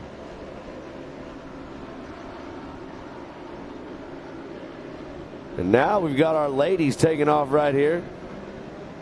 And it looks like no stranger to the front. Josie Watkins going to jump out there and get the early lead in the women's class. But here we are. Back up front, Vet 40 Plus NA. Terry Lackey looking sharp and on the gas, leading the way right now over Austin Sides and Todd Rimmery. It looks like there in the women's class, someone is dragging some body panels. Yeah, left a little panel right there on the track. Not sure what happened right there, but so your Vet 40 Plus NA and Women's NA. If you're asking, if you're at home and you're not familiar with what this means, it means these are naturally aspirated cars. So NA, non-turbos. And Terry Lackey's got it figured out, and he is flying right now. He wants this win. I think a lot of people, you heard earlier in that interview, Cole Warner was talking about the rain. You know, looking at the forecast, I think we're going to be okay and have another great day of racing tomorrow. But I can tell you the mindset of a lot of people is that we got to capitalize today while we have this beautiful sunset. Let's pack them in. Let's get the races running. Bam, bam, bam. And the nice thing about this, all the rain we got yesterday that canceled everything is providing us a racetrack that we don't have to water today. We don't have to groom today because the track is staying with it. We're staying on top of the track, and it's like really almost advantageous to have everything canceled yesterday because we got a pristine conditions today. Doesn't take a lot of babysitting, so to speak.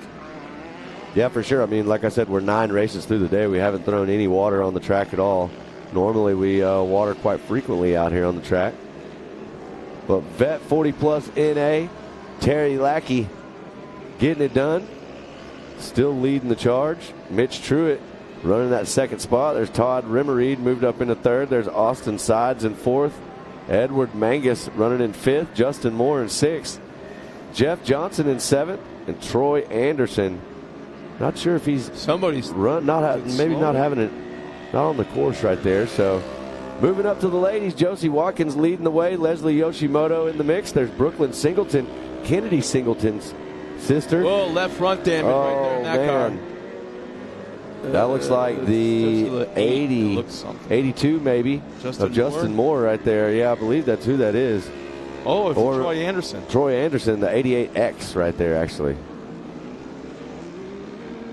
Terry Lackey hitting those big bank turns, going a little bit high on it, carry a lot of speed through that dry line. You can see it on the track. The really lighter color is the line you want to stay in. If you see that darker stuff on the outside, that's where you get in. You lose all traction, and you just start spinning. So everybody's choosing to stay in that drier line you see, which is the smart move for sure. Terry Lackey's got his lines figured out. It makes me wonder if they're like sprint cars. If you've been to a sprint car race, they take that right rear and they actually ride that little berm, that almost like a curb, and they ride that around the turns. I wonder if we're getting to a point where these guys are doing that as well. Because there's berms out there. Yeah, there's definitely some ruts in some of these corners. You're seeing them develop down low, and you'll see some of these cars get into that bicycle, rock up on two wheels as they come down these big hills with this big grade elevation, and making moves right there. Coming up through the pack, Josie Watkins is flying. So Josie Watkins has already been out here today and put on some incredible performances right now, leading this women's NA race. Josie is so fast. There's another driver that's really active on the social medias and promoting their race team, and even every once in a while throw something personal in there, what they're doing as a family or going here, going there. That's really neat. I'm really interested in that kind of stuff because you know the driver at the track, but do you know the driver when they're home? Right. And that's kind of cool. That's what I like to see. Well, let me point something out to you. Uh-oh. Josie Watkins in the women's NA class has the fastest lap on the track with a 152.8. Terry Lackey, who's leading in your Vet 40 Plus NA, his fastest lap is a 153.7. Josie Watkins is absolutely on the gas right now and putting in a performance right here. So Terry Lackey, Terry Lackey's leading the way. He's driving a great race, but Josie Watkins is literally on the gas. Two-thirds of the way up the track on these banks. She's riding the high side. For sure. Really she's carrying all the speed. And then think about the speed she's gained at the bottom of the hill coming down. Well, there you see the 237 of Josie Watkins, fastest car on the track right now. She is clicking off some laps, making moves. And you know what? I would not be surprised. What I'm interested in seeing right now is how close can she get to catching Terry Lackey. I mean, last lap around a 155 to a 152. So one lap left. Again. There's the white flag. Josie Watkins is blowing my mind. Josie Watkins goes faster. A 151.080. Josie Watkins is she's found it. She knows she's in the groove right now with that car. Oh, I know. She just passed two cars, one on the outside, split the middle, and just passed one on the inside. Yeah, Josie, this is like a video game for Josie right now. And I do believe Josie just went around Todd Rimmereed right there. So Josie's making some moves up towards the front of the pack. I know that we started the women after the Vet 40 NA class, right? Josie is moving towards the front of that class. She is absolutely putting on a show right now. If you're at home watching, ladies, come out here and race with us. Josie Watkins is showing these men how to get it done out here in this NA division. You know, I've been saying all summer long, and maybe you remember it, I don't know, but it's like I feel that the women racers need to pack up their haulers, take some extra parts, go to the Midwest and race in the Champion Series once or twice and race against the guys. Well, I don't think they'll have women's classes in Champ. I'm not sure, but racing the pro classes against the boys, because these lady drivers can get around this racetrack. There's no doubt about it. Well, Terry Lackey still holding on to the lead out front. There you see him. charging. This should be checkered flag when he comes around right here. We saw the white flag come out earlier. Josie Watkins, absolutely just an incredible drive right here. Here comes a checkered flag for Terry Lackey. Nice looking car. Yep, there it staying is. clean out front, gets the win. Vet 40 plus NA. There's Mitch Truitt coming around. And look, there was Josie right there. So Josie moved all the way up to third in the field. There's Todd Rimmereed coming through. So from the second line with the women's, after the men started, they staggered this start. Yes, and she still ran them down and made it to the front of the pack. Josie Watkins, you are an absolute animal. The 237 right there. What a drive from Josie Watkins. I mean, that was. I mean, I can tell you right now, I'm not giving her any mess in the pits at all. She is so fast. Well, there you see the rest of our field coming around. Vet 40 plus NA and your women's NA all coming through, taking the checkers. It looks like we still got a few other drivers out there. I'm not sure what happened. I believe that's Rowden right here. So that is Crystal Rowden making her way around the track. But what a drive. I'm still kind of just in shock of what we just witnessed. I mean, that was, that was a great race for sure. And it's always fun when the ladies, kind of just show the guys up, Well, we will, hopefully, I'm sure we will, but I am so curious to hear what we get in an interview here coming up shortly after we get everybody through the checkered, and we will get some unofficial results out here just shortly.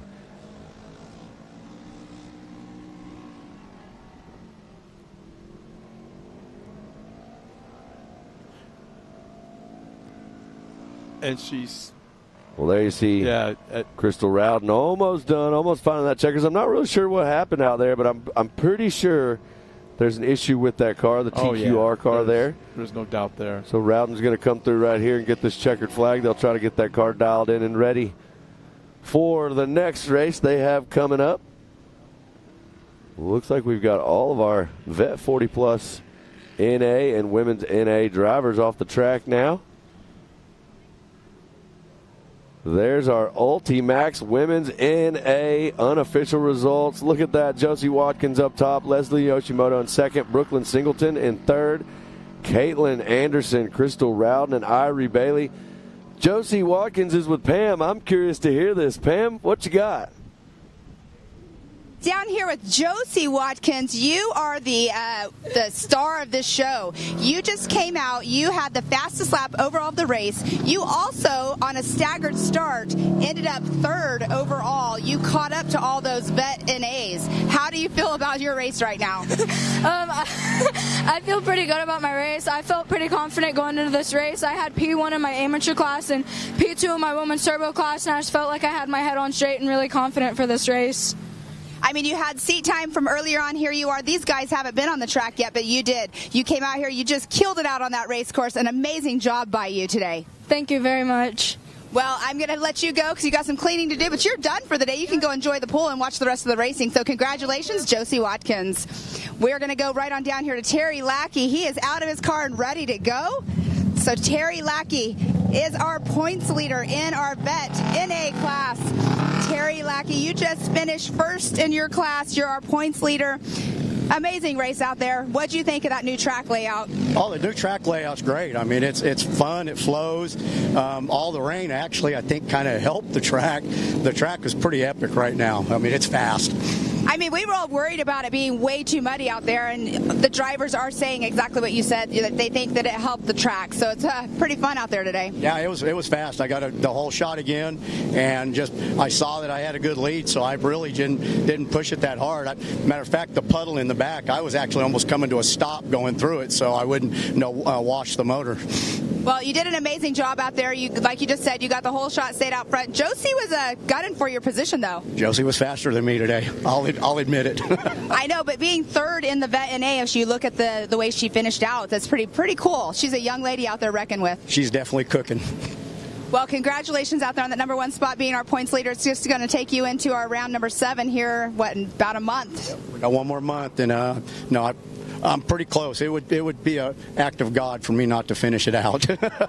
Well, congratulations. I'll let you get going, clean your car up, and enjoy the rest of the day. Thank you, Pam, and thank you all. Thank you, Terry. Good job to everybody out there today. We're going to go back up to the booth to Matt and Scott. Well, thanks a lot, Pam. Great interviews. Yeah, great interviews. There's no cookie cutter interview going on right there because he's getting ready. You know what? We got more racing to come, but we're gonna step aside real quick and come back with all that racing action and then some right after this.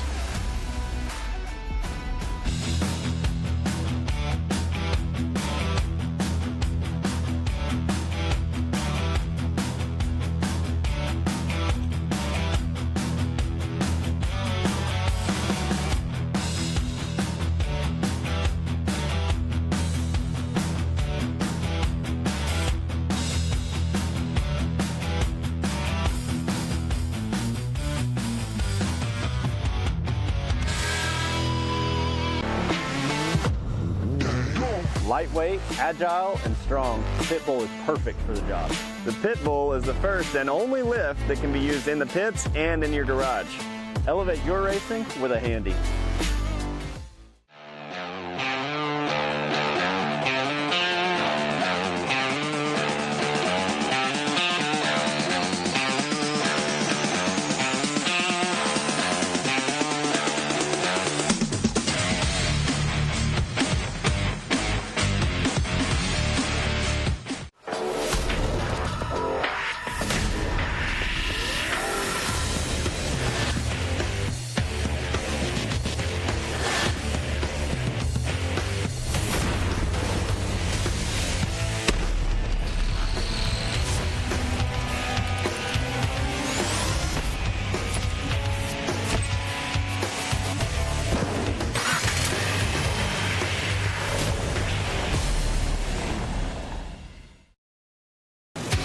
Watching Speed Sport 1, your home for great off-road racing from America and around the globe. Woo-hoo-hoo! From Ultra 4 to rallies. These guys are fighting for the lead. It seems very aggressive. Short course to desert race. Great move there. He is so fast. Whether on 2 wheels or 4, Speed Sport 1 has the off-road action you crave. Look at that move. It jumps to the inside. Speed Sport 1, the Motorsports Network.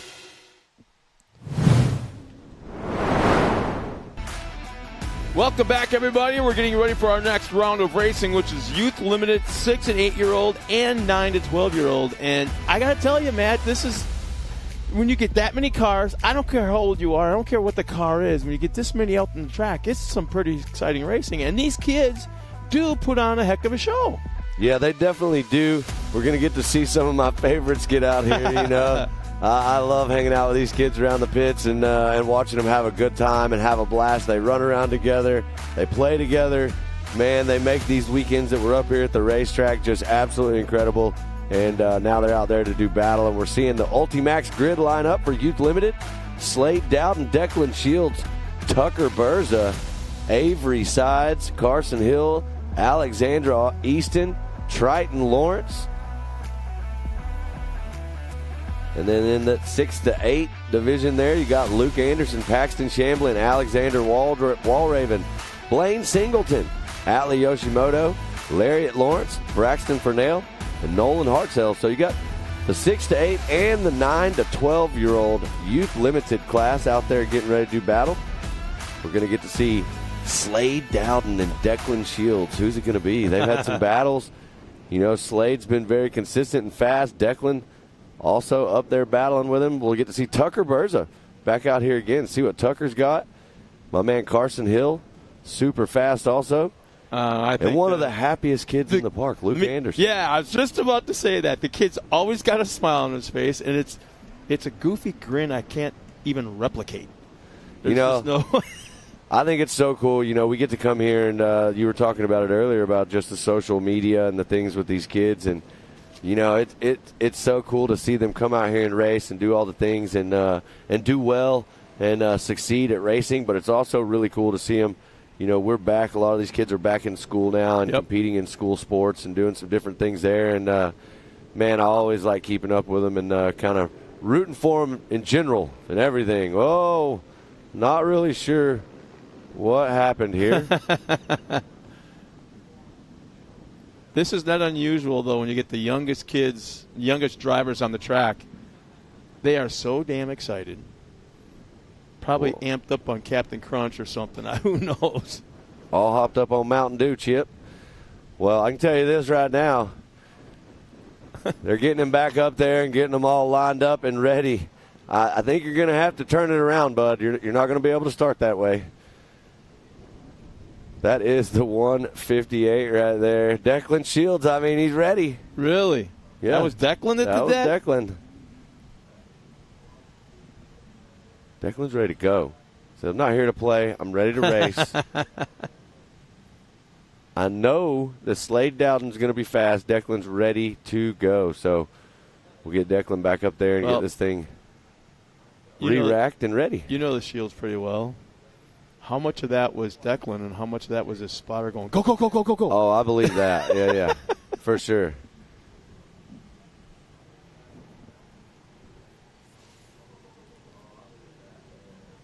Yeah, you'll have to go all the way around and drive up there. You're not going to get anybody to pick you up and turn you around. TW, the man up there with the master plan. There you see him in his high-vis shirt. I told him we call him out all the time at the starting line. But you got to get more dramatic when you do that final thumbs up and make sure the drivers are ready. I was telling him all the different gestures and how to do it. Throw the thumbs up in the air, and he just looked at me with a goofy grin. And he goes, "Okay, I'll work on it."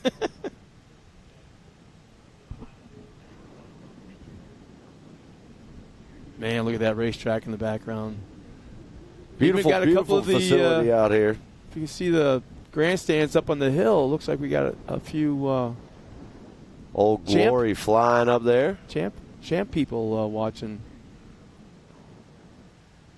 I'm really getting anxious to see the last race this afternoon for us will be the Pro Turbo. How are those cars going to handle this track?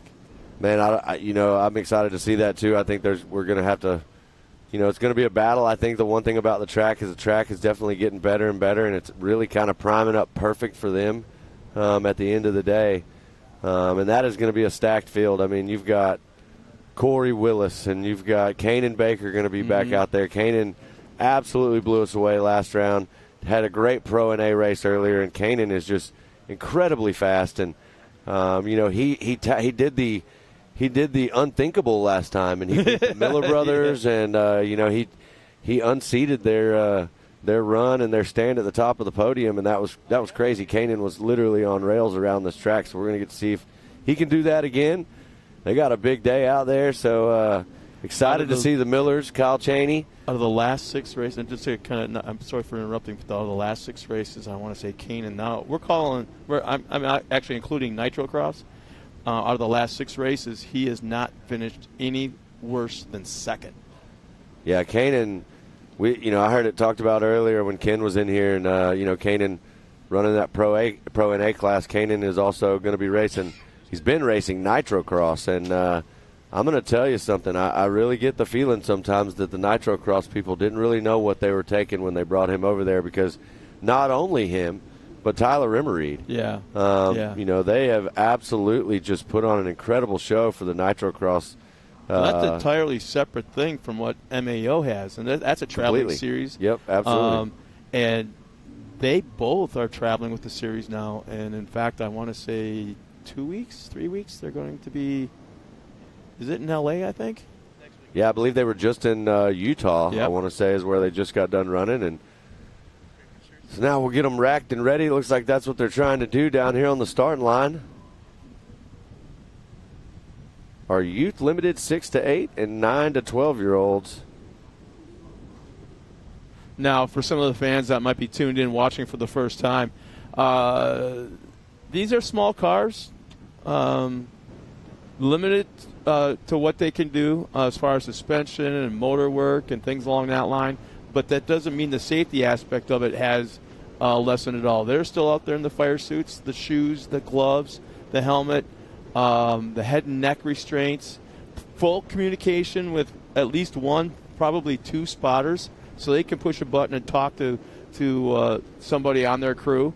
And there, we talked about the Nitro B, which is a small little radio, almost the size of a Zippo lighter. And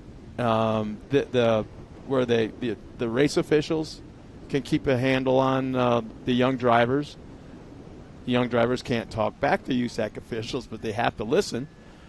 So they're out there, and they are actually safer than if they were playing Pee Wee football. I mean, they are just belted in, so tight, so safe. I'd have no problem if I was a young dad, soon to be with a racer on the track. I'd have no problem with. I'm ready.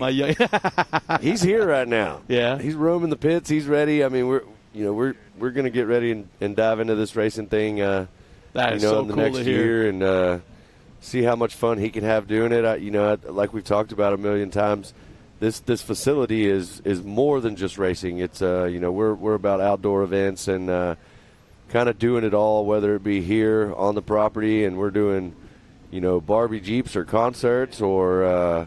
We just got done hosting one of the biggest events we've had here at Mid-Americas with Lifted Truck Nationals. That was an incredible event out here and absolutely packed. But it looks like we're getting ready to go right here. Sounds like what we're hearing is we had a car on the line that may have had a flat tire, trying to figure out what exactly we were going to do with that. But TW is telling them right now, if you're on that back row, you are going to stay. The front 2 rows will go. Don't get confused. And there he is. He's going to give everybody the thumbs up, make sure they're good. And we are going to get a green flag right now. A little bit of a staggered start. And somebody's pulling off the track right away. Yeah, not really sure if maybe that car wasn't supposed to get out there yet, and they did. But I can tell you this. This group is charging right there. You see Declan Shields. He's about mid-pack right now, so he's going to have to work through this group a little bit. So Slade Dowden, it looks like there's a second group heading out right now. See, Declan Shields did exactly what a friend of mine did quite a few years ago in a pro light race. He wasn't getting enough camera time. And we're racing a live race, live TV program. So what does he do? He jumps the green flag. Cameras is right onto him. Then he goes all the way to the back of the pack, gets back in line. The whole time, the whole 2-3 minutes, the camera's following him. Guess what? He got a whole lot of camera time. Media smarts right there. Well, Slade Dowden leading the way. Tucker Berza running in second. And then you have got Carson Hill running that 3rd spot. And then there's Declan Shields in 4th. And Easton in the 5th position there. Yep, so we got Alexander Walraven leading that 6 to 8 year old group. There's my man Luke Anderson running in second, and it looks like Lariat Lawrence, your top 3 in the youth limited 6 to 8. They are on the gas right now. A little bit of a reduced course out here that you're seeing on the track. We don't run the full course for these smaller cars out here, but they still got 3 laps left. There you see that car sliding into the corner. Slade Dowden side by side. Here, look, we got a battle on our hands right here. Berza's on the inside. Slade Dowden slides back up into the front of him right there and takes over the top spot again. But Berza is not playing, and I'm telling you, Declan Shields isn't either. Declan's right there in that 3rd spot. So keep your eyes on this 1, 2, and 3. It looks like somebody losing a body part right there. Lap traffic looks like going to play a little bit of a role here. And there is the 118 of Alexander Walraven leading the 6 to 8 group with Luke Anderson. Looks like actually Lariat Lawrence running that 2nd position now with Luke Anderson in the 3rd spot.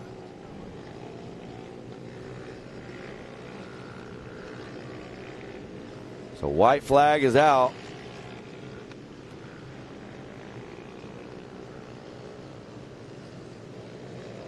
As we're watching these drivers come through, we still got them battling up here at the front. Slade Dowden making his way through lap traffic right there, and it looks like Tucker Berza is still trying to charge right there.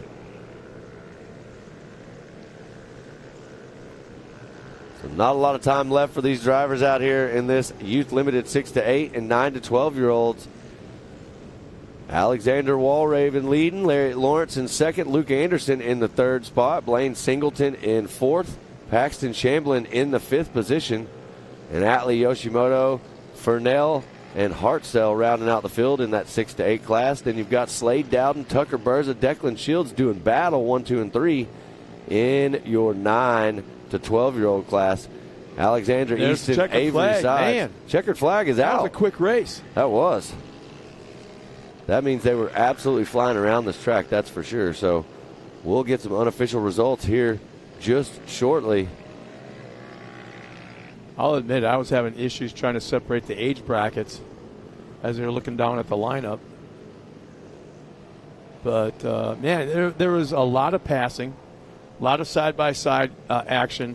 And the thing is, at a lot of times, they were 3, 4, even almost 5 wide. Yeah, we got to point out not only was there a lot of that, but it was very clean. I mean, they raced each other very clean on the track, no bumping that we could see, and everybody had a good race right there. Congrats to our winners. We'll get some unofficial results here in just a moment. And, man, we're moving through the day, Scott. We got a lot still to come. We've got Pro Turbo coming up, and then we're going to jump into some of the champ races later. Yeah. If you are at home watching, you definitely want to tune in later. Watch these trucks run out here on this big course at Mid-America Outdoors. We're excited to have the champ team here. It gives you the full shot right there from that drone. Check it out. 4 classes of trucks coming out.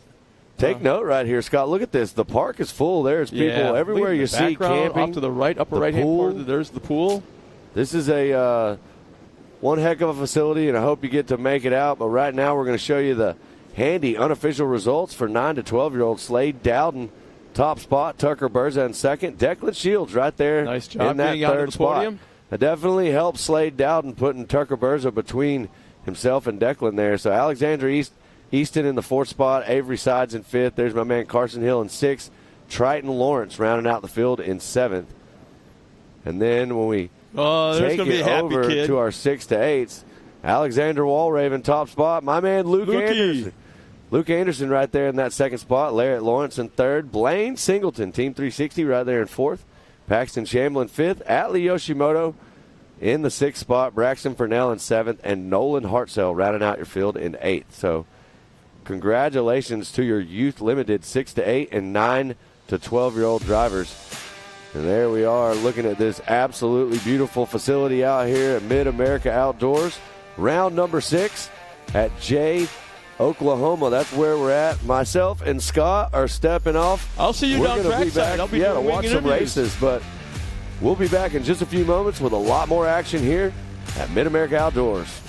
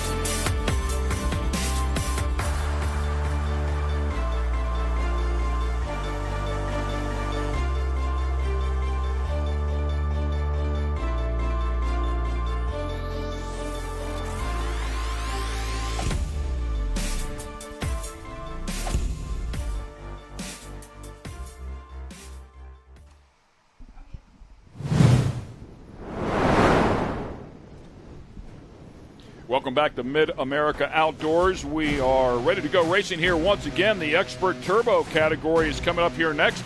Ken Stout and Pam Hall back inside of the booth here as we take a look out over the course. It is a gorgeous day outside.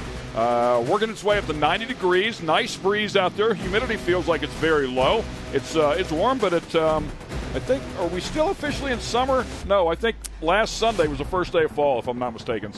But nonetheless, we had a bunch of rain a day ago. Today it is absolutely gorgeous, and we are ready to go racing here with our next category. I think we have 4 more to go here today. Yes. Expert Turbo, Expert NA, and then we will end things up with the Pro Turbo category. Yes, it's a beautiful day out here. The track is coming to. The drivers are having a blast on the new layout, but there we do see people over there under our VIP area, but we have our Expert Turbo grid lineup presented by Ultimax on the screen. It is Austin Dinger in that number 1 spot in the 88, Mickey Schroeder in the number 43 in second position, Austin Braden in the 894 in third, Donovan Willis 86 in number 4 position, Mr. Lee Knowles the number 41 in that 5th position.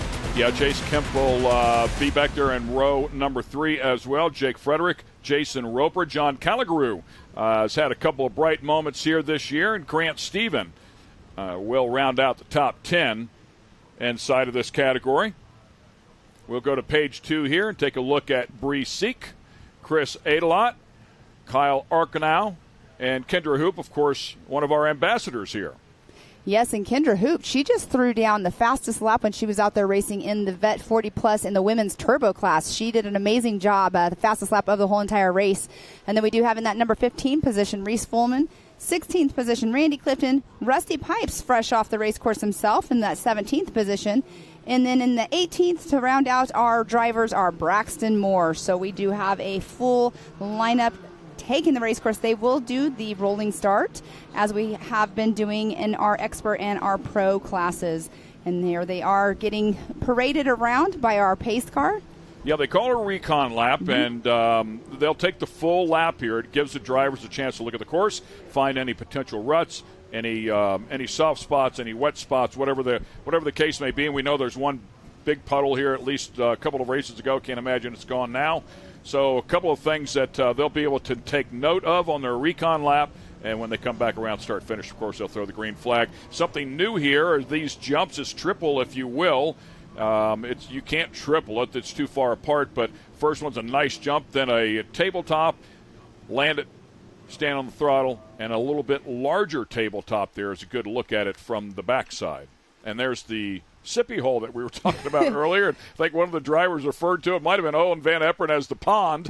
So whatever you'd like to call it, but they were sailing through that a little bit earlier. Visually, it was pretty cool to watch. Yes, for sure. But, we do have Austin Dinger that is in our number 1 position in points, and that is how we are starting the race because we were unable to do any kind of qualifying due to Mother Nature yesterday.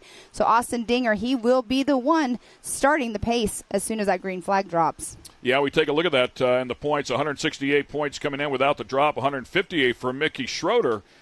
Mickey Schroeder under the number of 43 here today as well. And Schroeder, his tough round, he finished up in 7th. Dinger's tough round finished up in 12th. If you count the drop race, at least I did some guerrilla math here. It looks like they're separated by just 6 points. 10 points without the drop, with the drop. 6 points. So it is tight here in terms of the championship as you watch them make their way through the sippy hole. Yeah, we definitely can't. If you're not familiar with the sippy hole, that is that's stuff that goes on down there in Naples. That's what I was wondering. You kept calling it the sippy hole. It's swamp buggies. Swamp buggy racing, and they do it down in Naples, Florida. It's a huge thing. It's a long tradition, 50, 60 years old, and one of the most common referred to swamp buggies is DATS 1, D-A-T-S, and DATS another one. So they were a 2-car team. But, yeah, they've been doing it forever down there, and the fans absolutely love it. But they have what they call the sippy hole, where it gets really the entire course is underwater to a degree, but then there's 2 areas where it gets really deep, and they call it a sippy hole. Now I know the backstory of that, because I was wondering, why is he calling that a sippy hole? And I didn't ask more you. Useless information from my my career in motorsports. Well, we definitely can't call it a puddle, because it's definitely not a puddle. I mean, we could put fish in there and probably live for a few days until that actually seeps down into the ground. Yeah, pond was a good description. Yeah, it could for sure be a pond. And they went sailing across it a little bit earlier. Nice size field here, by the way, in the Expert Turbo category. We talked about Austin Dinger and Mickey Schroeder being at the top of the points, and Donovan Willis also having some great moments here as well. Finished as high as 4th overall.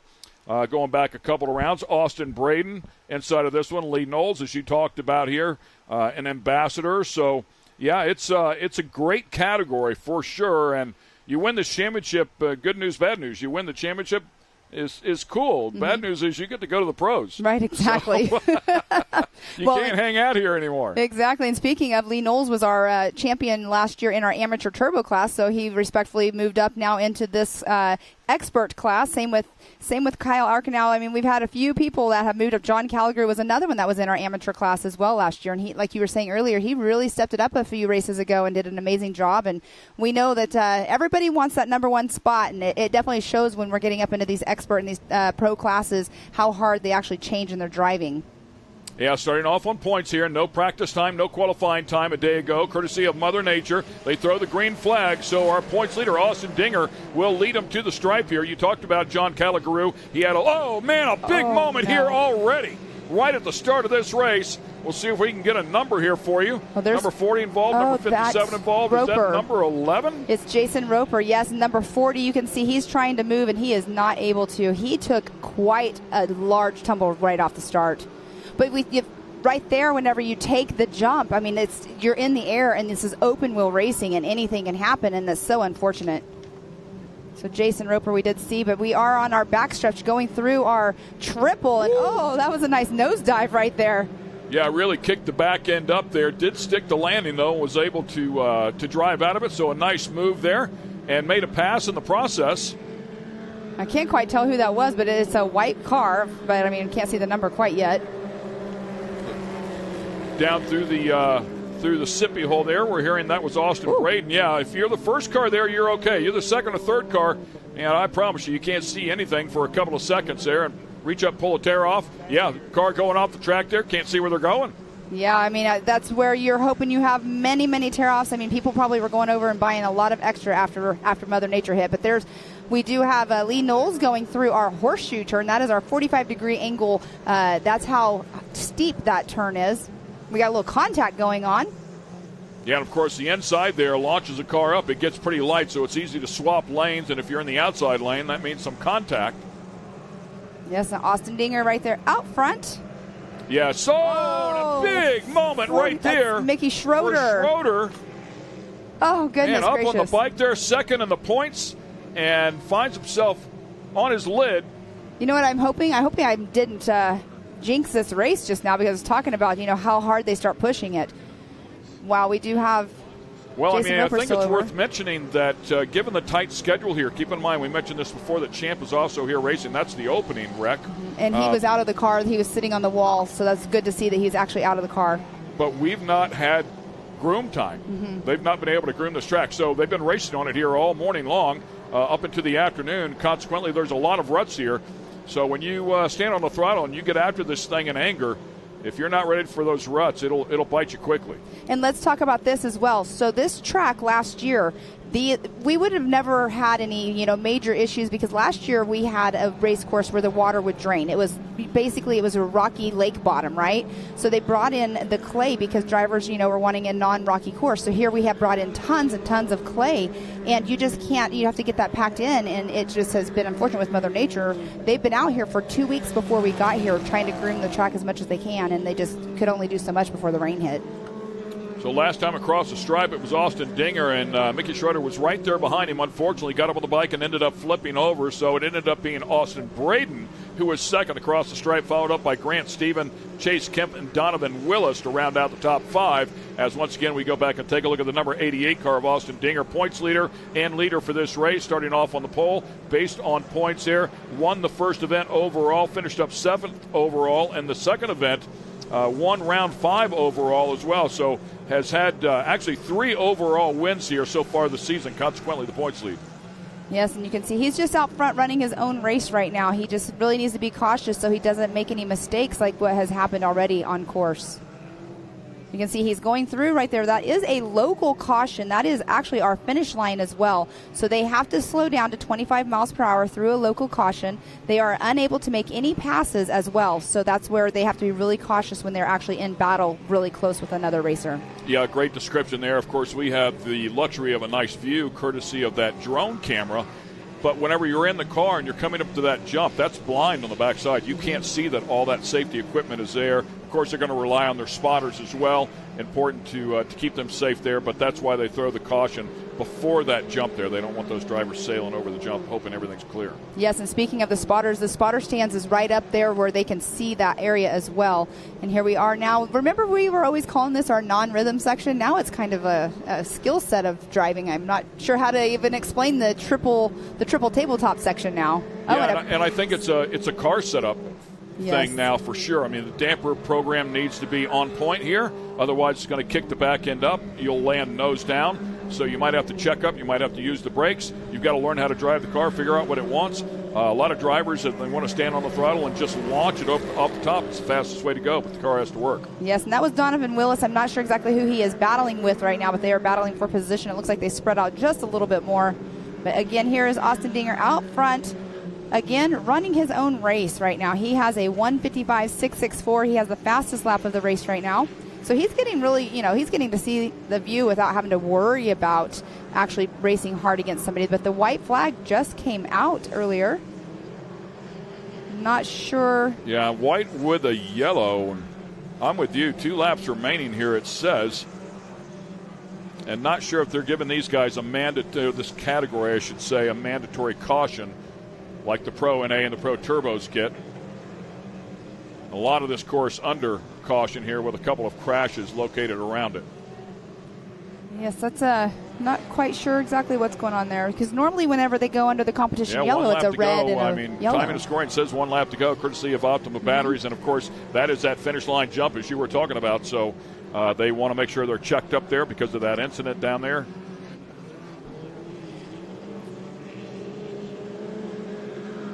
Racing up here, of course, nose to tail as we take a look at our leader again. Austin Dinger having a great race here.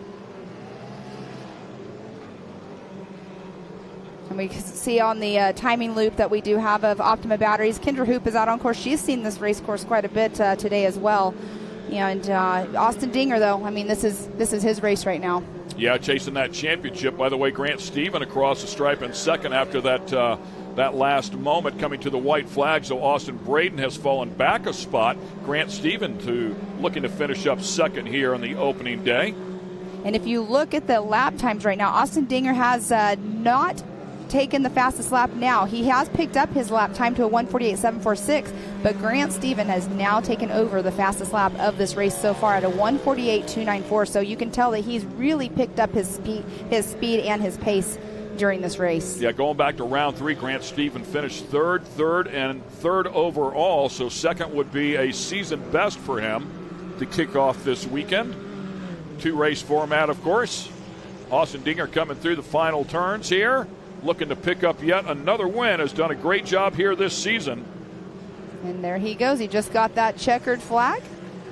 6 race wins so far this year, and as we talked about, 3 overalls. Obviously set up here in great shape to get his 4th overall if he can have a good race tomorrow. And he picked up his last lap. It ended up being a 1:47.861. So great job by Austin Dinger. Unofficial in that number 1 spot, but also the fastest lap of the race. Grant Stephen, as we talked about before, a personal best for him, finishes up in second. Nice job. Chase Kempf will get up onto the podium for the first time this season. Congratulations to him as well. Previous best was a 4th, so nudges that up 1 spot. Congrats to him to get up on the box. Yes, for sure. And Jake Frederick in that 4th spot. Austin Braden, he dropped down to the number 5 spot. He was running a really good race for himself, and not sure, maybe something happened with him. We did see people earlier getting flat tires as well, so who knows what happened, but Austin Braden did jump down to that number 5 spot.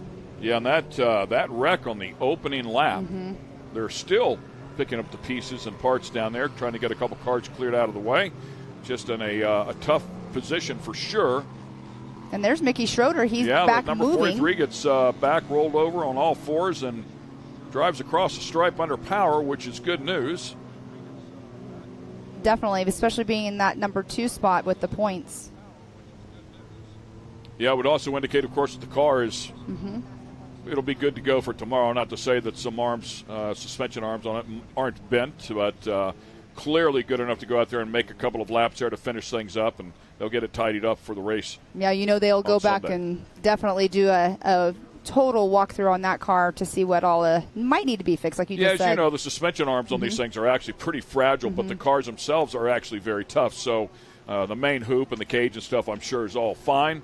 Fairly soft rollover, but might have grabbed a couple of suspension arms front and rear as we take a look at the unofficial results here in Expert Turbo. Congratulations to Austin Dinger once again, and Grant Stevens, Chase Kemp, both having season best efforts here. Congrats to both of them. Jake Frederick, I should say, and Austin Braden, who unfortunately lost a couple of spots there on that last lap, rounds out the top 5. Yes, and then Donovan Wilson, that 6th position. Lee Knowles in that 7th. John Calligrew, 8th. Kyle Arkenau in that number 9 position in the number 93. And Bree Seek out there in the number 10 spot.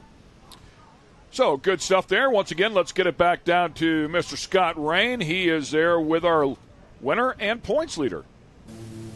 Seasons like this don't come along very often in Austin. I'm telling you right now, 6 wins, 4 overalls, fast lap. You're killing it this year. Man, it's been a little bit of a battle, right? We're having to change some parts and working through some stuff. The driving's been awesome this season. Like I said, we've been able to progress. We've got to race a lot this year, doing some other series, just trying to stay sharp, with our sights set on the pro class for next year. But yeah, absolutely phenomenal season. These don't happen very often, so we're gonna super excited to keep running with this and hopefully bring home a championship. I kind of like that look on your face right now. It's a smile, but it's kind of like a sly smile. You got one more round to go. Obviously, you're in the catbird seat for the 2023 season. I'm looking at your car. It's not so bad, but talk about the track. The track's actually, considering the amount of rain we had this weekend, the track's not bad. There's only 1 or 2 mud holes, and it's not even sketchy going up the jump. So come this afternoon, race number 2. If we don't get too much tonight, the track's going to be phenomenal. Track crew did an amazing job getting this thing ready to go today, but track's awesome. It's got a lot of traction right now, and it's fast. Well, congratulations, man. The target on your back continues. Good stuff. Yeah, great job there for Austin, of course, and not so fortunate for a couple of other cars. We will take a quick break, and when we come back, it will be Amateur Turbo, which is the feeder class for the Expert Turbo class that we just saw. So stay with us. When we come back, we'll go racing once again here at Mid-America Outdoors.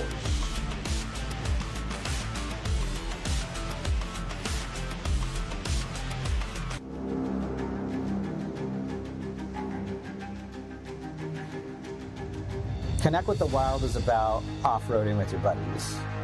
Connect with the Wild is about going to Moab and conquering new challenges that you didn't think were possible. Ultimately, Connect with the Wild is about enjoying the outdoors in your vehicle as best you can. We're treating it like we know it's something special that everyone will remember.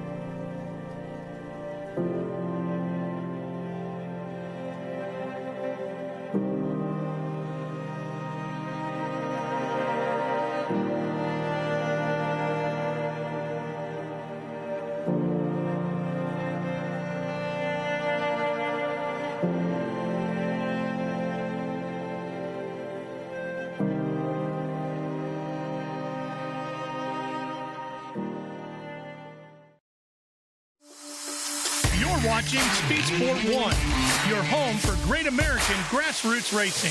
It's time to rumble! Whether you're into sprint cars or stock cars, at the line! Modifieds or midgets, down to the low side, retake the lead! Dirt lane models or demolition derby. Oh! Speed Sport 1 has the grassroots action you love. Speed Sport 1, the Motorsports Network.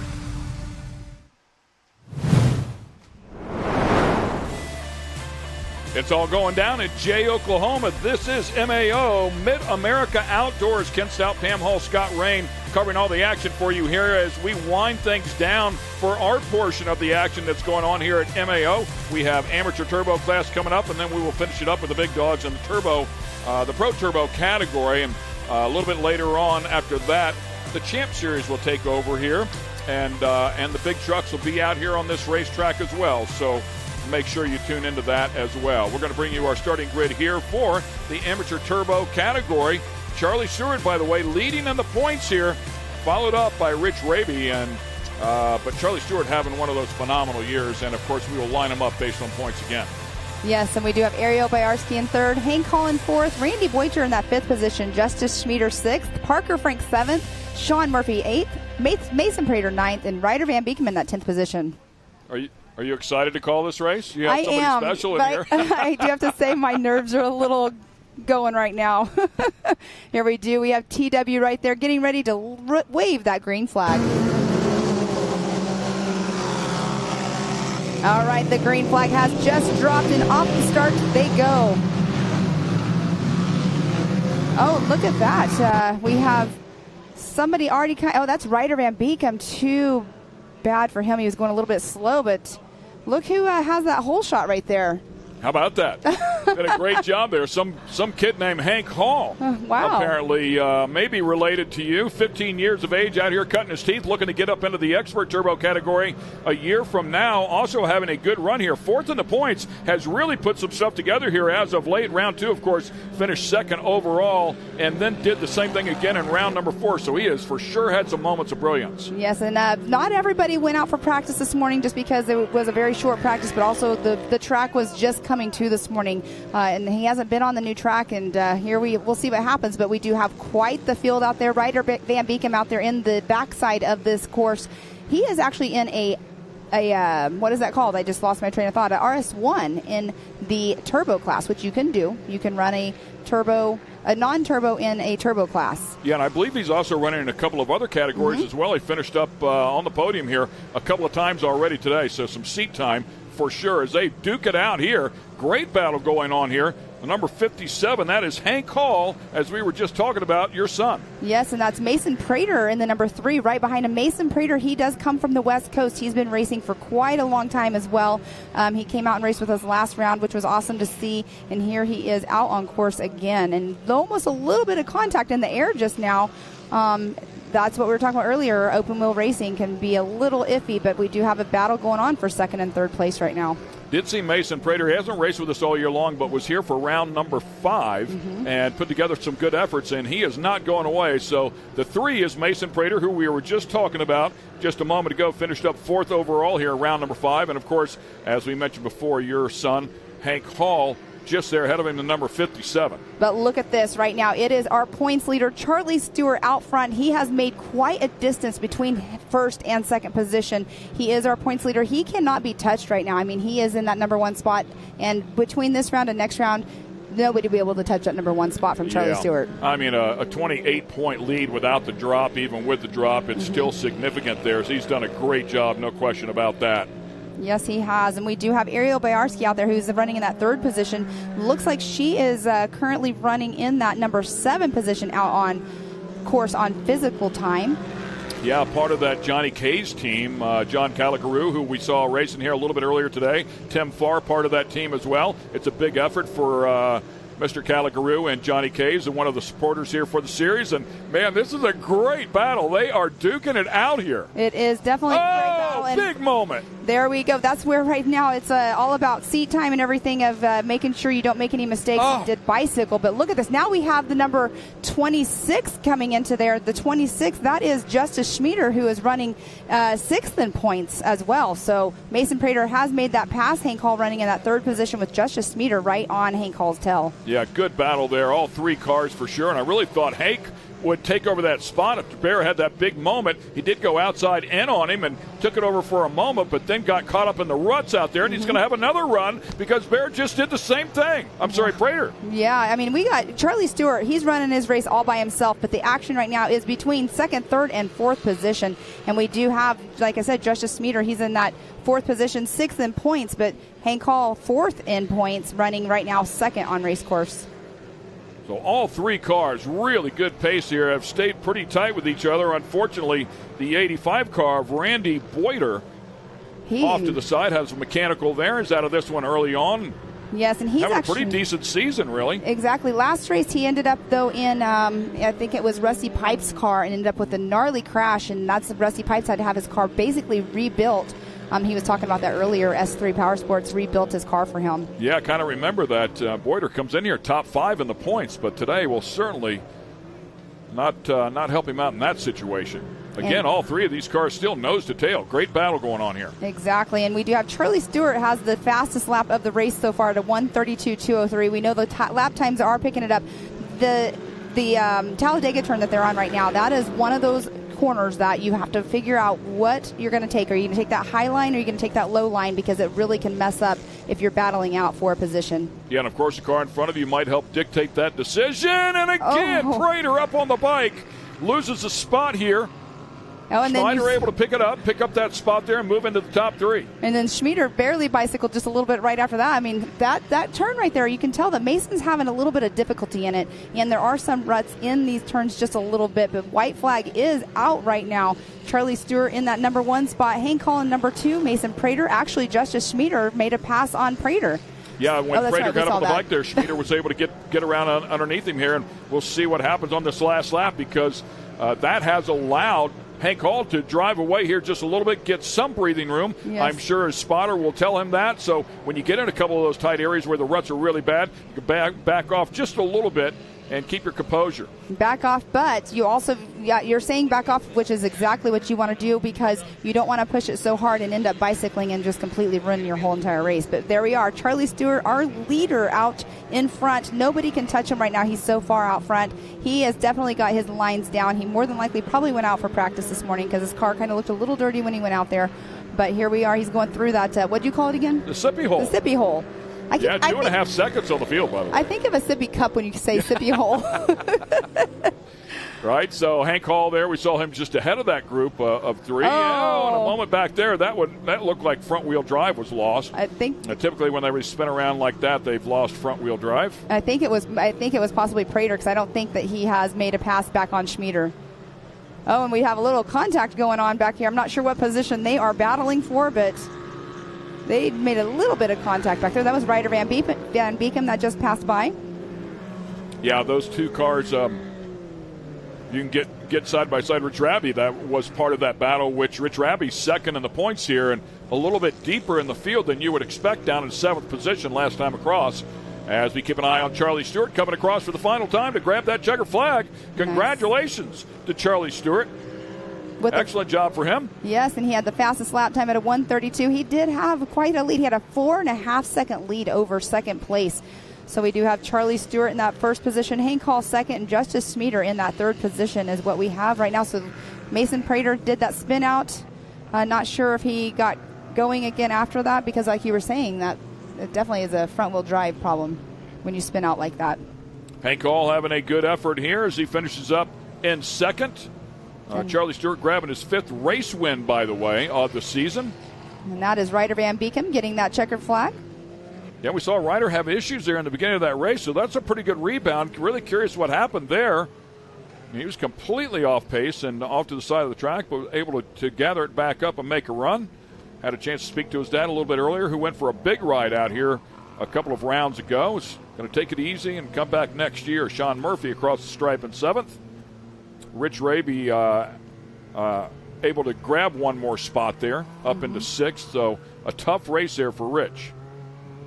I see a name up there, Mia Chapman. I did not see 937. Oh, she actually raced earlier on, I believe, and had a little incident. So she had a big incident, actually. So I heard she is okay, which is great news.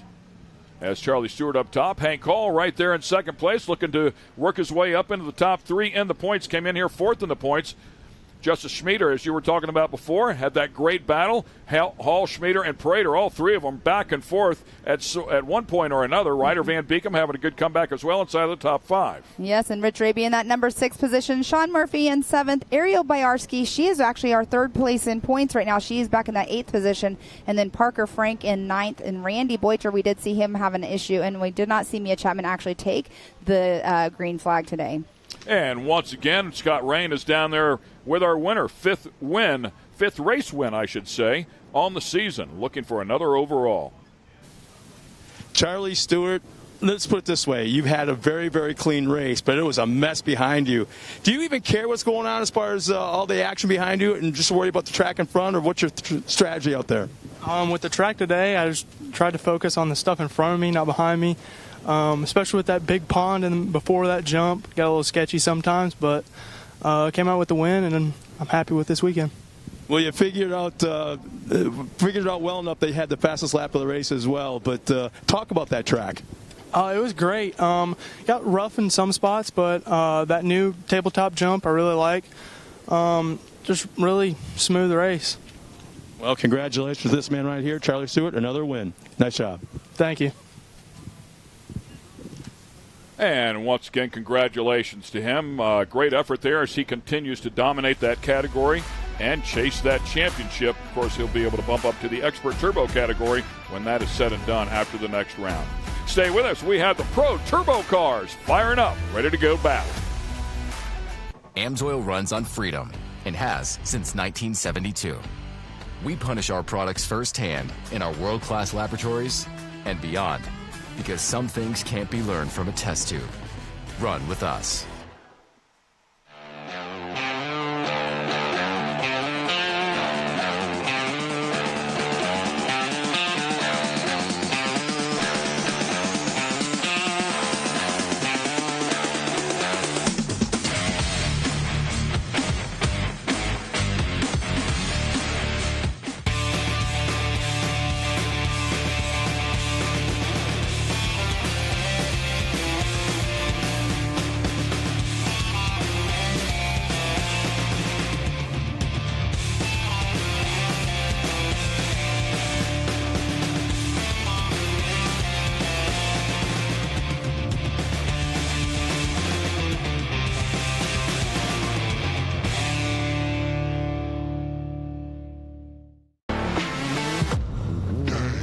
Lightweight, agile, and strong, the Pitbull is perfect for the job.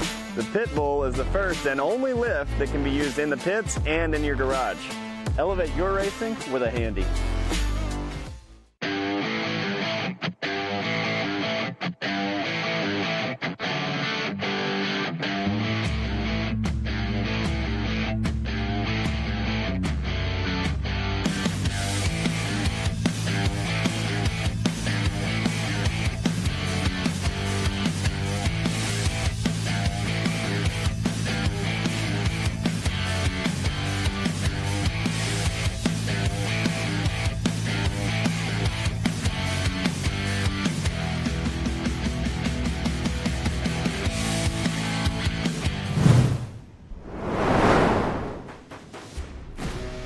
One race to go here with the Mid-America Outdoor Side-by-Side Championship, round number 6. We will wrap things up here after the Pro Turbos. They will all be back to do it again tomorrow as well, so we hope you will join us there.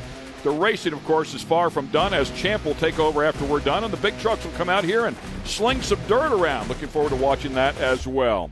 Once again, let's get it back down to Scott Rain. He has some last-minute thoughts here on the Pro Turbo category. Scott? Hey guys, I am right now in probably one of the most exciting spots on the entire racetrack at the moment. We got Pro Turbo back in staging, going to come down this way for a rolling start any moment. But as you look past my shoulder up on the top, that is the bad boys of the UTV racing here at Mid-America Outdoors. Hang tight, because we got some Pro Turbo coming up next. Yeah, of course, these things make some big steam. Thanks a lot, Scott. Yeah, it is really cool. I thought they'd be rolling down the hill there when he was talking about that, to see them see them come cruising by. But, of course, the Millers have had an incredible season, which you would anticipate. Kyle Cheney as well. Cheney did stumble, though, in round number 3. It opened up the door for, of course, Cody and Hunter Miller to take over that points lead. And Hunter Miller back just a little bit. We're going to show you points here in just a couple of moments as well. But if you count the drop races, even though without the drop race, Hunter Miller has 5 points on Kyle Cheney. But if you count the drop races, they're tied up for second. So it is on for this championship inside of this category, and they are absolutely the best of the best. Exactly. Talking to them out in the pits is pretty cool, and we do have this amazing current overall standings for our Pro Turbo class right there. And like you were just saying, I mean, you have to factor in, the drop races and everything, but we have Cody Miller in that number 1 spot, Hunter Miller in number 2, Kyle Cheney in that 3rd position. These guys all like to talk back and forth to each other and joke with each other and everything, but it's pretty fun to listen to those guys. And I know you've been around them quite a while, too, as well. Yeah, and that Can-Am team, so good. Corey Willis there in 4th, a solid player. Kanan Baker, we talked about him in Pro NA.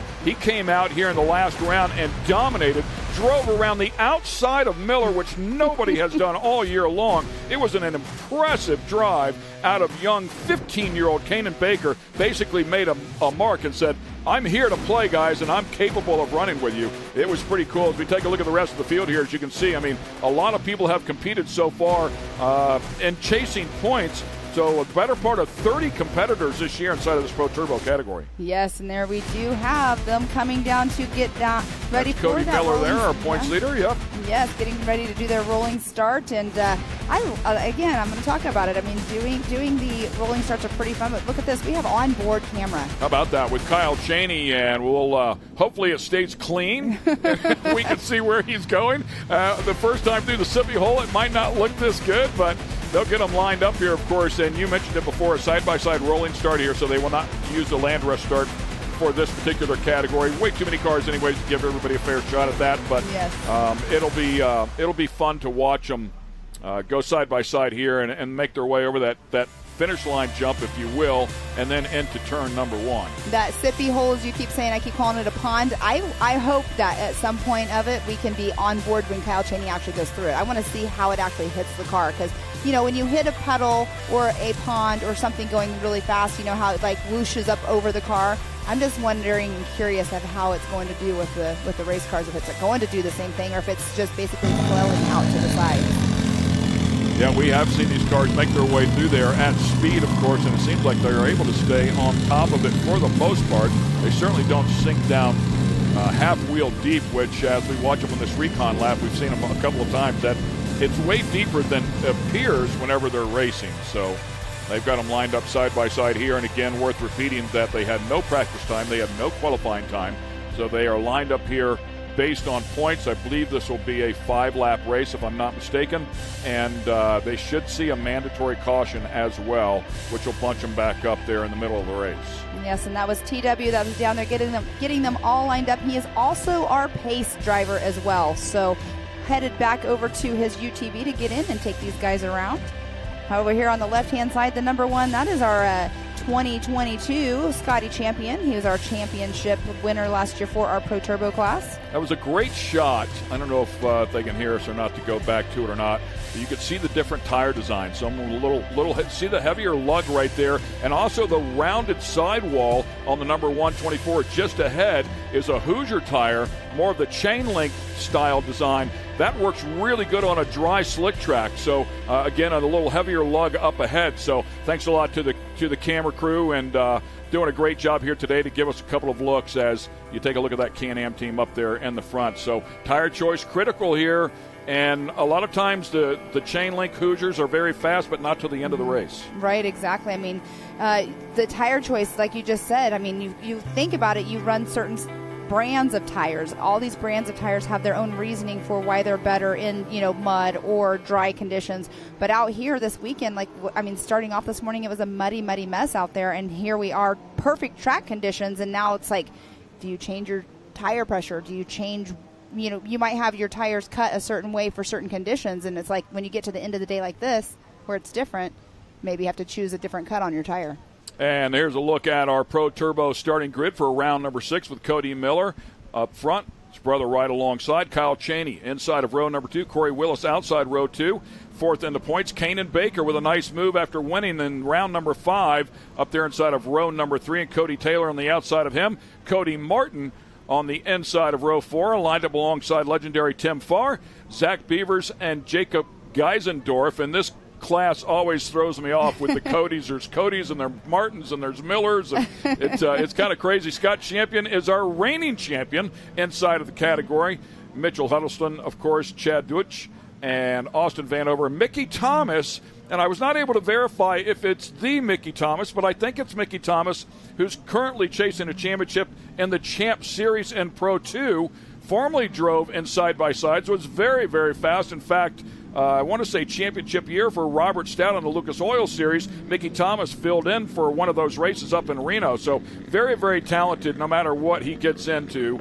He eventually went into, of course, Pro Light and now into the Pro 2. So be interesting if it's Mickey Thomas, and I believe it is, coming from the back of the field there because he's not chased points. First time we've had his name on the list here. See how he does there from the back. But when you think about it, I mean, why wouldn't you? If you have a car that will race in our Pro Turbo class here, even though he doesn't normally race in it, why wouldn't you go out there? Because this is basically like a pre-run for him. Oh, it's seat time on this track. Exactly. No question about that.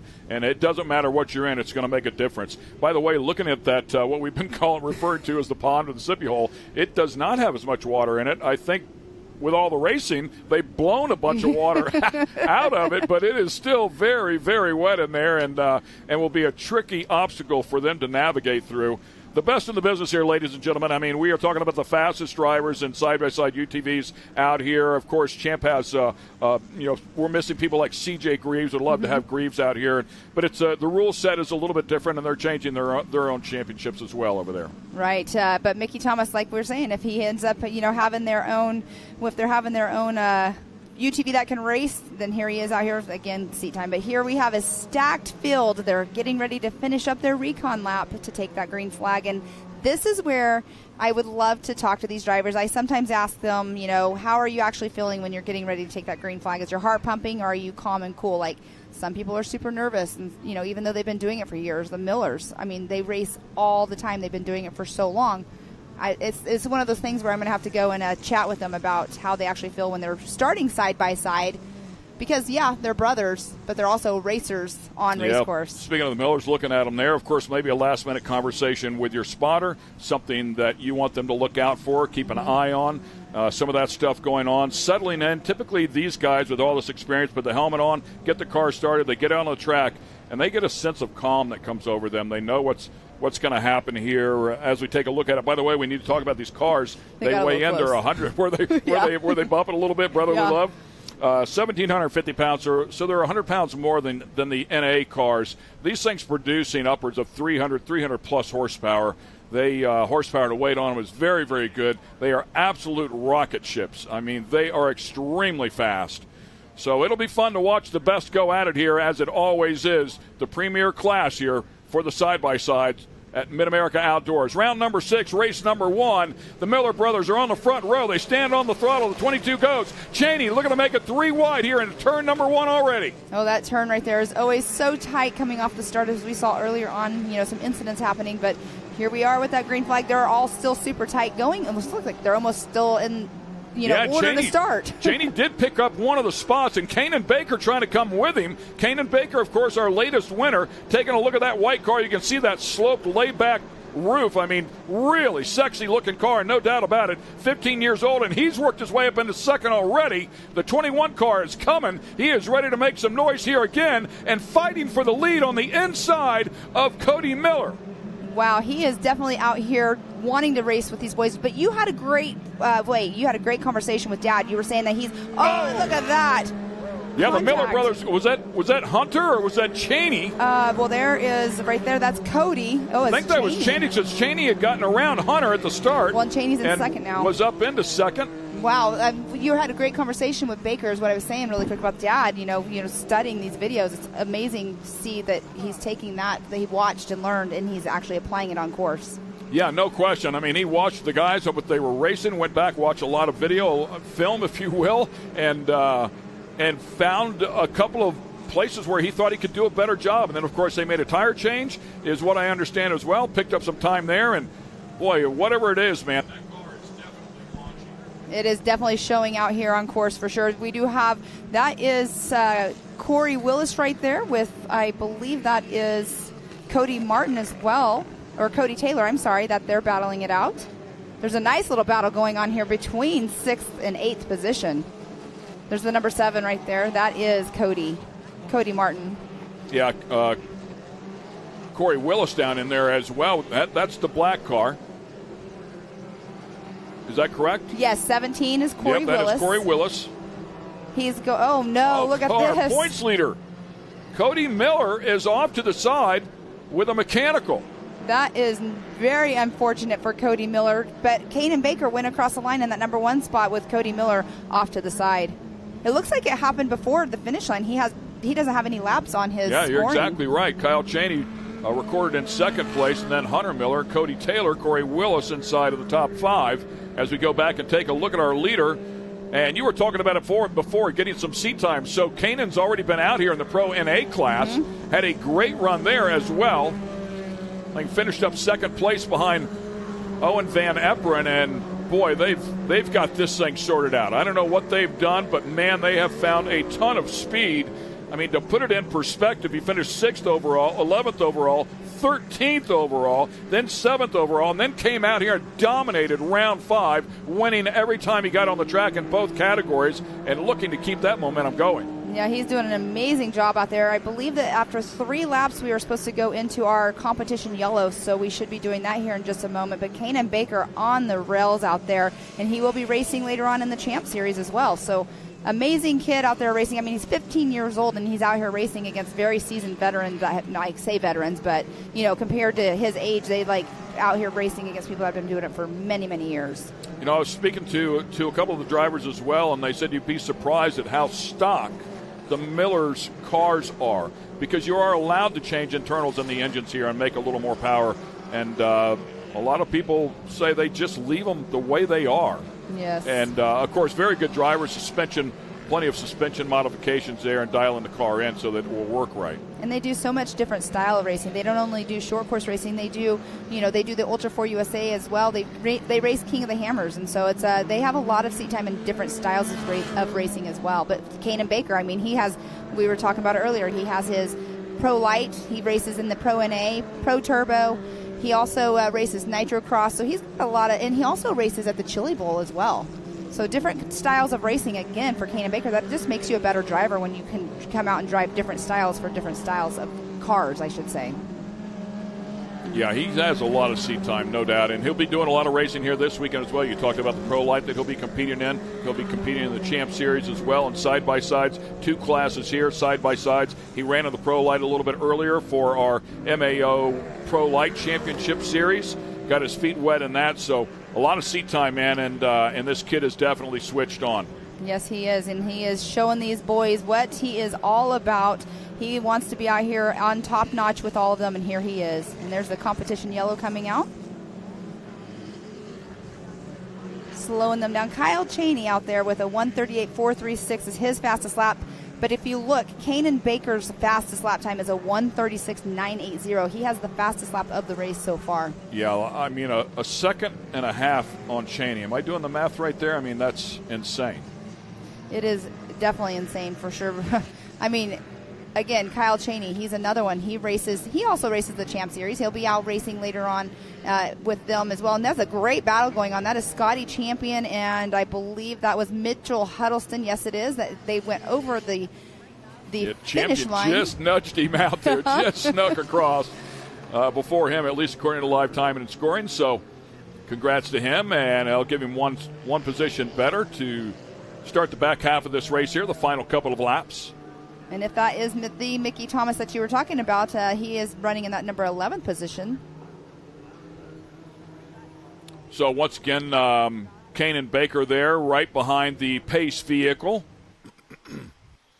Bring you up, give you a good look at this talented young man, 15 years of age, out of Oklahoma.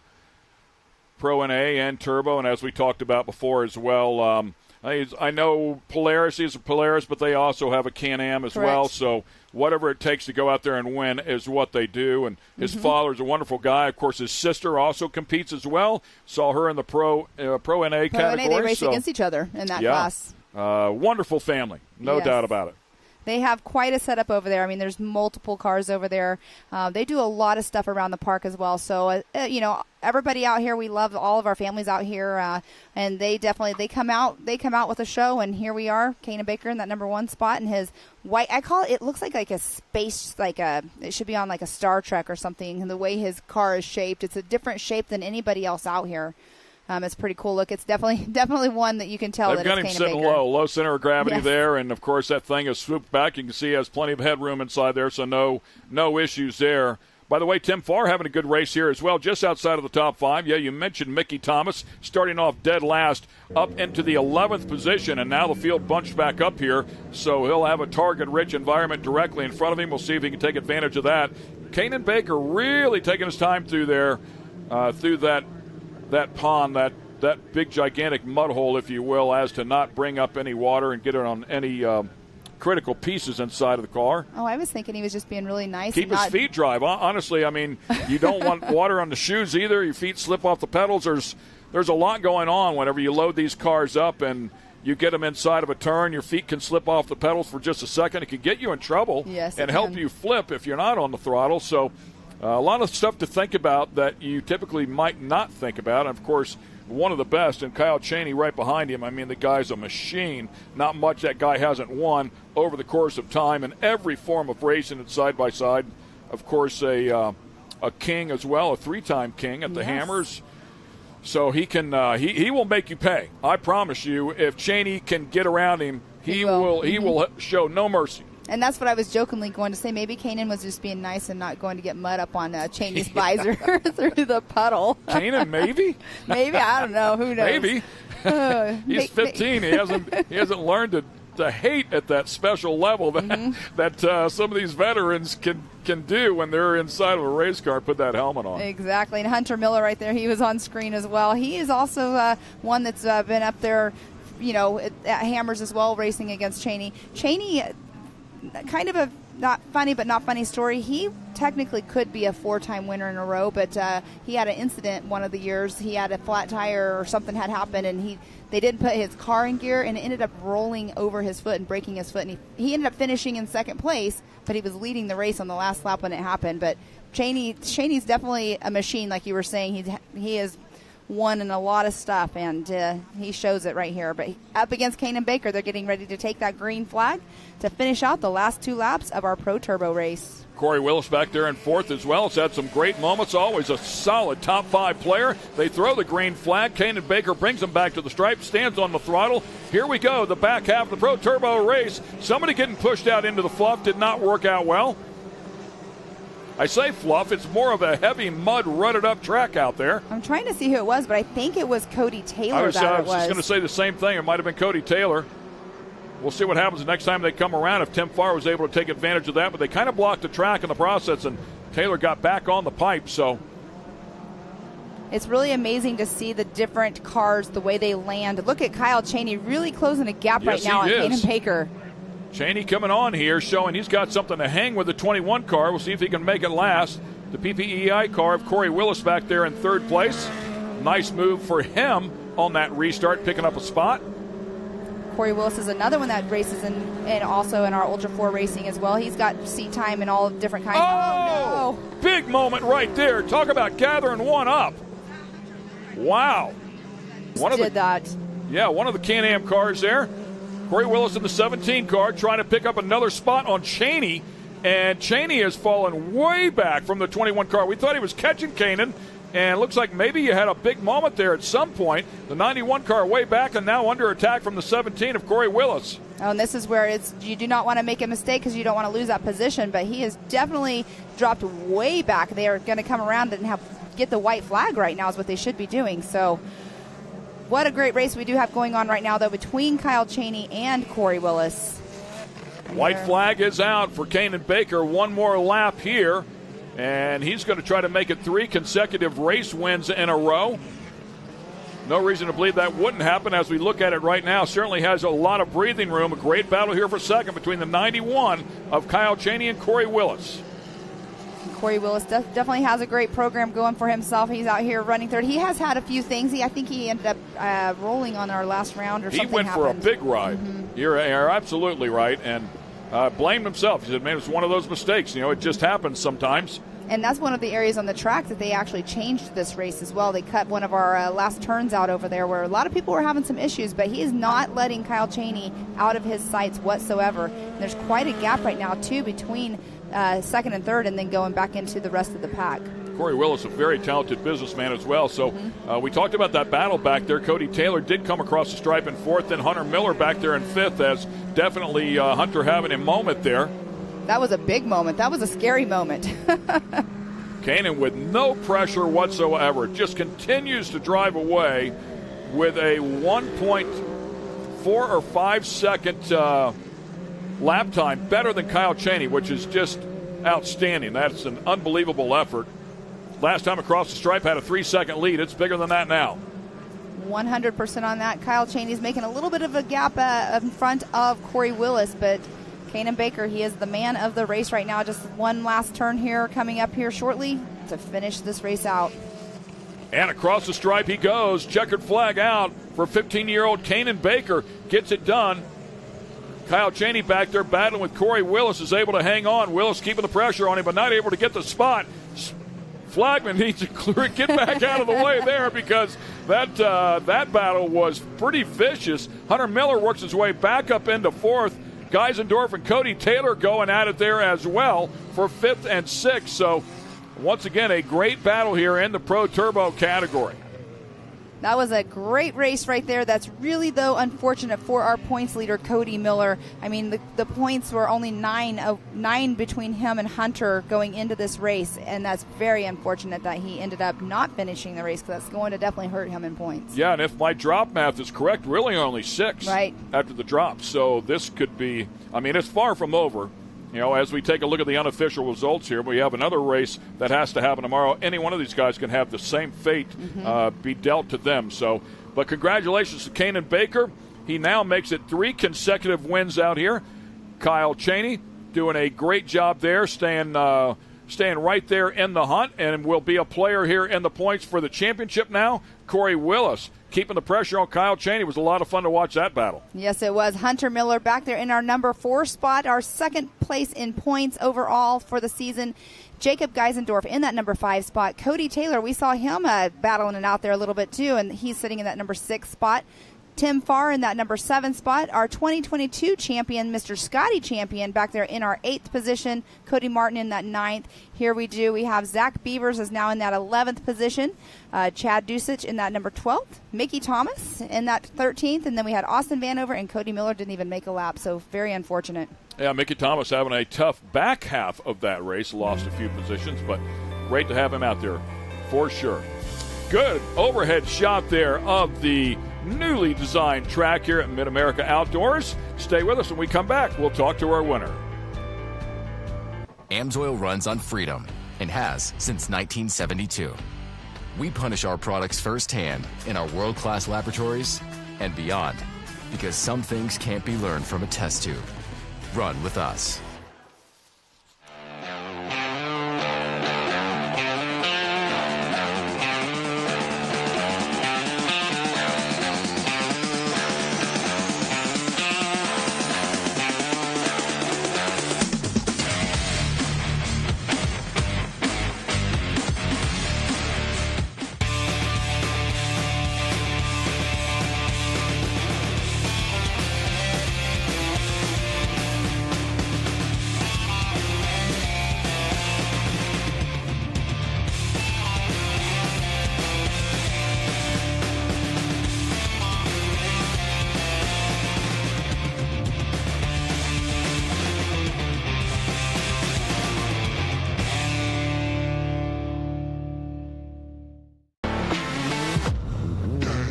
Lightweight, agile, and strong, the Pitbull is perfect for the job. The Pitbull is the first and only lift that can be used in the pits and in your garage. Elevate your racing with a Handy.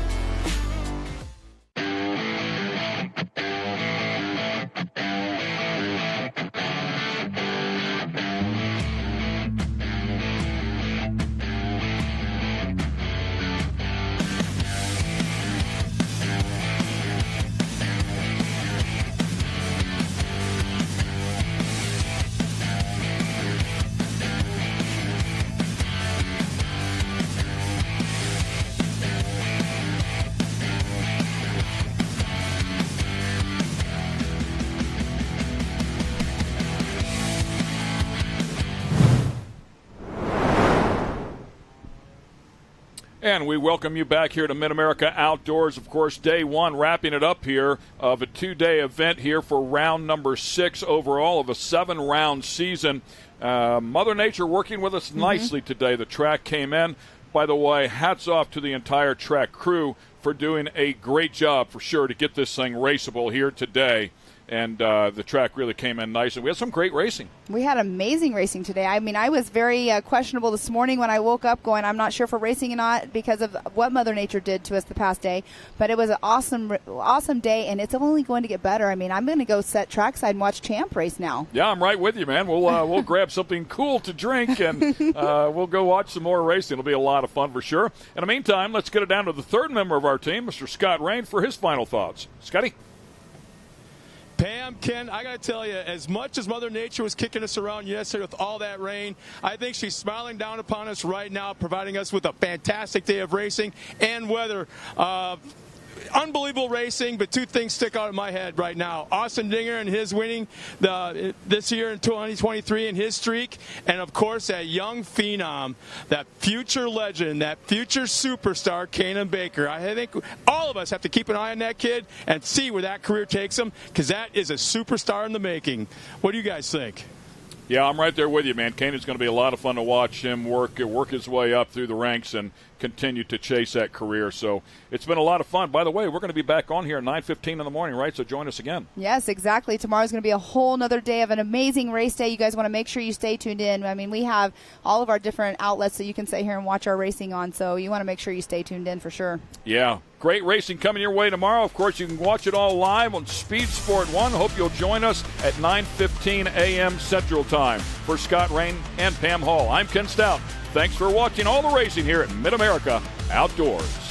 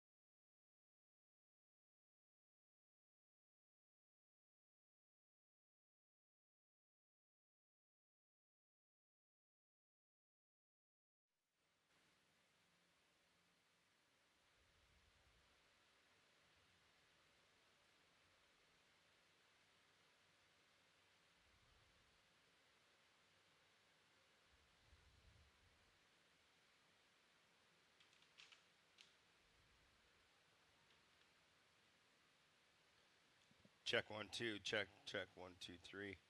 Check, check. Welcome to AMSOIL Championship Off-Road. All right, we're here at the Mid-America Outdoors Off-Road National here in Jay, Oklahoma. Sun is shining. Track looks absolutely insane.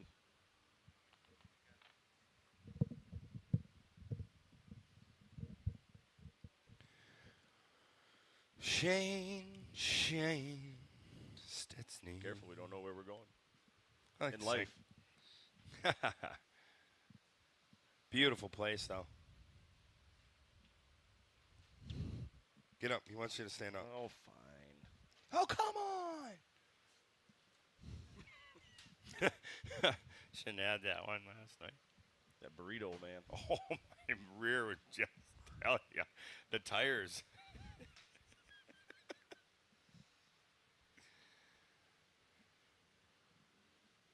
I'm thighs against the table right now, so that's what I got for you.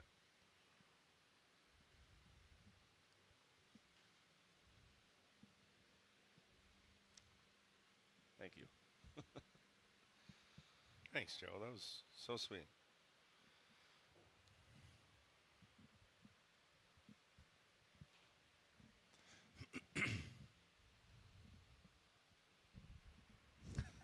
So we're doing. All right, we're this setting show? up.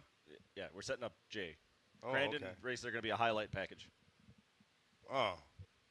Okay. Gotcha now.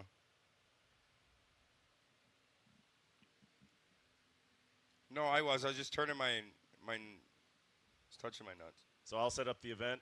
Brent, this track is crazy. You talk about elevation, technical, big jumps.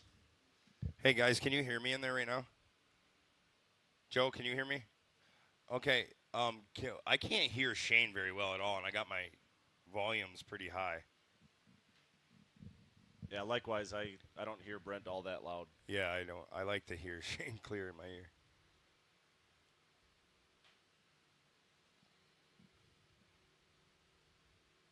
It's like we're radio.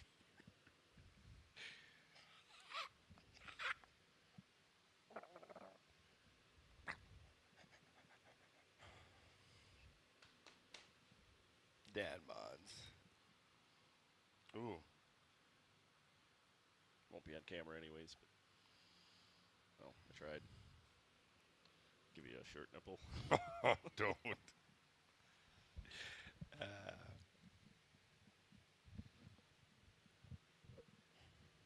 I'm back, buddy. Don't worry. I got you.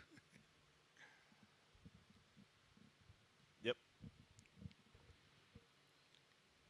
12 and 13. It's 12 and 13. It's 12 today.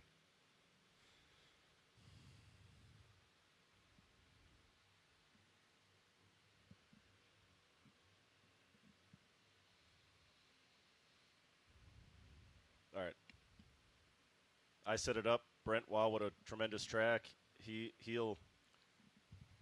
Okay. When I you throw give it your back to you. thoughts, Yep. and I'll say, well, let's take a first-hand look. This is our GoPro lap. Yep. Sound good, Joe?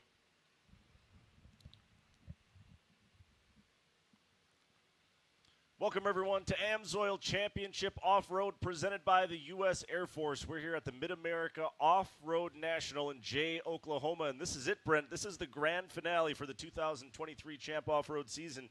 We're going to crown championships here in Oklahoma. These drivers have a lot to deal with. This track is crazy. Yeah, crazy is an understatement, Shane. This track is so fast. There's high elevations. The jumps are huge. And a lot of these drivers, majority of them, haven't even raced or practiced on this track coming into this weekend. So it's anybody's game. Yeah, absolutely. It's going to be really interesting to see how it pans out. Before we get racing started, let's take a first-hand look at the track. Here is our GoPro lap.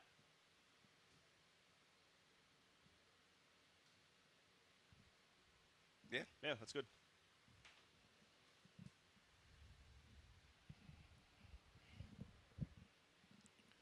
Three-way battle. Yep. Yeah.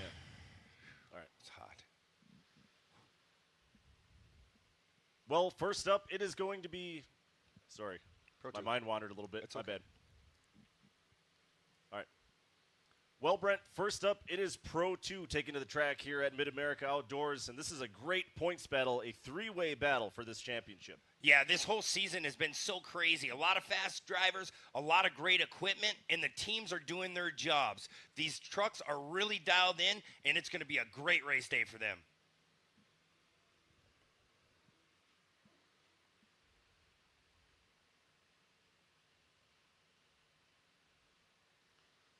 All right, anytime?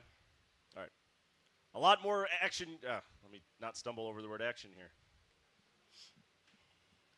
We'll step out for a moment. Plenty more action to come from Mid-America Outdoors. You're watching AMSOIL Championship Off-Road presented by the U.S. Air Force.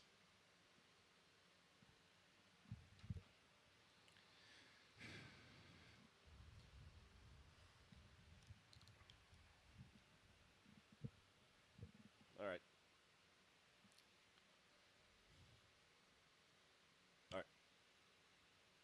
Brent, Pro Buggy just around the corner here at Mid-America. This is a really interesting points battle. It's down to basically just two drivers, but it's a young gun versus the KG veteran. Yeah, absolutely. We're going to get a little bit of both sides. We're going to have that veteran out there. We talk about guys like Michael Meister, talk about Billy Booth, and, man, you can't count out guys like that. They know how to drive these crazy tracks. Joe, can we redo that? Yeah, I didn't like mine mention either. Steiny. Yeah, I know I couldn't get it in the my veteran head. Steiny. Yes, I could tell you were looking. All right. Yeah. All right. I was like, I love it.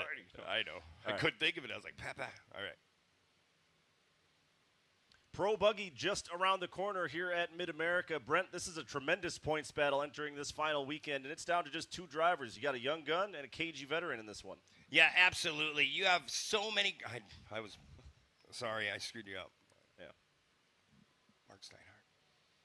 Well, Brent, Pro Buggy just around the corner here at Mid-America Outdoors, and this points battle effectively down to just two drivers, but it's a veteran versus one of the young guns in the class. Yeah, the veteran, Mark Steinhardt. He's been around a long, long time. He's very quick. He's very knowledgeable about a new track. You talk about the young guys like Michael Meister, Billy Booth. They're going to be ones to watch this weekend. Had to remember his name. That just screwed me up. All right. Okay. Welcome back once again to sorry. All right, I'm good. Welcome back once again to AMSOIL Championship Off-Road presented by the U.S. Air Force. I'm Shane Stetsny up here in the booth with Brent Smith. AMSOIL Pro Turbo side-by-side just around the corner. This has been, I keep saying just around the corner. I got to come up with something better. It sounds good. All right. All right. Welcome back to AMSOIL Championship Off-Road presented by the U.S. Air Force here at the Mid-America Off-Road National. I'm Shane Stetsny here with Brent Smith in the booth. Brent, AMSOIL Pro Turbo side-by-side going to take to this track next. This is another great points battle. Kyle Cheney, CJ Greaves, just 7 points apart coming into this weekend. Yeah, you talk about CJ Greaves. It's hard to stop that guy. But Kyle Cheney, he's one to watch because he's so fast. He's driven just about everything in a side-by-side division. So keep your eye on those two. That's good.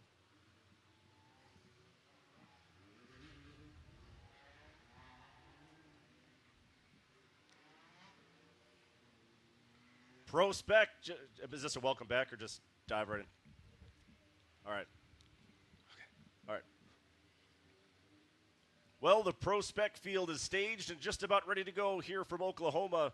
Brent, this points battle a little bit more spaced out. The defending champ, Gray Ledbetter, she finds herself in third, and she's got a lot of work to do. Yeah, this is a new class, second year, and I'm telling you, you never know who's going to win. A lot of new drivers and a lot of talent. So keep your eye in the Pro Light Spec division.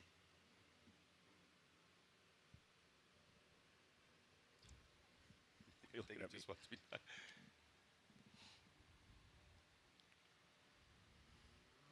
All right. I guess I'll just say, like, these guys always bring the drama to the racetrack, and you can say, like, Yep. yeah, we've seen, ton of carnage, ton of action all season. Fireworks. Yeah, throw it out there. All right. And you said this is a welcome back? All right. Welcome back, everyone, to the Mid-America Off-Road National here with AMSOIL Championship Off-Road presented by the U.S. Air Force. I'm Shane, he's Brent, and Pro Light just a few moments away. This class has been crazy exciting all season long. Absolutely, Shane. It's just so phenomenal to watch these drivers. These trucks are very fast. I mean, we see a lot of fiberglass fireworks. You know that. These trucks don't care what they look like at the end of the day, so make sure you tune in and watch Pro Light. I didn't like that end. Can I redo that? I didn't like that end. Sorry. I didn't know where I was going. Sorry, I should have shut up. Good. Welcome back, everyone, to the Mid-America Off-Road National here with Champ. All right. Welcome back, everyone, to the Mid-America Off-Road National here with AMSOIL Championship Off-Road presented by the U.S. Air Force. I'm Shane. He's Brent. And Pro Light is next, Brent. This one has been a wild class to watch all season. Yeah, it's a wild class, to be exact. I cannot believe what we see all season long. The fiberglass fireworks, that means, hey, fiberglass, it's optional in this division. Keep your eye in this field because you never know who's going to win.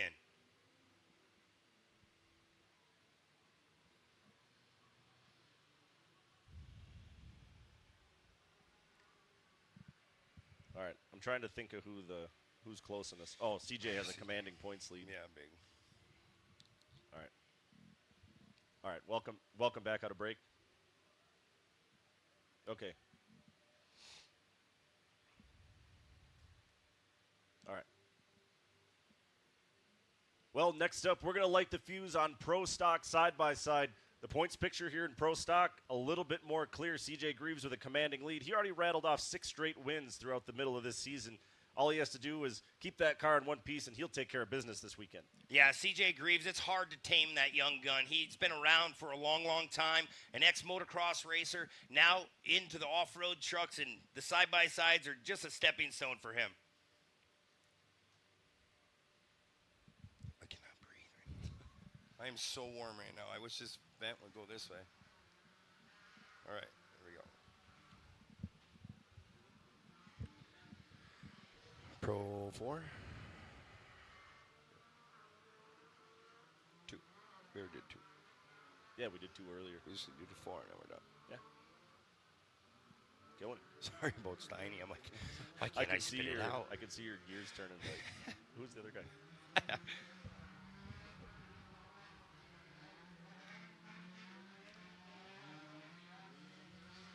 All right, set up. Oh, welcome back to Champ Off-Road. Okay. Yeah.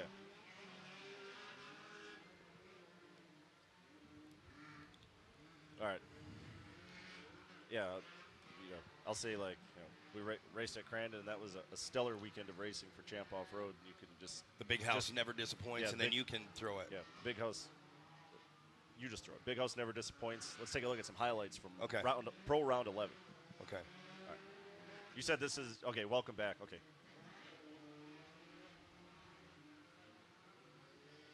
On your go, Joe.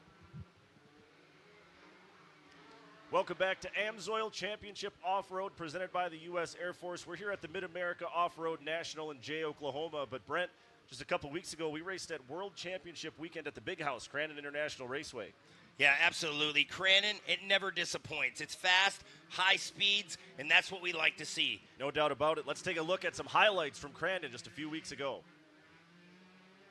Kind of cut you off. You're so good, though. No, because you knew I stumbled right there, and you just picked it up.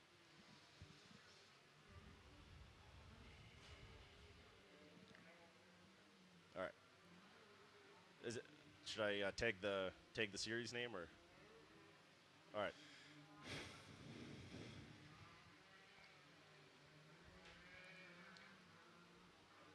Pro 4 just a few moments away. Stay with us here at AMSOIL Championship Off-Road presented by the U.S. Air Force.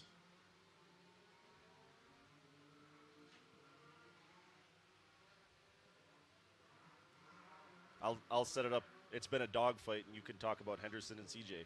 Yep, I got That's the story. I'll whip something out of my ass. These guys are all right.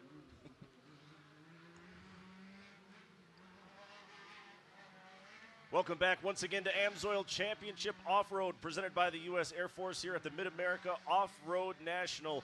Brent, only one race left on the schedule, but it's going to be a banger. Pro 4 has been extremely fun to watch all season. It's been a dogfight. Yeah, and a lot of the year has come down to Jimmy Henderson and C.J. Greaves. I don't know what's going to happen. I can't. Redo. Sorry, you had a buddy. good start. I know. Yeah, those guys have set the traded a lot of punches, and the rivalry is hotter. The gloves have been off. Yeah, you know. That's a spicy meatball. Right. Welcome back once again to AMSOIL Championship Off-Road here at the Mid-America Off-Road National.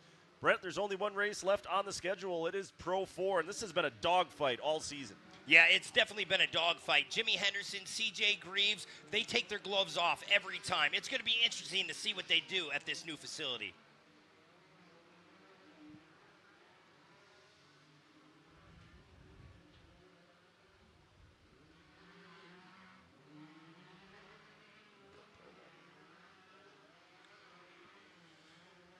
All right.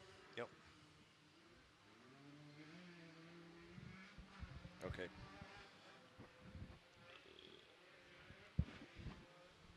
Be perfect timing, too. All right, so this is not out of a break, correct? This is okay.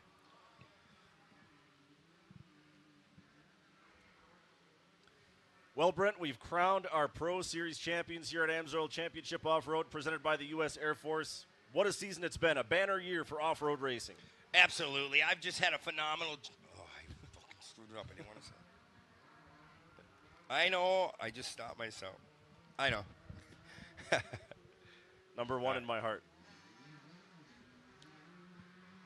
Thanks, buddy. Well, Brent, we've crowned our Pro Series champions here at AMSOIL Championship Off-Road, presented by the U.S. Air Force. What an exciting, fun-filled year it's been. It's been a banner year for off-road racing. Absolutely, Shane. It's been a phenomenal season. I've had so much fun. I know you've had so much fun calling these races. And I'm telling you, this young talent is what you're going to watch in the future here. Yeah, no doubt about that. Looking ahead to what's next. It's a long offseason. A lot of guys are going to come back swinging even harder next year. 2024 is going to be a great year. We can't wait to join you on the other side. But as we leave you, take a look at our GoPro moment.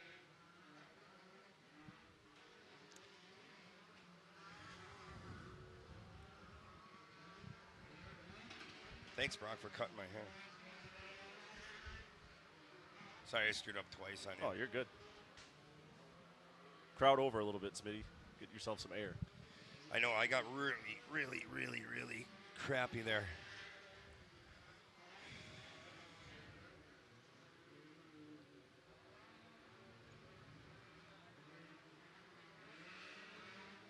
Hey, how do we already have a lap of Mid-America? Did you grab one off a... Oh, it's a flying lap. Duh. Yep. Yeah, we see...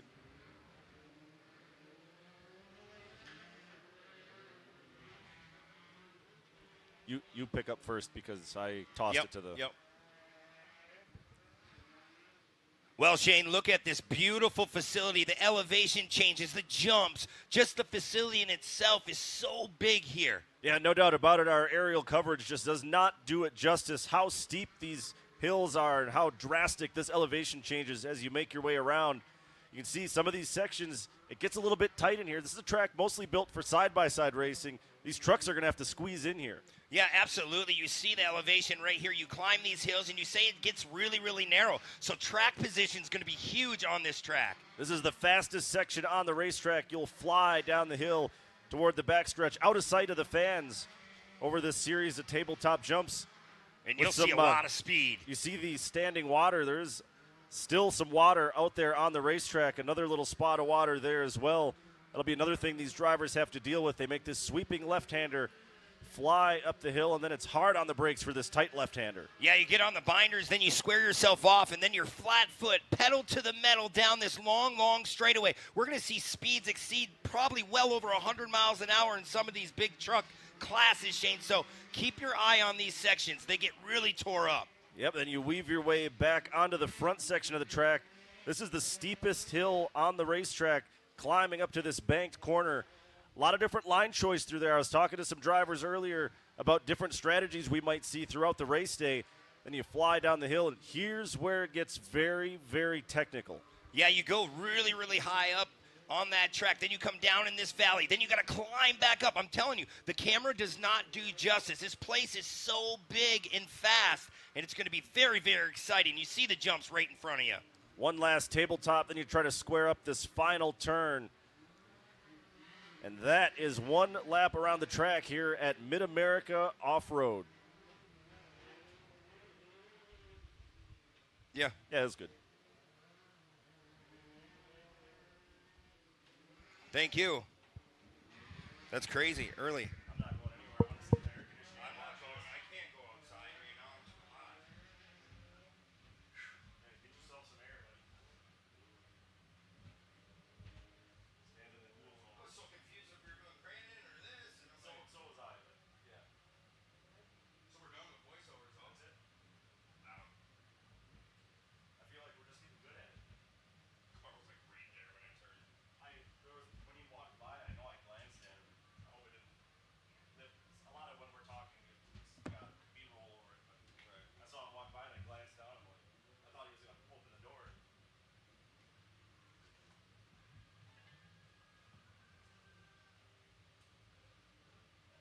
He's talking to Frankie over there. Well, we only missed pro buggies, so we'll get to see a good sense of what's what here. I know. I like how we pulled through it. I feel like I'm getting better at the welcome back and all that stuff. We're up on YouTube. Kyle Bolson said all your mistakes are showing. We can hear us all our mistakes.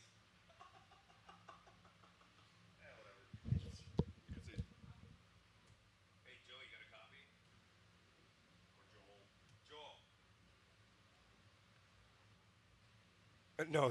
No, I had one of my buddies text me from home and said we were up on YouTube and they watched all our mistakes. Yeah, they were watching us on YouTube through that little play. How? How would that happen? I don't know. It was on. He just sent me a picture of Shane and I. Shane, clean your shirt. What happened? Yeah, I don't know. They can still hear us right now, guys. I cleaned your shirt. Okay.